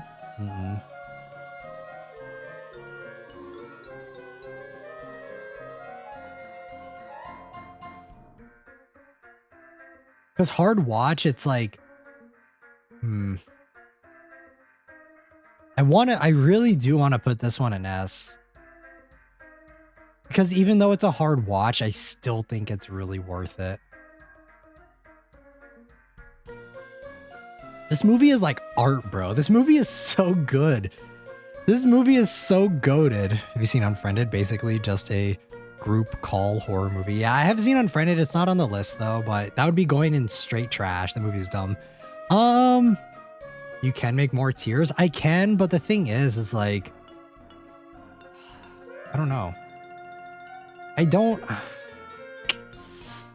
gonna put it in an S. I do think it's an S tier movie. I think this one's a staple, you know? Like, I feel like you should watch this one. I feel like because the medium it is, because it's an animated movie, like it is an anime film, I think it's a little bit less of a hard watch compared to like Bedeviled and Shudder and Possum, because these are like with real people, so it's a little bit harder. But tier lists are packed right now. Yeah, our tier list is really packed. Like we have a shit ton of stuff going on right now. Malum is solid. I like this one a lot. I know this was based off of like a movie originally that came out in like, I think 2012 or 2015, somewhere around, or 2014, somewhere around there. And this is a remake of it. I did really like this one. I have only seen it the one time, but I think it's like creepy. It's kind of weird. This one, I'm actually going to rank The Void in a similar way because I really like The Void as well. Both of these films are kind of similar to me. So I'm going to rank them as solid because these are like kind of, these are very, very similar films to me.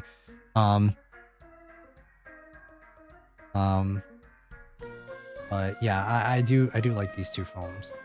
It belongs as the same category as Death Note. Which one? Which one? Oh, Unfriended. Yeah, Unfriended deserves. Actually, I don't know. I don't even know. Death Note's really bad. I have a really hard time ranking Death Note. Pan's Labyrinth is, I would say this one's a classic. I think this one's really good. It has that fairy tale aesthetic to it. It's like, it's creepy, it's weird. It feels like a Grimm's fairy tale adaptation, but not really. But yeah, I really like this one. It's very, very solid. I don't even think I need to explain why this one is good. I think that the setting that it takes place in is really, really well done too. Yeah, this one's good. Easily S tier for Pan's Labyrinth. I love this one. I want to watch this one again. It's been a little while since I've seen it, so yeah, I highly recommend that. Sputnik is a Russian film that I watched a while ago, and I would say like it's a solid film. I would probably put it somewhere around here. I don't know how it holds up on multiple rewatches. I watched it the one time and it was pretty fun. It does have like an alien in it, but it is a Russian film. And I do like a lot of European, type horror films. They're usually pretty good. So yes, I will put Sputnik in popcorn film. Right, try it out if you're interested. Skinamarink is solid. I think Skinamarink is good. I will put it here in solid tier, but I will put a huge asterisk. Actually, maybe I'll even put it in hard watch, but good, because your mileage on this one is gonna vary a lot. Like, this is not a movie that is like, you really like, this one's so art housey, artsy fartsy that it's like, it's an analog horror movie, which is already a niche. It has very unconventional storytelling with the way it's presented. You're essentially just looking at like still shots of a house for most of it and listening to audio that's very, very like muffled. So this one's a hard watch, but good. But if you like this is another one that has like a lot of dissections and people analyze it, and I think that that definitely does contribute to the film. But like I say, for a lot of films, you shouldn't need explanatory. You shouldn't need to do research to enjoy movies. So Skinamarink is okay. Depends on what kind of horror experience you look for. It's not for everyone. Yes, it's not for everyone, but I love this film. If it were me, I would probably put it in a solid, but it's hard to rate this one objectively because I love analog. If you love analog, this would slap, but not for general public. Yes, it is a hard watch, but good. Very different though. Very, very different. For very different reasons though. Let me clarify. It's not for the same reasons as Shudder, Bedeviled, or Possum, but it is a good film.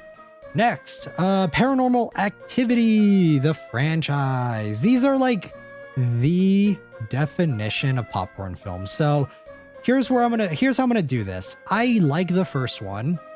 I like the second one. Essentially the ones that kind of tie in with each other a bit more, which are the first three. The only thing about the third one that's unrealistic is it's supposed to take place in like the 80s or some shit, but it's like HD as fuck, so it makes no sense. I have a fond nostalgia for the Paranormal Activity franchise. The first one is so iconic though, but I still think it's popcorn film because there's a lot of dumb shit that happens in it, but all three of these kind of work together. The fourth one is trash. It's bad. Like, I'm just gonna throw it here. Do we have the other one on here? I don't even think I downloaded the pictures for the other one. Yeah, I don't even remember 4, but yeah. Popcorn, yeah. The first 3 anyway are decent. You get into 4 and all those other ones, they're not very good. Okay, Ringu is... Okay, let's rate the original first, the Japanese one. I think that this one is... I don't like this one as much as Ju-on. I think this one's like in small nitpicks. I'm going to put it next to Blair Witch because I kind of have similar feelings on it. The Ring is very safe. It's creepy, but it's... Ju-on has like very disturbing things in it. Like very disturbing shock factor things. Jump scare hell, Death Note. Okay, we could put it in Death. If it was here, we put it in Death Note. The 4th one is the twins, isn't it? I don't remember. I really... No, that's the 3rd one with the... Maybe? I don't remember. The 4th one is like a different family, I think. I don't remember. The 3rd one is with the sisters, I believe. But yeah, Ringu's going in... I think I'm okay with putting it in B tier because, or for small nitpicks, because I don't really think it's that scary anymore. I really do think it's like, if I had seen this when it like, or I did watch it growing up, but I think, if I was a bit older when I watched it growing up, it might have scared me a bit more. But yeah, I think that there are other movies. I think Ju-on is definitely a film that is like, it does still feel scary even now, with like how, with like the visuals and like the scares and stuff, and like with how it works. I feel like Ringu is, I think it's like a PG-13 rating one for Ring, for the original Ring, and I think that kind of holds it back a little bit. I don't think it's very disturbing. I think Ju-on is like disturbing as fuck with it. So, and I don't think the mystery, I think the mystery for the Ring kind of holds it back a lot. I will say though, I don't like the remake, the American one. I know some people like it. I grew up watching the original one. I wasn't necessarily scared by it because I was always scared by Ju-on more. American remakes are trash. Yeah, a lot of people have a fondness for the remake, but I'm honestly gonna put even this one in D and F. I'm gonna rearrange it. Both of these, like, I really don't like these. I would just say watch the original, and I don't know. I don't like it when remakes are like that. So yeah, I'm gonna put that one in trash because I really don't like the remakes for these two films.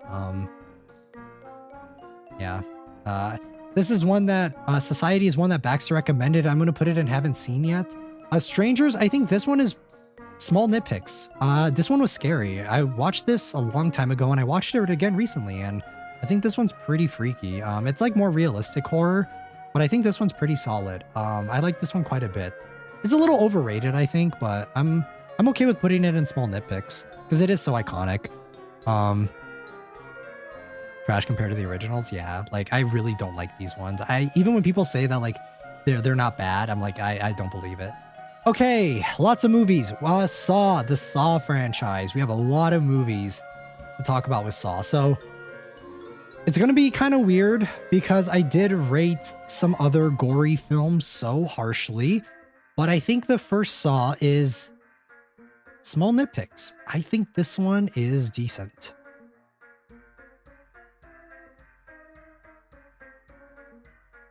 The US should just make original. Yeah, the remaking stuff. So yes, small nitpicks for Saw. I think it's good. I think it really is decent. I think it's it's kind of crazy that this movie, I watched it recently and it's like pretty decent even now. It just sucks that all the other ones are so fucking whack, you know? Like, it is kind of sad. Saw 2, I kind of enjoy it.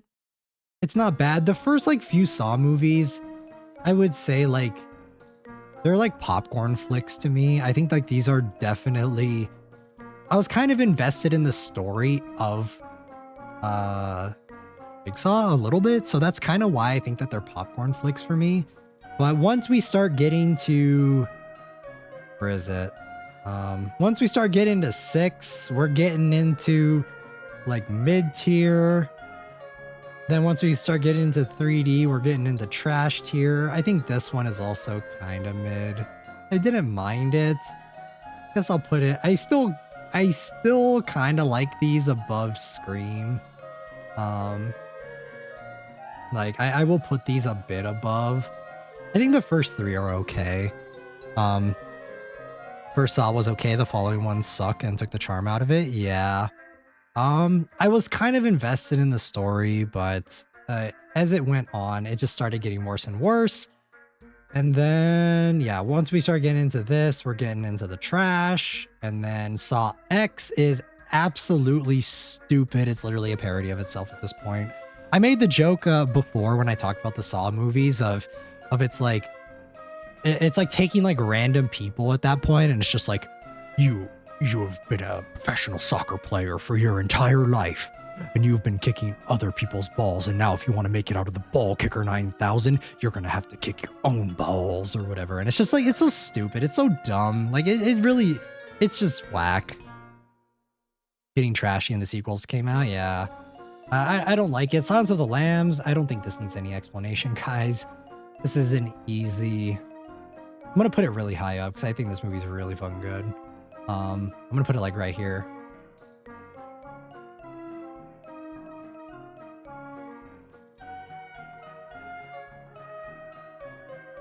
Guys, I make fun of Saw all the time. It's dumb. It's dumb as hell. It's so dumb. Yeah, I will put Silence of the Lambs. I don't even think I need to talk about this, guys. It's really good. it's a good movie. Everything about it's good. I think that the sequels are kind of eh. I also like Hannibal too. I think that one's really good. I should have put Zodiac on this, but like I said, no time. Too many movies. Not a long enough stream already. We're already at 4 hours and 30 minutes almost. So, it is what it is. Silent Hill. Popcorn film. Yeah, I'm gonna put this in popcorn film. I really like Silent Hill. I know this is a bad movie. This is a bad adaptation, but I love Silent Hill. At least this first one. I know that the director of this one, I do think that the first one is okay, and the director of this one is actually doing Silent Hill 2, so fucking pray that it's decent. But yeah. Respect Jigsaw or Loons. Yeah. Yeah, this one, Silent Hill Revelation, though. I don't even want to call this Silent Hill 2 because this movie is so bad too. This is straight trash. This is so dumb. I'm gonna put it next to Alien Resurrection because I can kind of watch it and have a good time. Yeah, it's bad. Tale of Two Sisters is solid. Another Korean film. I like the twist in this one. Hansel and Gretel, I kind of want to put these two together because they're both very similar to me. They're that kind of like early to late 2000s Korean horror film. And they're very similar to me, but Hansel and Gretel is staying in small nitpicks for now because I haven't rewatched it yet. But I think depending on my rewatch of it, it might go up to solid because I did start rewatching Hansel and Gretel, so it might actually go up a tier. Splice is absolutely crazy. This movie is whack, guys. This is one of the wackest movies I've ever seen in my entire fucking life. Like, I'm pretty sure out of every movie that I've rated on this tier list so far, guys, I still don't think I've seen a more whack movie than fucking Splice, bro. This movie is insane. This movie is bad. This movie is trash. This movie is dumb. But it's also kind of hilarious if you watch it with people. Honestly, man, this movie is crazy. This movie is insane. Oh, man. Oh, man, oh, man. Into an alien? It's not even an alien. That's the thing. Like, this movie is crazy. This movie is off the walls, bro. Like, it is absolutely nuts.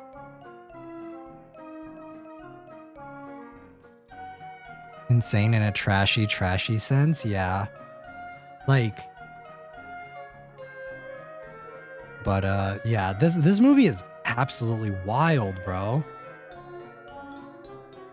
It's like wild, but the thing about Splice is like it's wild, but kind of like in that kind of intriguing way. I don't even know how to describe it, you know? Like, it's wild, but it's like, I don't know. It's crazy. I don't even, I'm going to put it in trash because it is trash, but Adrian Brody is like, he is a good actor, so it's kind of strange that he's in this movie, but yeah, do not watch Splice with your parents, but yeah, this movie is very weird. Very, very weird. I cannot in good conscience rank it any higher than trash, but if you want to just watch something weird, I mean, go for it. I watched this movie when it first came out, and good fucking lord, bro. And the thing about it is, like, I watched it a few years ago, like rewatched it a few years ago, and it's still fucking weird. It's still weird. Because I thought that the beginning was like kind of interesting, right? Like when I started watching it, in the beginning, I was like, oh, this is kind of interesting. It's like splicing DNA and stuff together. But then like midway to the end of the film, it goes fucking crazy. And it's another one of those movies. A lot of these movies, there's like kind of a pattern with a lot of horror films. The beginning starts off like so intriguing, but it just loses. But I will say, depending on it, depending on the movie though, like Dr. Sleep is one where it's like it loses me in a little bit in the middle towards the end, but it's still overall I think a good film. The Splice, it's like it goes so out of left field that it's like it completely loses you. The beginning was already kind of weird and kind of dumb, but the end just ruins everything. I watched it with my parents. You know how mortified I am? Yeah, do not watch this with your parents. Oh, it's a sci-fi or like a creature horror? Nope. It just, yeah, it's whack. It's crazy. It's weird. Sting is trash. I tried watching this movie and I fucking hated it. It was so boring. I really didn't like this movie. Like, there's nothing interesting or intriguing about this movie. It was actually dumb. And I don't know if they were trying to make it that way on purpose or what the goal was with this movie, but I just did not like it. I did not care for this movie at all. I will, like, if you're interested in the premise of Sting, just go watch Cobweb. I think Cobweb is way more interesting. Where do we put Cobweb? Yeah, in popcorn film.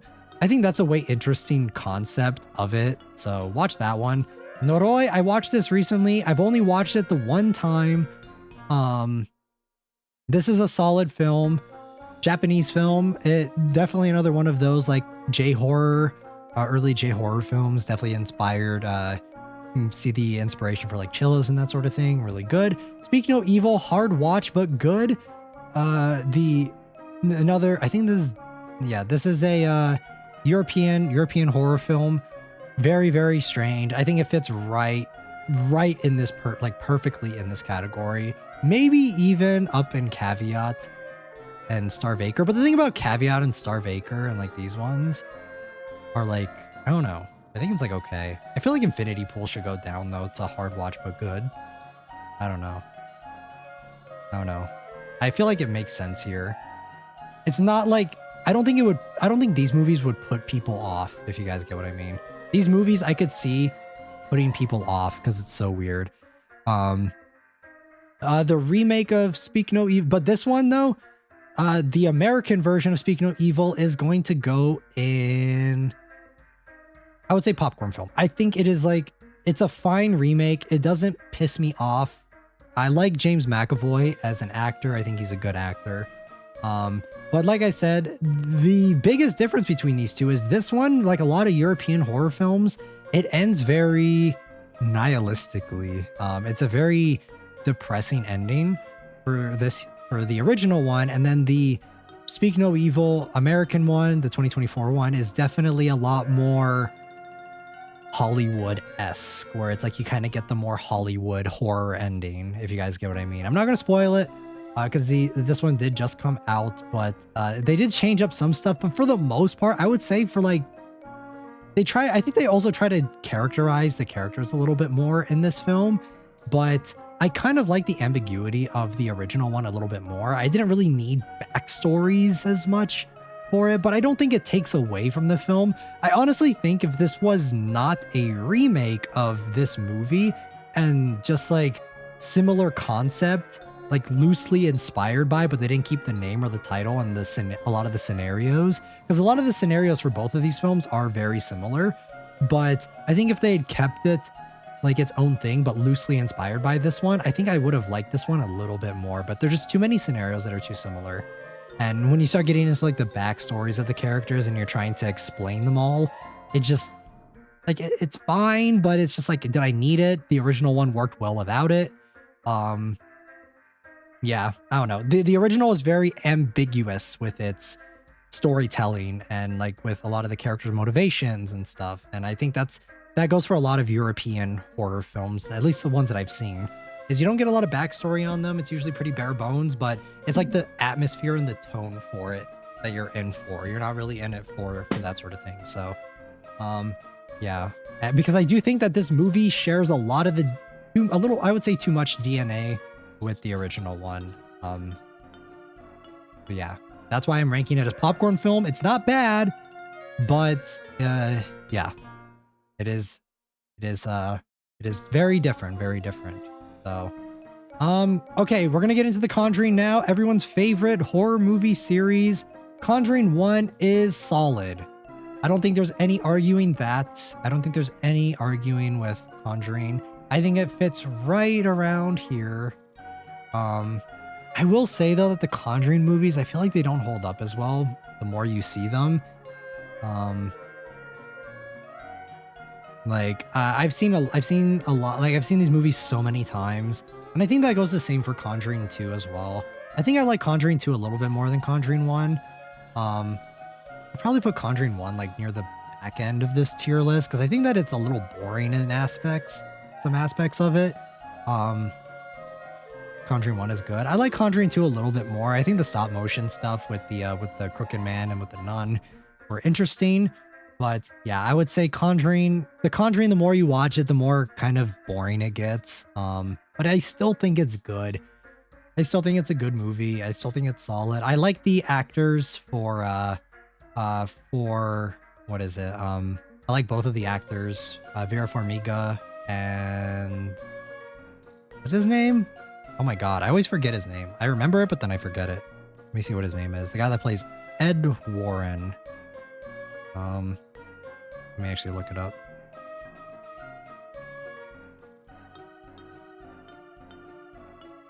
Patrick Wilson, that's what it is. He's in the Insidious too. Yeah, it's good. I mean, there's no arguing it. I kind of want to put it in small nitpicks, but I still like it more than Insidious, so I think I'm okay with that. I think I am okay with having it there. I think it's at least more interesting to watch on multiple rewatches than Insidious. Yeah, I just have to go very long times without watching it at this point. Conjuring 3 is mid, unfortunately. I was really looking forward to this one, and when it came out, I just didn't really care about it. Like, Ed and Lorraine Warren are like kind of, I don't really remember, but I feel like they're barely even in it. They're like maybe reduced roles. I don't know.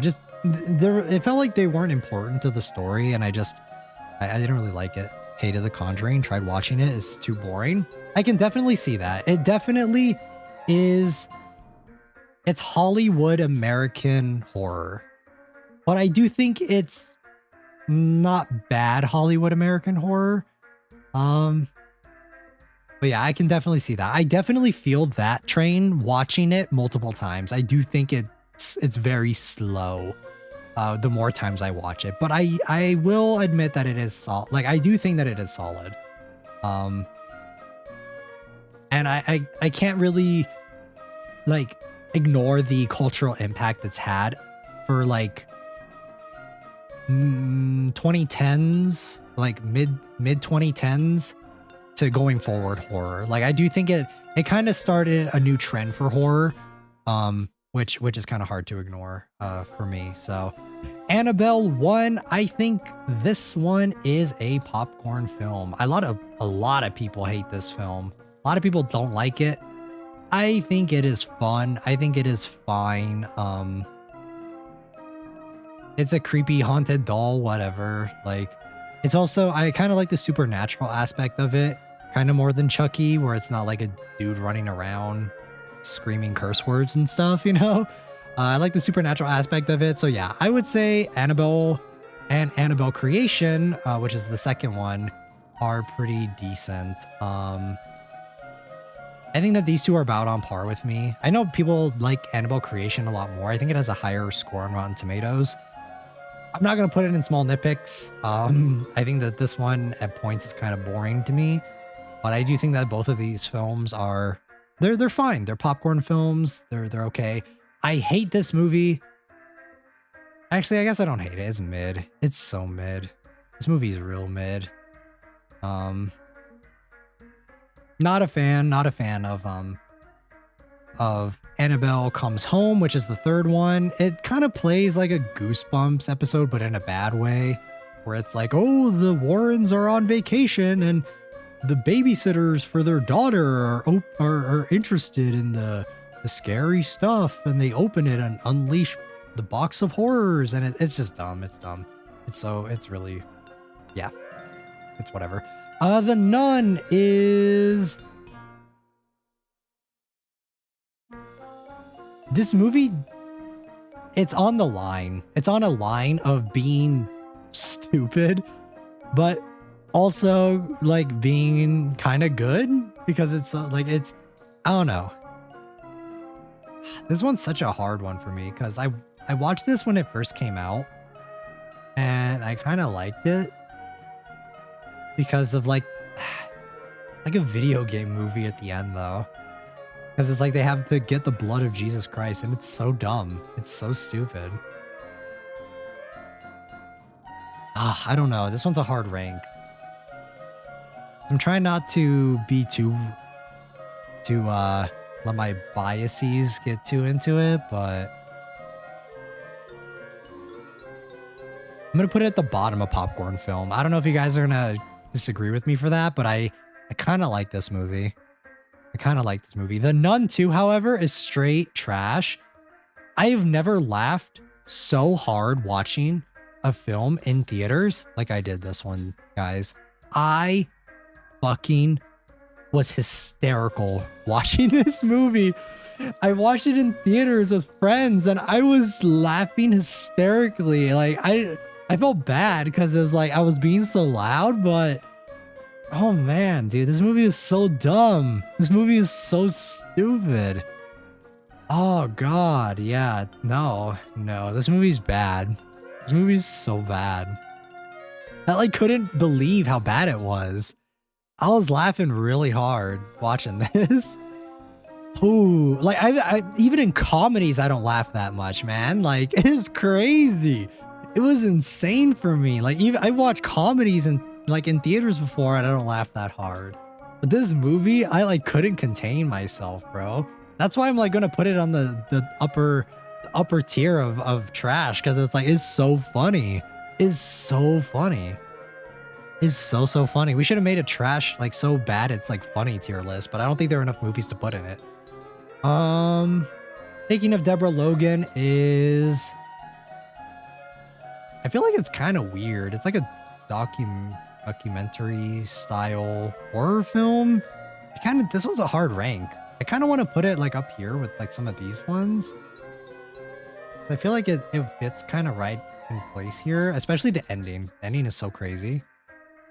Yeah, I think I'm okay with that. I Saw the Devil is another Korean horror film. It's gonna go right here with the hard watch, but good. Very difficult watch. I would honestly even say over Shudder. But it's good. It is really good. I watched this a while ago, but I've not watched it since because it's such a hard watch. But yeah, it's a revenge story, so that should tell you enough. Okay, we have the last little bit is a bunch of M. Night Shyamalan films. So let's speed run these. Signs is solid. I love Signs. I grew up watching this movie. I think it is so good. I'm actually gonna rank it pretty high because it's like a good invasion movie. I think that this is like peak M. Night Shyamalan right here. We already ranked Split, which was another one of his, but yeah, I think Signs is good. Like I still watch it even today, and I still think it's really good. The Watchers was like a really cool concept, but the ending was another one of those where it just went absolutely AWOL. I'm actually gonna rank these a little bit higher because I still think Prometheus, I watched that a lot. So I'm gonna rank these a little bit higher. But I think this one's still fresh in my mind, so I'm thinking of it a little bit more biased. But The Watchers was like really cool beginning. The mystery was intriguing. Actually, this isn't directed by M. Night Shyamalan. I think he produced it, but I think it was directed by his daughter, if I'm not mistaken. But for a first attempt, edit, I think they did a pretty decent job. I think this is like one of their first directing movies, and I think that they did an awesome job with this, with it. Like it's well shot, like it looks great. The story was interesting and captivating. It's just, yeah, the ending's a little weird. So I'll put it in popcorn flick. The Visit is small nitpicks, actually. I think this is another one. I think M. Night Shyamalan directed this one. If I'm not mistaken. This one's kind of like in the same vein as like Taking of Deborah Logan. So I'm gonna put them right next to each other because they are very similar. They're just like weird, creepy old people, you know? Like that's literally the vibe of it. And yeah, I think it's interesting. I feel like The Visit is the setup for it is like two kids going to meet their grandparents, but then their grandparents are killed and they've never met them before, so they don't know. That's kind of an interesting premise, but at the same time, it's like you don't have any pictures of your grandparents. You're just assuming that it's them. Kind of weird, kind of strange, but I still think this one was pretty freaky. So yeah, I think that these two are, I kind of want to move these down a little bit, honestly. Like these ones are so, like they're borderline popcorn films. Yeah, I'm gonna move these down because the more you go up to B for small nitpicks, it's like these movies, depending how I feel, they could even move up to A. So I'm gonna keep it like that. Knock at the Cabin was another, I think, M. Night Shyamalan. Another popcorn film. I enjoyed this one. It's like kind of Lovecrafty. I think this one goes with The Watchers pretty well. Cool concept, very interesting. It's like end of the world, cosmic horror, crazy shit happening. Very interesting premise. I think I don't even mind the ending. So I think this one's pretty good. I think this one is pretty solid. I would even put it at small nitpicks, but I know a lot of people didn't like this one, so it may not be for everyone, but me personally, I enjoyed this one. If you like some of M. Night Shyamalan's other kind of obscure movies, you might like it. But yeah. Old is the final movie that we will be ranking. Let's go. Old is mid. It's pretty mid. Interesting concept though. Very strange though. Very, very strange concepts. I do think it's like at least better than Saw, maybe? I don't know. At least the concept was kind of there. I'm gonna look at this and see if there are any adjustments. I'm gonna rank these a little lower for popcorn films. I think Cuckoo can go up a tier. I think that Knock at the Cabin as well. This can go down a little bit. Arcadian is popcorn film. I think is like a really strong popcorn film. I think it's like almost small nitpicks. Edge of Sleep. I think it's horror. Go ahead and watch it later. Let's go. All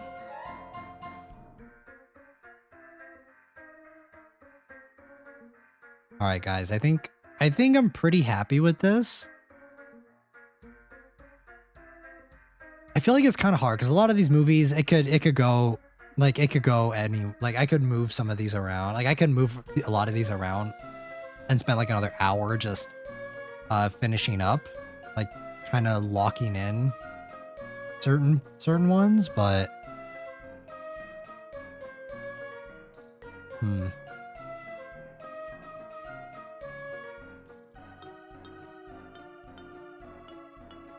Yeah, guys, what do you think? What do you think? I think I want to lock it in. I think I'm going to lock this in where it is. I'm pretty happy with this.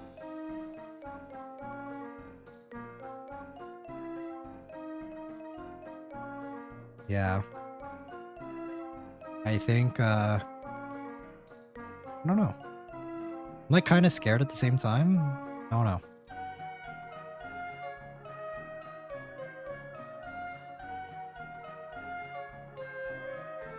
Woo, yeah, woo! It's done. It's done, guys. Almost 5 hours later, we have ranked almost 200 movies. 200! That is insane. That is insane. My voice is tired from talking about all these movies. Yeah, I think we're gonna lock it in here. I'm pretty satisfied with this. I gotta go. I have to clock out. Thank you so much for the stream. Thank you for stopping by, Yukaji. Thank you. Yeah, I think we're gonna lock it in. I'm pretty satisfied with this. I'm pretty okay with this. I feel like Infinity Pool maybe go down a tier. Kinda. I feel like it fits in line with like these movies, but I feel like it maybe be here. Maybe like hard watch but good. I don't know. I feel like Caveat too. I'm gonna reorganize these. These are for like the kind of weird ones that I don't know if everyone's gonna like. Like Starvaker as well. As well as like Goodnight Mommy, maybe? I think actually Goodnight Mommy is solid. I'm okay with that being there. Yeah, I think...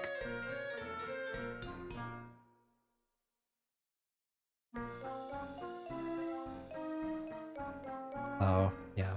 All right. I think, I'm gonna regret this in a few hours. 07, y'all. Thank you for stopping by, Train. Thank you. All right, guys. Yeah, I think I'm gonna lock it in. This is gonna be the final tier list. We'll use this as the staple going forward for any other tier list that we do. I'm just gonna have to remember all of them. Like I'm gonna have to remember exactly what is what. But yes, guys, that is gonna be it. Take a screenshot. All right, I'll take a screenshot. All right, let's go. That is the tier list. This was an awesome Halloween. Thank you guys so much. Remember, this is the last time we're going to see this. This is the last time we're going to see this this background. We are changing back after today. So say goodbye to Mr. Bones. Say goodbye to the jack-o'-lantern. Say goodbye to all of these. It's been a fun Halloween, guys. I hope you guys had fun just hanging out and chatting. We had some controversial takes. We had some pretty goated, some pretty good takes as well, I'd like to think. But yes, my throat is tired. From talking about horror movies. Last spooky room stream. Yes, last spooky room. This is gonna be it. It'll go back to normal after this stream. So we will be playing Murder House for the next stream. Hope you guys will tune in for that. I am very, very excited to play Murder House with you guys. It's another one of those PSX style horror games done by Puppet Combo. There we go. Yeah, and that's pretty much it. I'm gonna get out of here though, guys. Thank you guys so much. Class is dismissed. Yep, class is dismissed, and I hope you guys have a great rest of your Halloween, wherever you guys are, as well as a great rest of your day or night. And I'll see you guys all on Saturday for Murder House. Until then, I'll see you guys in the next one. Done it.